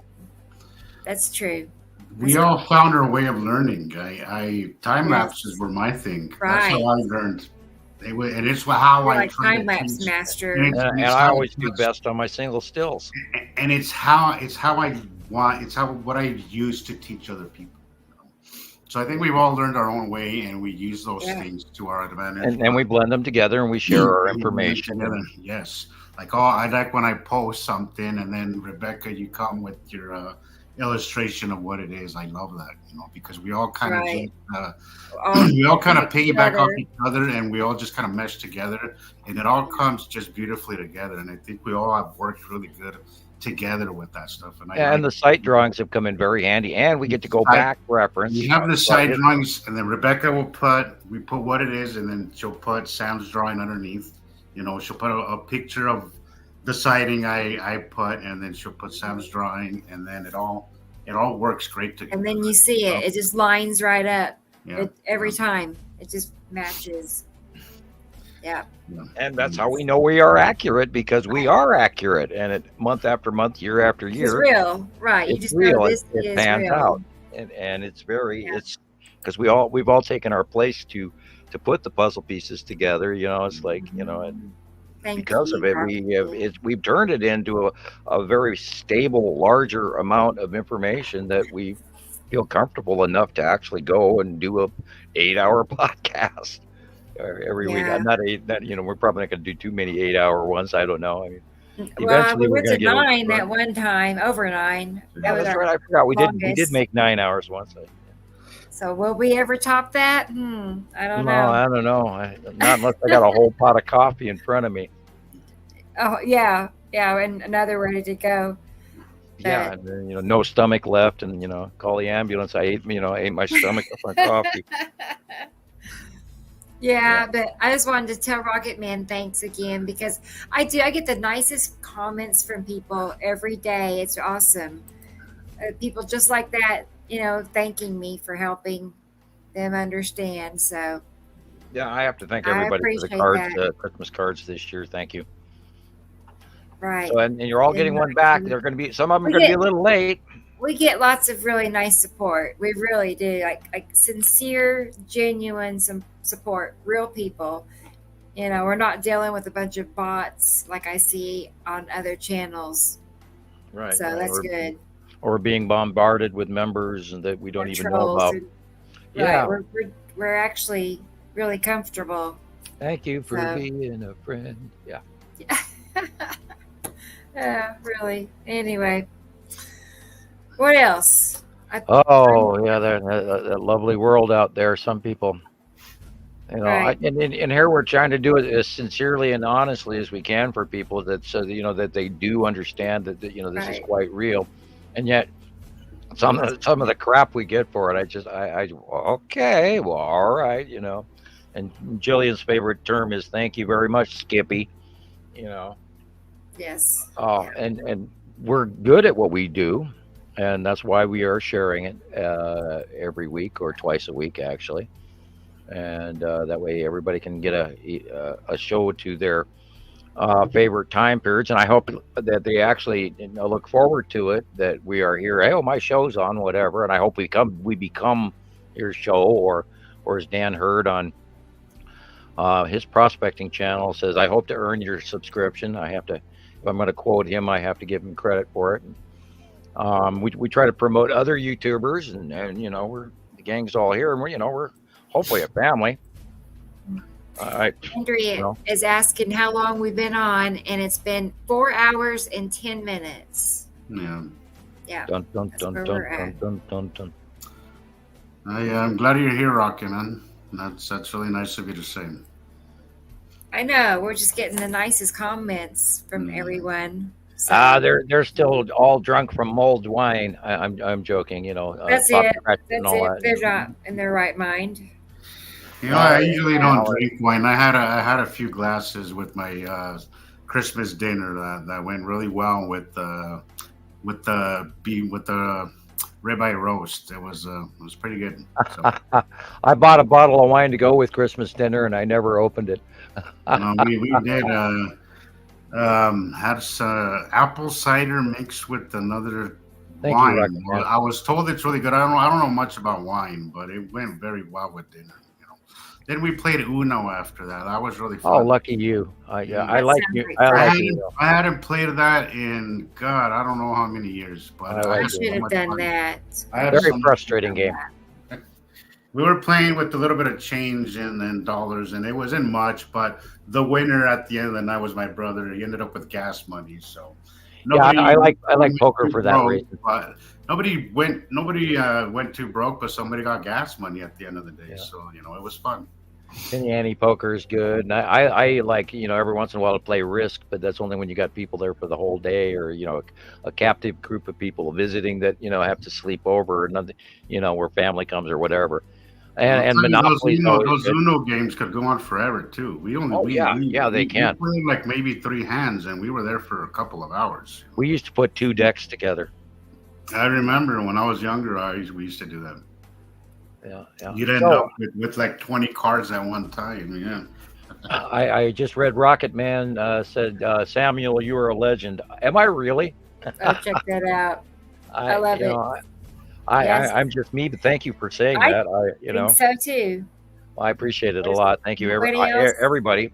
It's been a hell of a year. Oh my God, and people do Right. tell me that, and I just, I go, wow, okay, cool. But we've all earned this together, and I wouldn't be where I'm at without everyone around the world sending in their material. And it's the members and you guys, It's a group effort that only works when everybody is because of that. Again, what makes us different is the members. Is that everybody's showing what they see on their side of the planet, and we get to compare it to what others see on their side of the and what we see, and it all matches, and that's why this works. Is because citizen science does work, guys. This is proof of it. I think what we have done here is incredible, and I think hopefully years from now, hopefully not too many years from now, or hopefully, this. well, I hope we can get past the discrediting. Yeah, I hope, hopefully this becomes more of a subject of more of a learning based thing than something that people are trying to debunk or dismiss as lies, because this is very provable. I think what we've done here is amazing, and I'm very proud to be a part of it. Because I often think, why and how did I get myself involved in something so huge like this? But I'm glad I did, and I'm glad to be here, and I'm very proud of what we've done here. But it is absolutely a group effort, because I've learned from so many people. I've learned a little bit from everybody. Yeah, there is some favorites. Some of us that socialize more than with others, but I love that we all get to see each other's work. If there's people out there that are hesitant to talk to us because we do have a legendary reputation, or we're semi-famous, or you think we're busy, no. Right. Don't think that. There's and super normal people. Really. and there's a lot of people. Oh, I'm sorry for bothering you, Mr. Hofman. And I was like, well, okay, well, you caught my attention, so I mean, shoot, go ahead and ask, because we're all, we are doing this to share all of the information, and it all belongs to all of us, and we're not really trying to sell it or anything like that. I just sent you 3 pictures, Rebecca. Oh, okay. I thought I see my phone light up. Okay. Oh, wow. Nice. And this is something we don't talk about very often, and I don't really post it that often. We Radio Wasteland used it, and in a couple of the older shows, but people would have to actually go out and look for them. Oh, I'm looking at on Facebook on Petty. Sent in 5 pictures on the 25th, and they're pretty awesome too. Okay, I have not always seen. Look forward to Petty's post. If you'd like, there's some people that post that are my favorite, and Petty is definitely at the top of that list. Might be faster. As Sam has said before, he's an artist. Right. There are some people like your standard regulars favorites. You got, no matter what, go check their page out and see. I know. I will send you really the 5 pictures. He would be so great at okay. At adding a lot to what we have to say. Unfortunately, there's a language barrier there, but hopefully. Too bad we don't have like an auto 2 of the 5 so far. Well, not with AI. 2 of the 5 so far have got. Sorry. Go ahead, Sam. Okay, 5 more. 2 of the 5 have Texas queued them. I think I'm on number 4 that I'm posting for you, but show those other 3 first. Yeah, I got 4. And then we can move on to.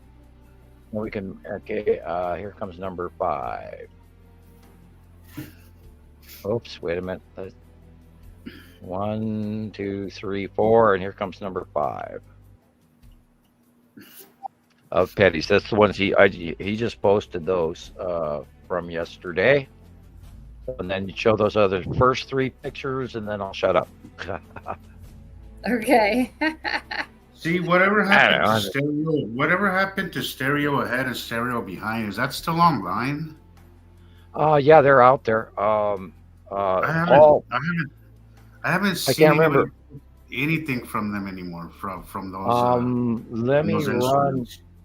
Let me run to Montana Skywatcher 2, and I'll try and pull Paul's last name. Okay, he posts that stuff all the time. Jason McKay points to a picture of the red star on Facebook. Red star, red asteroid. Well, my brain was disconnected there. Oh, my computer's stalling, of course, because I got 3 pages open. Thank you. That's sweet. I know. Yeah, keep me on my toes, Andrea. Right. It's also running on my Facebook page at the same time, so I'm running several pages Andrea. all at the same time. Okay. It's Paul Leclerc, and he posts stereo A and B pictures all the time on Montana Skywatchers too. So yeah, it's still available out there. I don't go there as often as I should or as I used to, because I used to go there every morning, and I would look at my own. There with the owl. L-A, La, and then separate C-L-A-I-R, Leclerc. And he's a member of Montana Skywatchers, and he could probably hook you up with the links. That is Skywatcher 2. Is it Claire with the E, Sam? C-L-A-I-R. Claire. No E? No. E at the end? Okay. I already left Facebook. I'd have to go look him up again. Yeah, here we have an older picture of Nibiru, everybody. And if you look over to the left, Isatum and Isatum's yellow moon are in this picture, but they're dark. They're on the right-hand lower side, and they're there. Took me years to see that. I never noticed the bottom corner thing that's cutting off Nibiru in this picture. And when you pointed it out, when you pointed it out the other day, I was like, holy crap, how did I not notice that? Because it's dark. Yeah, but I mean, it's still cutting it off. But everybody looks at the light stuff first. Yeah, but... And that is what you have to train your brain to look elsewhere first, in the dark first. And I always do for the dark spots, but in this picture, just your attention just goes directly at those land masses and stuff. It's just hard. And if you look over to the left, far left lower, you see lead asteroid, red asteroid, and spiral asteroid above it. And I bet you didn't see those there either. No, but I definitely see the dark bodies now. Yep, and they're the circles, and we see the facial shapes, and we know lead asteroid is in the front, way bigger, and then the red asteroid in this shot. The red asteroid is actually behind lead asteroid, and the spiral asteroid is above the other two. And back at that time, years ago, that's what they looked like, although they've changed positions over the years by out view. Not really, they pretty much stayed the same in their own orbit placement, but it's our view of them that changes. Because they're not directly next to each other per se. They may be, 10,000 miles apart. I don't know. But they're in the out view. But anyway, yeah, there's Nibiru and the land masses. So Avengers is asking, was this taken in space? Yeah, this was taken in space. I'm going to say 2019-ish. And then the other two photos are also ones after this are years apart as well. Okay. And there you see 2016. You see the same thing when it was much smaller.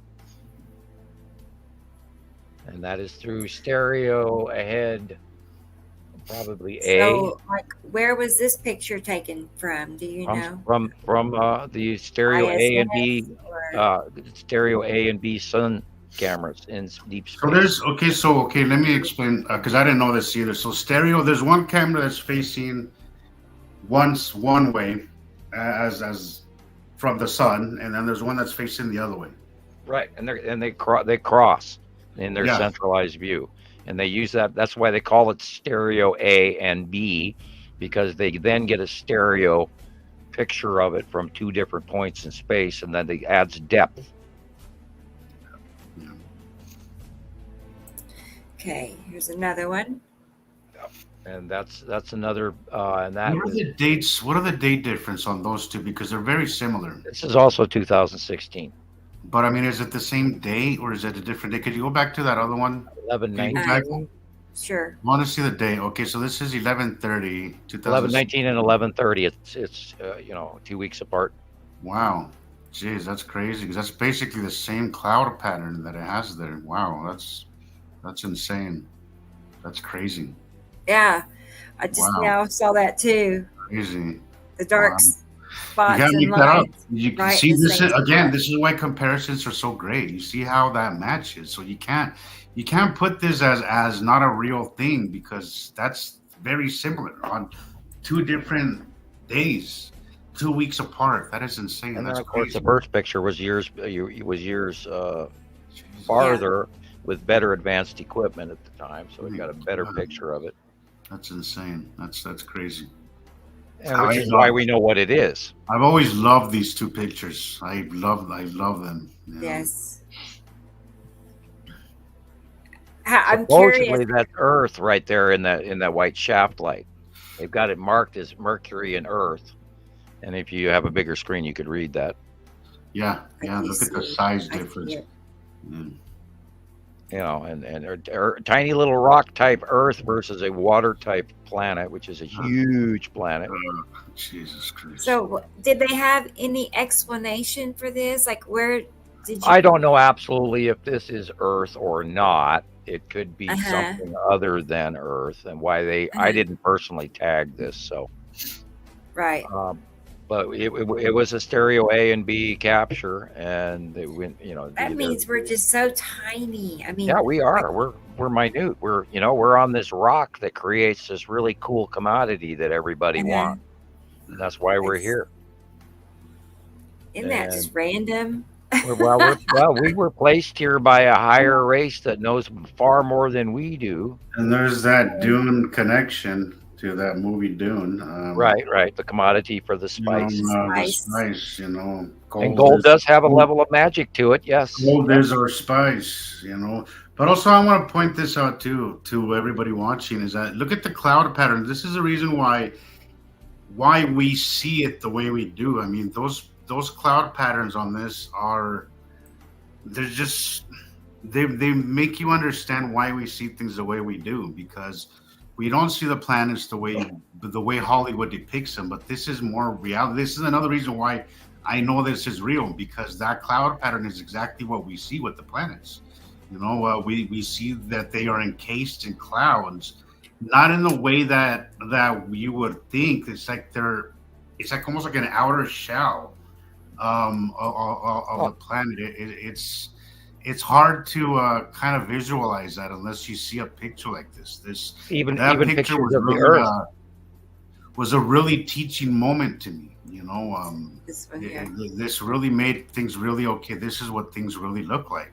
From our point of view, this is what things really look like, and it's just insane. That's crazy. And I posted another one from 2012 at the end of Petty's shots. If you want to look at that one, and I'll look and see. That's the land masses that you could see from Earth as Nibiru was passing in the year 2012. It's something you posted on your page? I posted it on the PM at the end of Petty's 5 pictures. The same place. You sent them to me? I just sent you one additional picture of Nibiru in 2012. That I think is important at this point. And where is Petty's pictures? They're at the end of the Nibiru ones. Okay. On that same PM, I sent you the 3 Nibiru pictures, and then I sent. Oh wow! Oddly, only 2 of Petty's pictures went through. Weird. Okay, so this is one of them. I see now what you're doing. Okay. I sent you 5, and only 2 went through. Yeah, I'm only seeing 2, Sam, 2 as well. Weird. And it's the ones with the cube that didn't make it.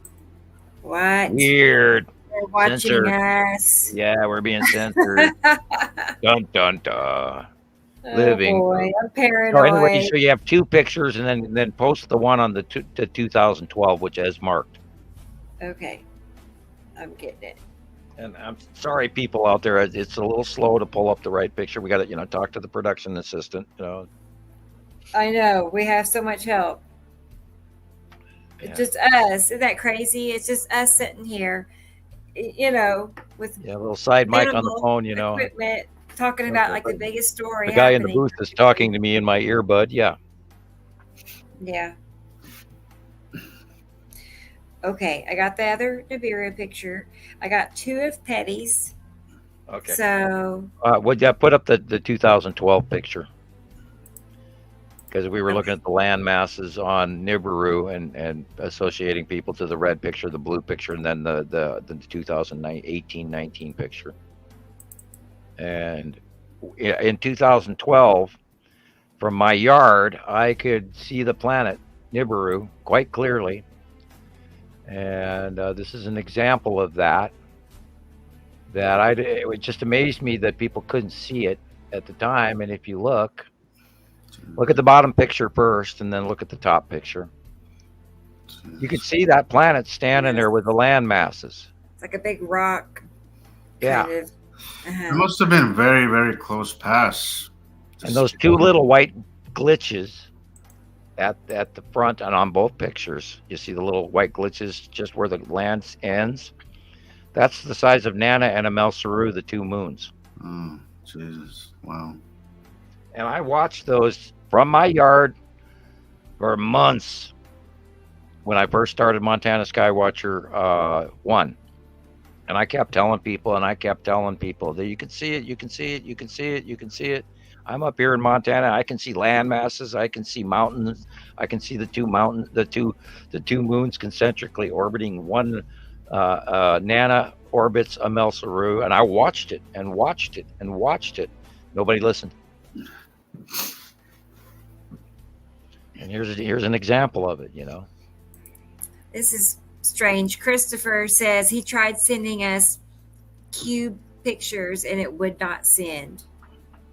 That's interesting. And those are the ones that I them to me, right? I'll double check. I'll see if I can. Where did Petty's shots go? Wow, Petty's shots aren't there anymore. Where did they go? Oh boy. We need the Twilight Zone music playing. I know. Yeah, I'm gonna have to get that saved. I don't remember where it was on news feed, I thought, and I'll have to go to Skywatcher 1 see if he set them there. I know, Christopher. It's weird. Because no, I haven't gotten anything else from you. Yeah, it's down to 2 pictures on Skywatcher 1 also, and there were 5 just a minute ago. Weird. Okay, I don't know where he sent them. I'll go back to Montana Skywatcher 2. Okay, I'm gonna look at Petty's profile real quick. There's some from a day ago. Oh, you sent me 2 of these. 25th, yeah. Yes. Okay. And I'm scrolling past our live feed on Montana Skywatcher 2 is playing. I should bump it, put it up to the top of the page. That's when I type in bump. B-U-M-P. Right. I'm boosted up to the top of the page. I have a folder. I'm still not seeing them. I'm still not seeing them. Wow, I'm down. Weird. Those 5 pictures just bumped into 2. Well, I went to his page and got them. So here, hang on just a minute. It'll be just right.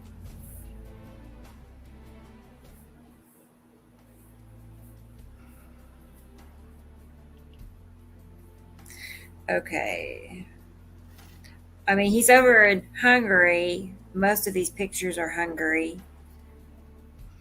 They always get good views. I know that much. I know different parts of the world see different things, but I don't get this. He's got 2, 2 major small seas or oceans. Yeah, not ocean, seas. You got the Caspian Sea and all of that in that area. Istanbul, Black Sea, and all of that. like I said, the yeah, Crimea. And,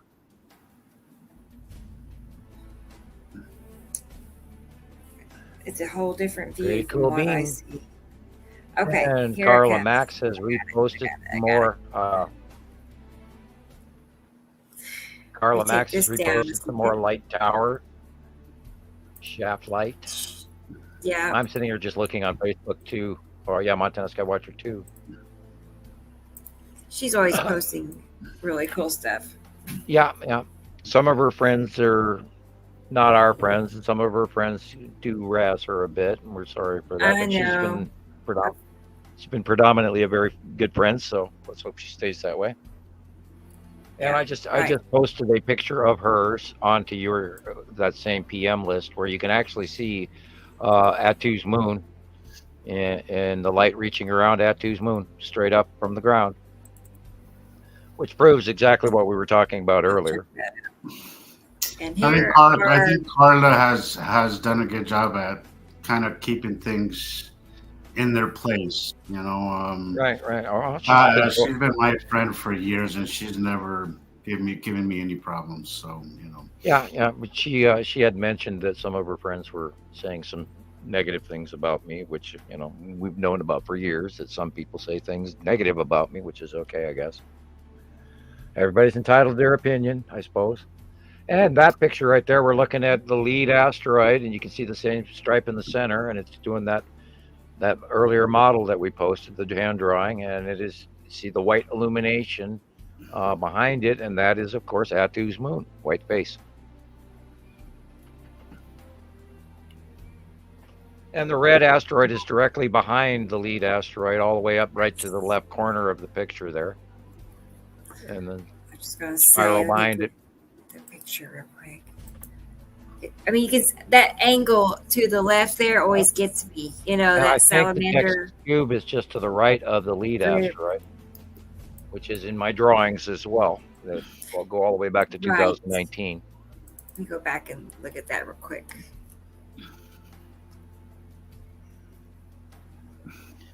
Yeehaw, it matches over and over and over and over. I know. It does. Let's see. Let's pull this one up. That one's pretty good. All that asteroids, the lead object, the tan, all those, you know, the skull, all of that area there is the same here to the left. It's always at that angle. I've got a better. Always I've actually like got that. 2 better drawings than that one. Like regular clouds just would not replicate like that over and over.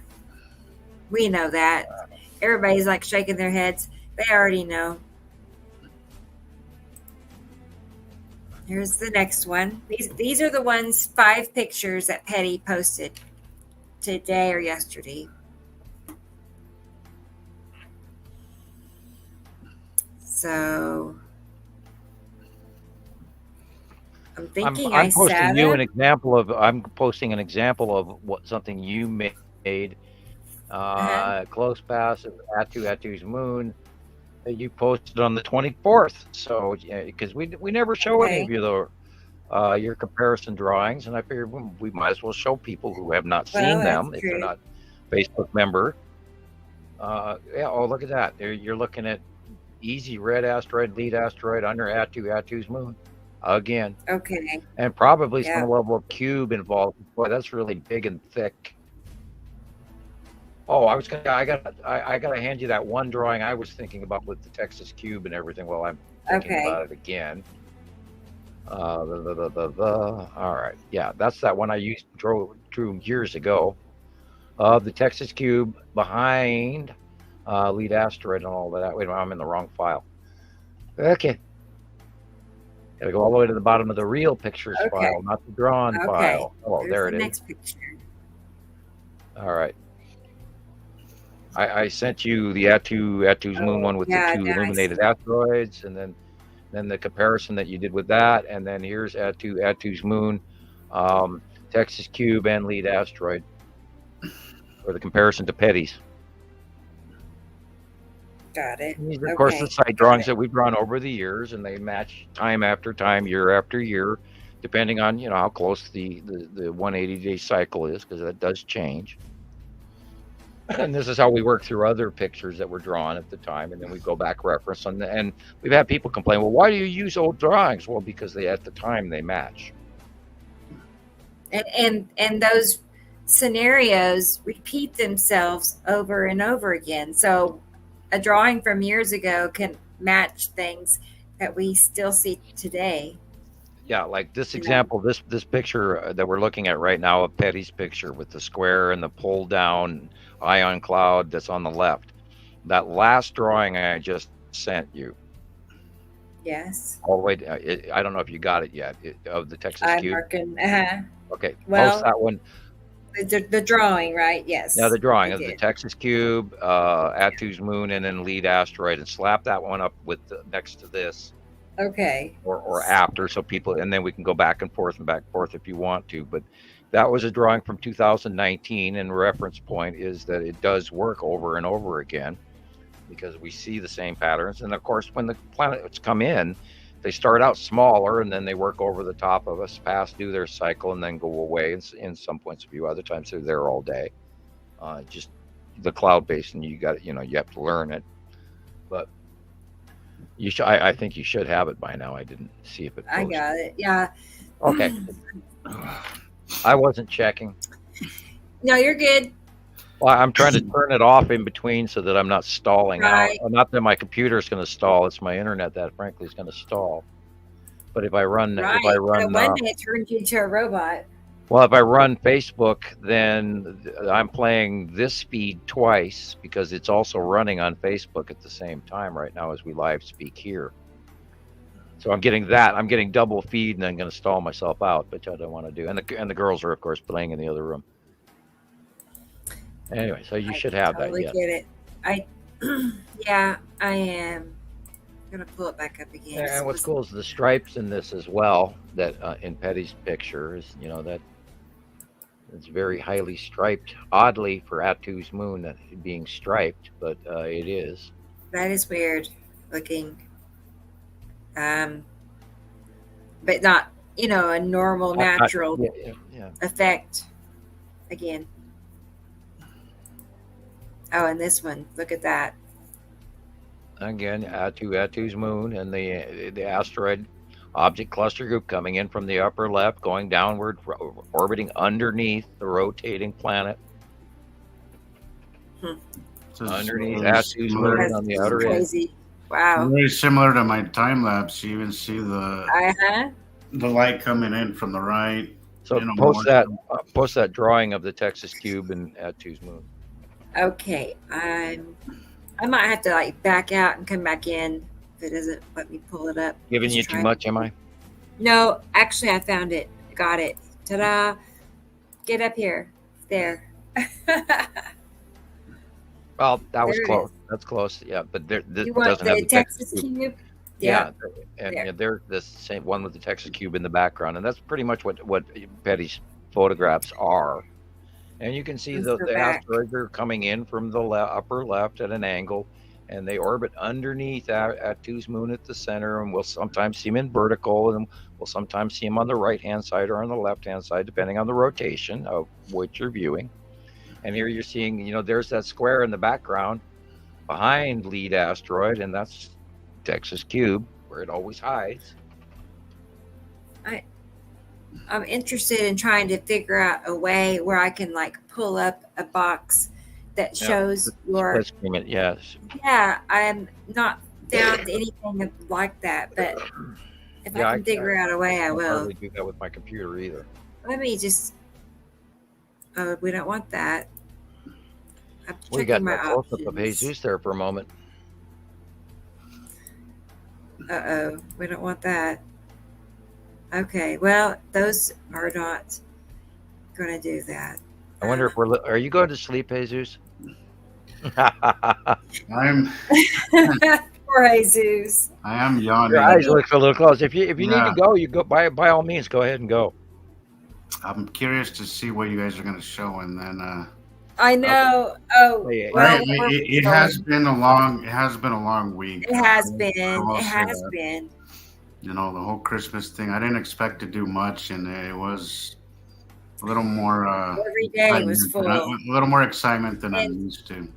and my You're gonna next catch up to me 2 here. days are full. I got busy weeks still myself. I've actually in the last year I've nodded off like 3 times while I was doing something else and couldn't believe that I actually fell asleep in the chair without even knowing it. So yeah, I did that that a few shows ago. I couldn't stay awake. I was so sleepy. Wow. It was late. And here you again in this Ross's picture. Ross has been posting some very cool stuff. You see the object cluster group coming in from the left-hand side again. You can see the pathway. You see the underneath of the illuminated Attu and Attu's moon, all cloudy and patchy. And if it wasn't for that object cluster group coming in all the time from the left at that angle down, it wouldn't be just as easy of a call. But that's when I see that, I automatically know, ding, Attu's moon and the object cluster group. Yeah, that angle thing is always. And that ain't just clouds by themselves repeating a pattern for 13 years. Well, actually, Attu hasn't been close for 13 years. Attu's been close for just about 10. I'm trying to get Ross on the show with us, so I think he will. He's been posting some very cool stuff. He really does. I like his pictures. I like his posts a lot. Really cool I use his pictures a lot for posts. How long has he been in the group? I only recently started noticing his pictures. I know, maybe a year. I'll check and see. I'm curious. He must have learned. He must have learned a lot because the quality of his pictures are very good. Like I think he knows what he's looking at. Oh my god! I do too. I think he knows what he's looking at. He knows how to take pictures. I think he's. I love where to look. I've been seeing one behind the other, and they're each very good pictures. So. Hey Richard, the bottom new comment, Richard. Thank you for the big smile that you created on my face. Dr. Claudia Albers. How do I say this kindly? Wow. Wow. God. No. I'm trying to find the proper words here, and I'm just not coming up with them. Pain in the ass. Disinformation. Right. Excuse me. I studied physics. I studied advanced chemistry. She talked about no science I ever read in my entire life. So maybe that's what happened to her. Maybe she just got quiet. I hope. I apologize. I don't mean to be rude, but I hope she went away. I apologize, but I truly hope she went away. I've never listened to her before. I and she did post some pretty. Oh God, she had some bizarre. I'd call it hobo stew. She has some bizarre ideas, I guess. To put it lightly. But I see she hasn't posted anything in 9 months. I just hope that she's done. And I spent years, and that's why I said hobo stew. I spent years wading through the stuff she was laying down that people were actually listening to. And I had to clear that up, and I had to clear it up, and then you went to stellar bodies and all of this, and I was just going, oh my God. And the terms that some people use are so inaccurately misleading that, no wonder people are going, oh, the Nibiru planets are coming in, interdimensional, they come in and they're here and then they go away, and all of this, and, scooping all the way out to flat Earth and the firmament and all of that. Oh God. Unfortunately, she laid down so much incredulous material that we spent a great deal of time trying to clean up the mess that she caused. And I don't want to be rude. I've never personally met the woman, but I really tried to watch her material, and I could never wade through it for more than 2 to 3 minutes at a time. And then I would just go, oh my God, this woman is nuts. because So her science is nothing I ever read out of a book. I'm sorry. What's her specialty? What is her thing? Well, she claims to be an astrophysicist or something. I don't know what her accreditation is. I could never see. I don't. I don't know. It says PhD, but it doesn't say PhD in what. So. Yeah, and not only that, I don't necessarily, when people call themselves that, I don't necessarily believe that. I listen to their words and not their plaque on the wall. And she did not, to me, seem like she was actually educated. I did not understand her. There was no science I know of. And I'm not trying to be rude. I'm just, because, I mean, he made me smile. Richard made me smile, morning, Thomas. It made me smile bringing her up because I could never, fortunately, she had blissfully removed herself from my mind. And then I went, ouch, and then he mentioned her and I was like, ow, oh, okay, that was a good smile. I forgot all about her, honestly. Oh, yeah. Oh, God. And I think she threw out dates all the time, too. Because I only ran across her a few times and I tried to see what it was about, and I was like, I couldn't get through much of it either.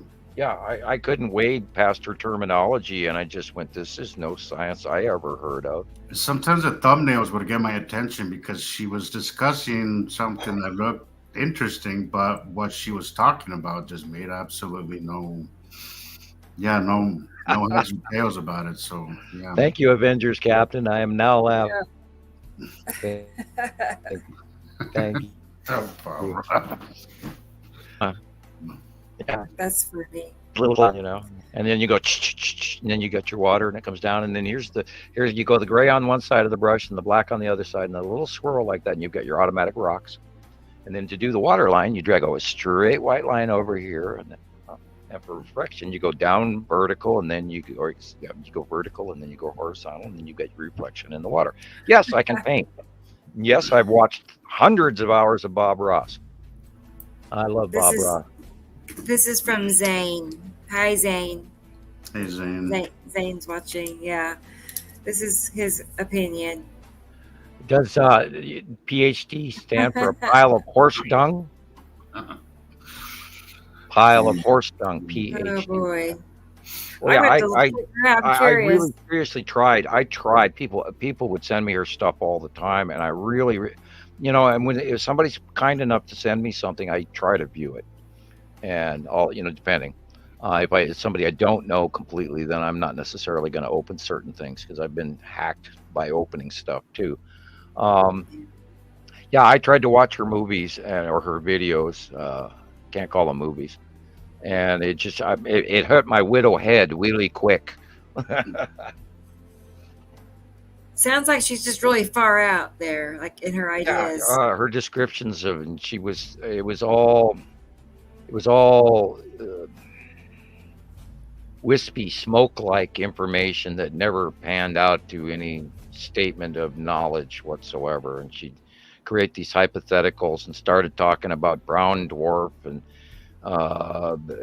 this and red Nibiru and all of that, and right there, clank, the car crash right there. Oh boy. And, and then they all went through, and the same thing with Zeta Talk. And I just sat there and listened. Don't get me started on Zeta Talk. Yeah, I listened to the shit these people were dumping out of the back of their pickup every day. It was day after day with her, and those kind of things make credibility. Yes, stellar cores, exactly. That's what it was with her. I think that's Zane's comment. Yes, stellar cores. That's what she would talk about. But I think those kind of channels are really. Yeah. What the hell is a stellar core? What the hell is a stellar core? A stellar meaning something out there, and a core meaning what? A planet? I mean, then why don't you just call it a damn planet? I mean, hello. So she's the one that originated that term. Oh yeah. And then the firmament and all of that shit came across it, and then the flat earthers went nuts over it, and I'm still hearing people talk about stellar cores here and there. Like, me too. Because that's where I heard it first, was with her. Yep.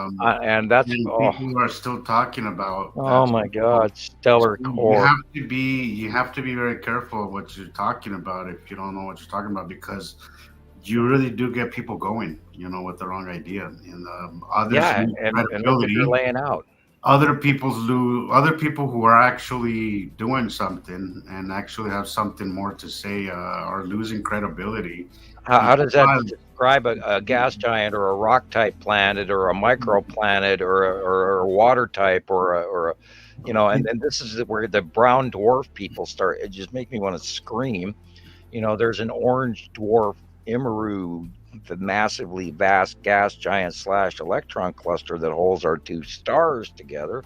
But that's an entirely different scenario in comparison to what she's laying out there, that just frankly doesn't even get you from A to B. You're stuck at A plus going, where's the rest of the story? And she'd pop out, oh, stellar core is doing this and that, and I'm going, what? And then, like I said, it hurt my head after I'd listened to 5 minutes of her. I'm going, I'm going insane. I can't listen to any more of this. And then I spent, month after month after month of people pumping this stuff at me. Go, did you hear what she said? Did you hear it? I'm going, no, let me correct you. Oh my God, please listen to me, And I'm sure not everybody did. And, God, let's talk real science here. Come on, science is not that hard. Oh my God, come on. Wow. Anyway, here we could devote an entire show to just start, downing her, and I'm not trying to do that. Wow. It's very detrimental to this topic. A lot of the crap out there is very detrimental, and it's the reason why a lot of people don't take this subject seriously, is because of crap like that, Right. And this is why we're, spending week after week after week telling everybody, we've been doing this for 13 years, She wasn't showing anything. She wasn't saying nothing. It was all just a bunch of crap that was coming out of her mouth. And the peanut gallery constantly comments.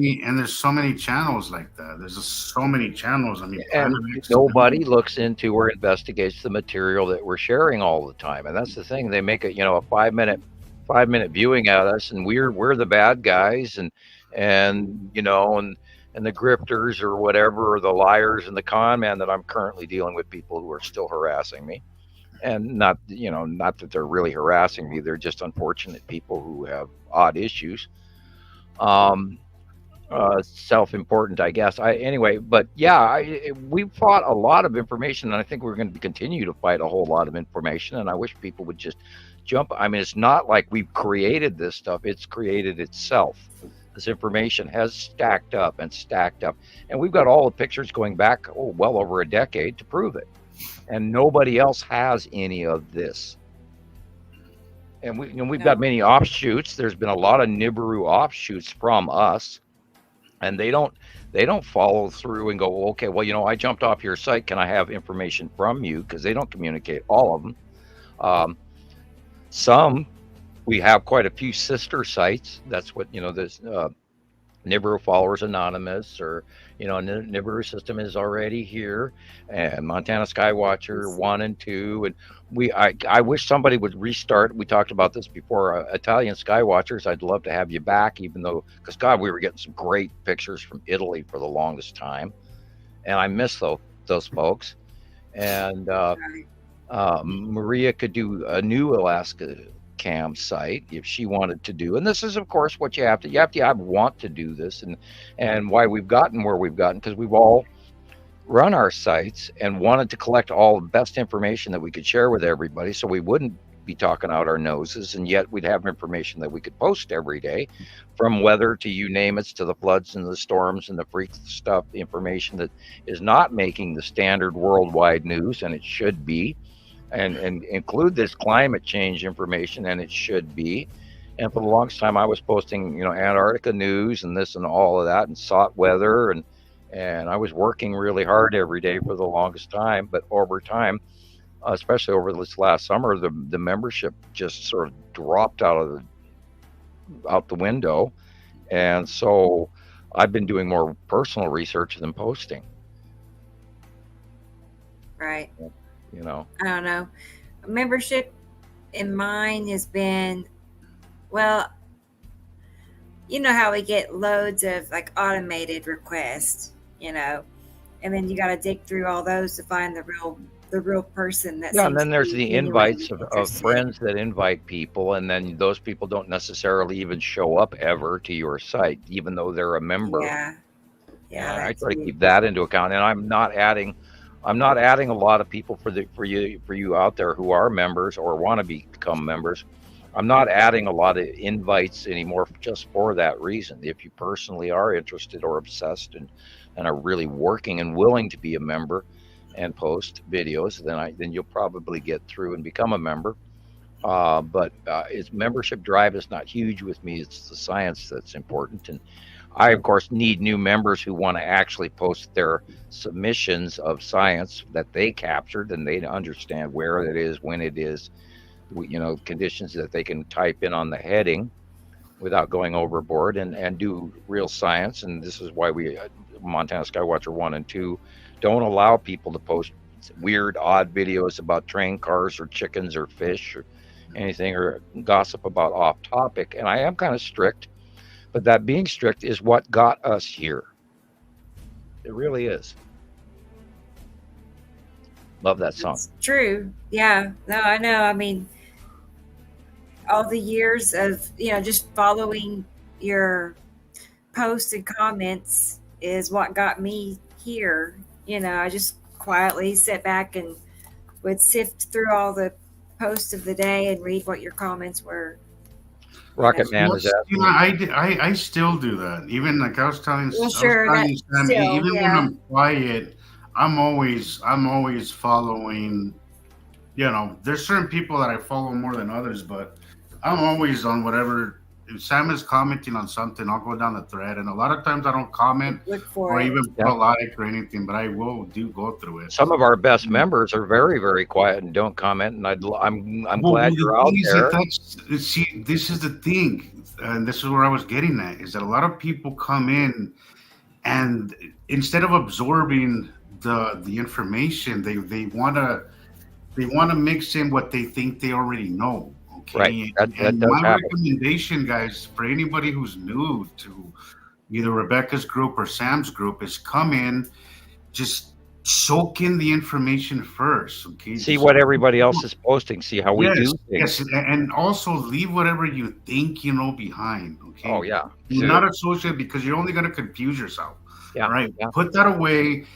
Have an open mind and just listen. Just listen and watch the threads, watch the conversations going on, and you will learn a lot from that, because there's a lot of conversations that go on in certain threads of people who already know what they're doing, and you will learn a lot. I learned a lot going down threads of certain people where Sam was either correcting somebody or agreeing with somebody or something like that, and there's so much to learn there. So just absorb the information.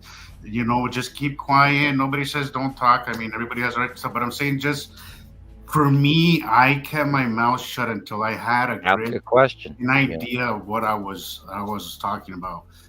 There was a little short time when I was a little overexcited because I knew that I was at the right place, but then after a while I was like, okay, I'm gonna just shut my mouth and I'm just gonna absorb this information and see what I think about it, because of course I came in and I had a good feeling about it, but I wasn't just like, okay, this is real.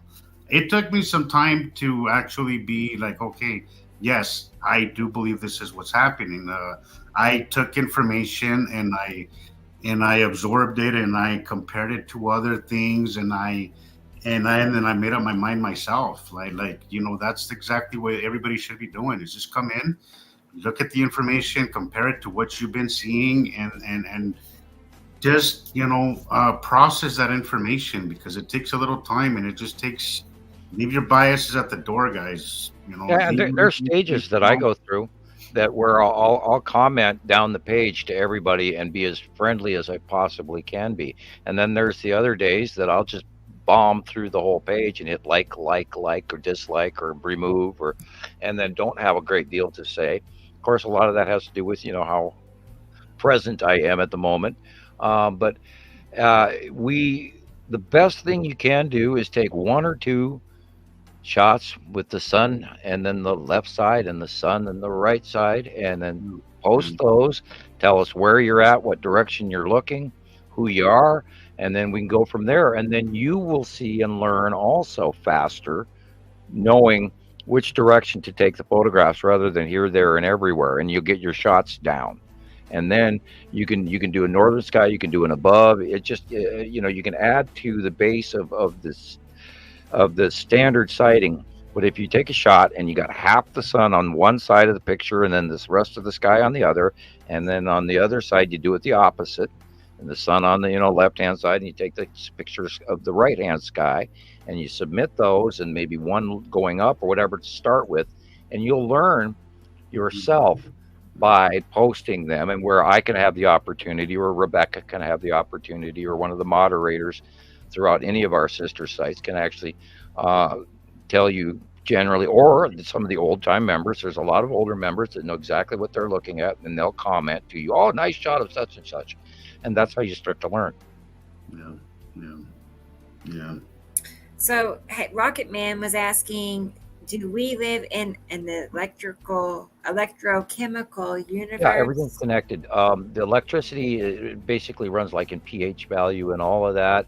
You have oxides and oxides, and the transition from a positive to a negative, and a lot of it has to do with positive. Like, for instance, gold and water are one of the few elements in the universe that are positively charged, and most of the other components and elements are negatively, and you add them and mix them and you do this, and then all of a sudden this changes, and everything in a subatomic level is electrically connecting and binding and switching protons and neutrons to form new compounds. And that's also stellar placement in a little orbiting subatomic micro dimension of that same premise that we live in our space, which is astrophysics and subatomic physics. And when you interchange these chemicals and the elements and the transition of water and the mixing and the placement of the copper, or the placement of sulfur, or the placement of any other with other, and you switch protons, neutrons,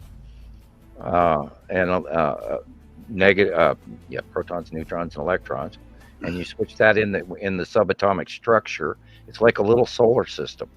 And yet that also has its placement and electrical binding force, which allows it to become a known compound with a mathematical basis. Otherwise, it would be a schizoid embolism, or paradoxal, which would then be a radioactive breakdown of the compound that you had created, which is how things in atomic structure work, in astroatomic as well as subatomic. I hope that answered your question. That was deep. Oh, I'm sorry. I was just trying to figure out how to describe it. Yeah. I'm just like, the electro. When you add compounds, it's like if you mix plaster with water, you get a heat reaction as that plaster dries, and that is an actual. It's a transition from one state to another, and you have the carbon molecules and everything, and all lays out flat. Same thing with steel, and when you mix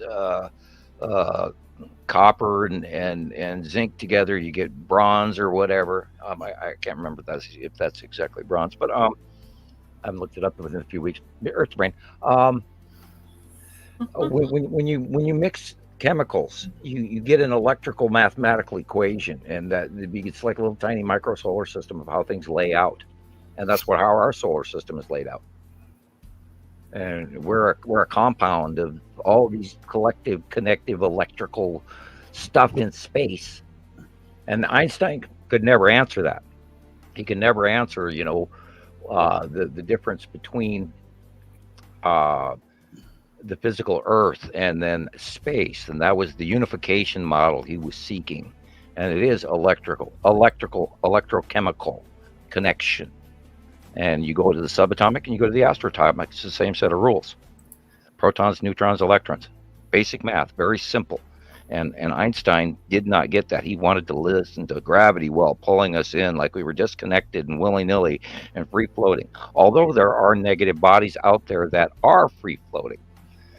And those, of course, are asteroids. And sometimes the asteroid will end up hitting into the positive, and that'll change the transition. And then you have a breakdown and you have a schizoid into the compound, which is a transition of chemistry. Wow. And then if you have a breakdown, you have electrogram and a description of radioactive discharge, protons, neutrons, electrons, expelling one another and changing places and building a new compound, which can be this, which could be that. And that's how chemistry and astrochemistry works. So, what was that ripping? Did you just take the bullshit screen off and okay? That's it was my electric cord over here was kind of getting in my way. Oh, okay. I just thought you like ripped off a level of tape, that they do on race cars for mud, Okay, Sam's done with his bullshit. I'm teasing. I wasn't serious. So I know we're kind of winding down, but I saw one other question here from Gray Guy. I didn't want to miss it. That's not it. Sorry. Planet X. It was about. That wasn't it. It was about planets crashing into each other. Planet X channel. I bet you anything that I bet you she's related to the Steve group, the Money Boys. Remember, they were always. I did notice around that time, Sam, that there was a few people who were related. There was one whose mother, I think, somebody's channel. I can't remember. I don't know if it was Jeff P. or I don't know who was. Yeah. Crazy channel, and then they said they had a secret physicist for a while, and yes. I didn't know if that was her, but I assumed it was. She came out later. Maybe, yeah, but their mother came out later too, and also was monetizing her channel, and she did kind of okay, I mean, money-wise. Money-wise, yeah. Her content was trash as well. None of it was based on reality or anything. She actually had taken a few of my things and set her own little twist to it. But yeah, there's a lot of news. I used to watch Rap the News. He had an interesting, for Avenger Captain who's asking. He had an interesting religious take on things, but he was a character that I found very interesting, and he had some very good footage of stuff, some very interesting footage. Yeah, I think he passed. I think he died. I still miss. He did. I understand he died, but he had some very interesting videos. Again, the guy was a little nutty, and he was always he had like a pissed off. He was a little extreme with the religious part of it, but he was entertaining. I'll say that, he was entertaining, and his videos were interesting. He had some very interesting videos, some interesting footage. So that's what happened to that's what happened to poor Mr. Velikovsky. The man was brilliant. Worlds in Collision. Starting to sound like a robot. Yeah, you're cutting out. Breaking up, huh? Yeah. I think it's time to wind down. That's what happened last time, right around the time. Sam, sorry. Yeah, I don't think. I think we're done with Sam. I think Sam. Yeah, he told me, Jesus, that on the last show, you know how he exited.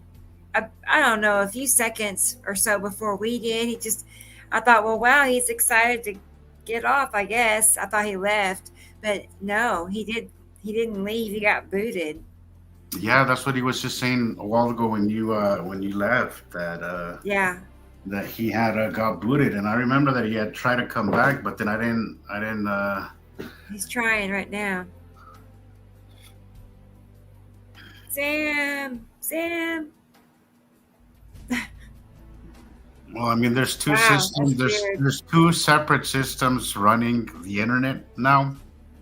So I wouldn't be surprised if those daughters are stealing up all the bandwidth. Oh, that's right. The games. That's right. Maybe. Maybe they were playing offline and now they went online and you can't even connect back on. That's crazy. That's pretty bad. Oh wow, there he is. The picture's a little choppy. Well, I heard your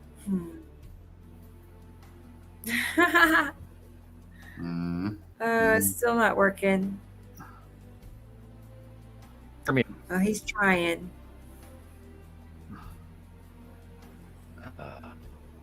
Hello.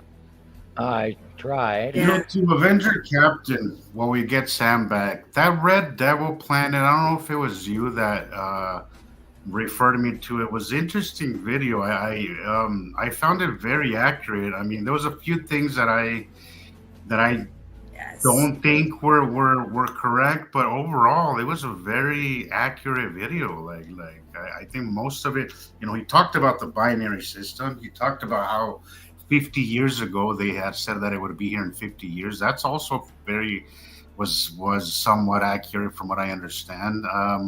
There was a lot of stuff in there that was very accurate. I gotta say, I liked the guy. It sounded like he was honest, and I liked the video. Like I don't think again, I'm not perfect, but I think like 90% of the video was actually very accurate. I enjoyed watching it, hearing it. Really, there was nothing to watch, but I did find it interesting, and I wish. I don't know if the guy has a channel or what, because I couldn't find anything on him. But yeah, it was an interesting video. Very interesting video. I liked it, actually. It's just saying something, because when it comes to this topic, it's hard to find anything worth watching. No. I don't even try. I don't even try anymore. No. And, you can hear me. No, Sam, you're coming in and out. Boy. Man. Wow. That's the real deal. So I think Sam is coming on like 5 hours, and then he gets booted off. But yeah. But honestly, I'm kind of tired. I was about to call. I am too. I was tired before we started. I was tired when I got up this morning. Yeah, so. When I got up this morning, I was like, I don't know how I keep going. Holy crap, it's Tuesday. I said, I didn't even realize it was already Tuesday. So, I know. It's enjoyable as always, but I am tired, and I don't think. Yeah, we should probably. I don't think we're gonna get Sam back. No, this is becoming quite the thing right at the 5 hour mark, with Sam. Yeah. So. Yeah, that's plenty. That's plenty of. Yeah. So like plenty of podcasts. Yeah, and I think we had a good show too. So I do too. Well, I'm having a good time. Yeah. So yeah. So want to call time of death here? Yeah, I think so. And we have a good crowd right now. 41 people I can see. Nice. So that's a good sized crowd. It's definitely growing. I know each show the people who are just viewing and watching us consistently, and it's very consistent. Yes. Thank you guys. And, I think it is getting a little. We started kind of at 15, 20 an hour, 40. I think that's pretty good. Right, it's growing. It really is. People are sharing it, and the more people watch, it's nice. So thank you all for being here. Just want to say, we will be back Saturday. Right. We will be back here Saturday. Me, Sam, and Jillian, and I have a couple of prospects for a guest co-host. I would like. What did you say? Rob? Was it Rob? Was that his name? With those interesting pictures, I think it was Rob. I don't know, but Ross. Ross. Yeah, it'd be interesting to have him see what his take is on things, because he's been judging from his pictures, it seems like he's learning something. So I checked, and he's been in the group a year and 1 month. Oh, so the quality of his pictures, he's been paying attention and learning. So right, because he actually, you can tell he knows where to focus. So he knows where the curves are and whatnot. So that's cool. Yeah. He's learning well, and I thought he'd be a good one to have on the show. So I think he'll say yes. He's kind of hesitant but interested. He said maybe. So I'm going to work on it. Hopefully. He's just nervous, like we all have been. I was nervous. You were nervous. But now look at us. We did it, so it's been so nice. So it's been easier to come on here because people have been so nice. So right. You're welcome, Rocket Man. Everybody's saying their goodbyes. Thank you for being here, Rocket Man. Right. But yeah, good night, guys. Thank you for being here. We'll see you next week. Right. Yeah. Keep See looking up. you Saturday, 2:00 Central. Okay. All right. Talk to y'all later. Bye. Good night, guys.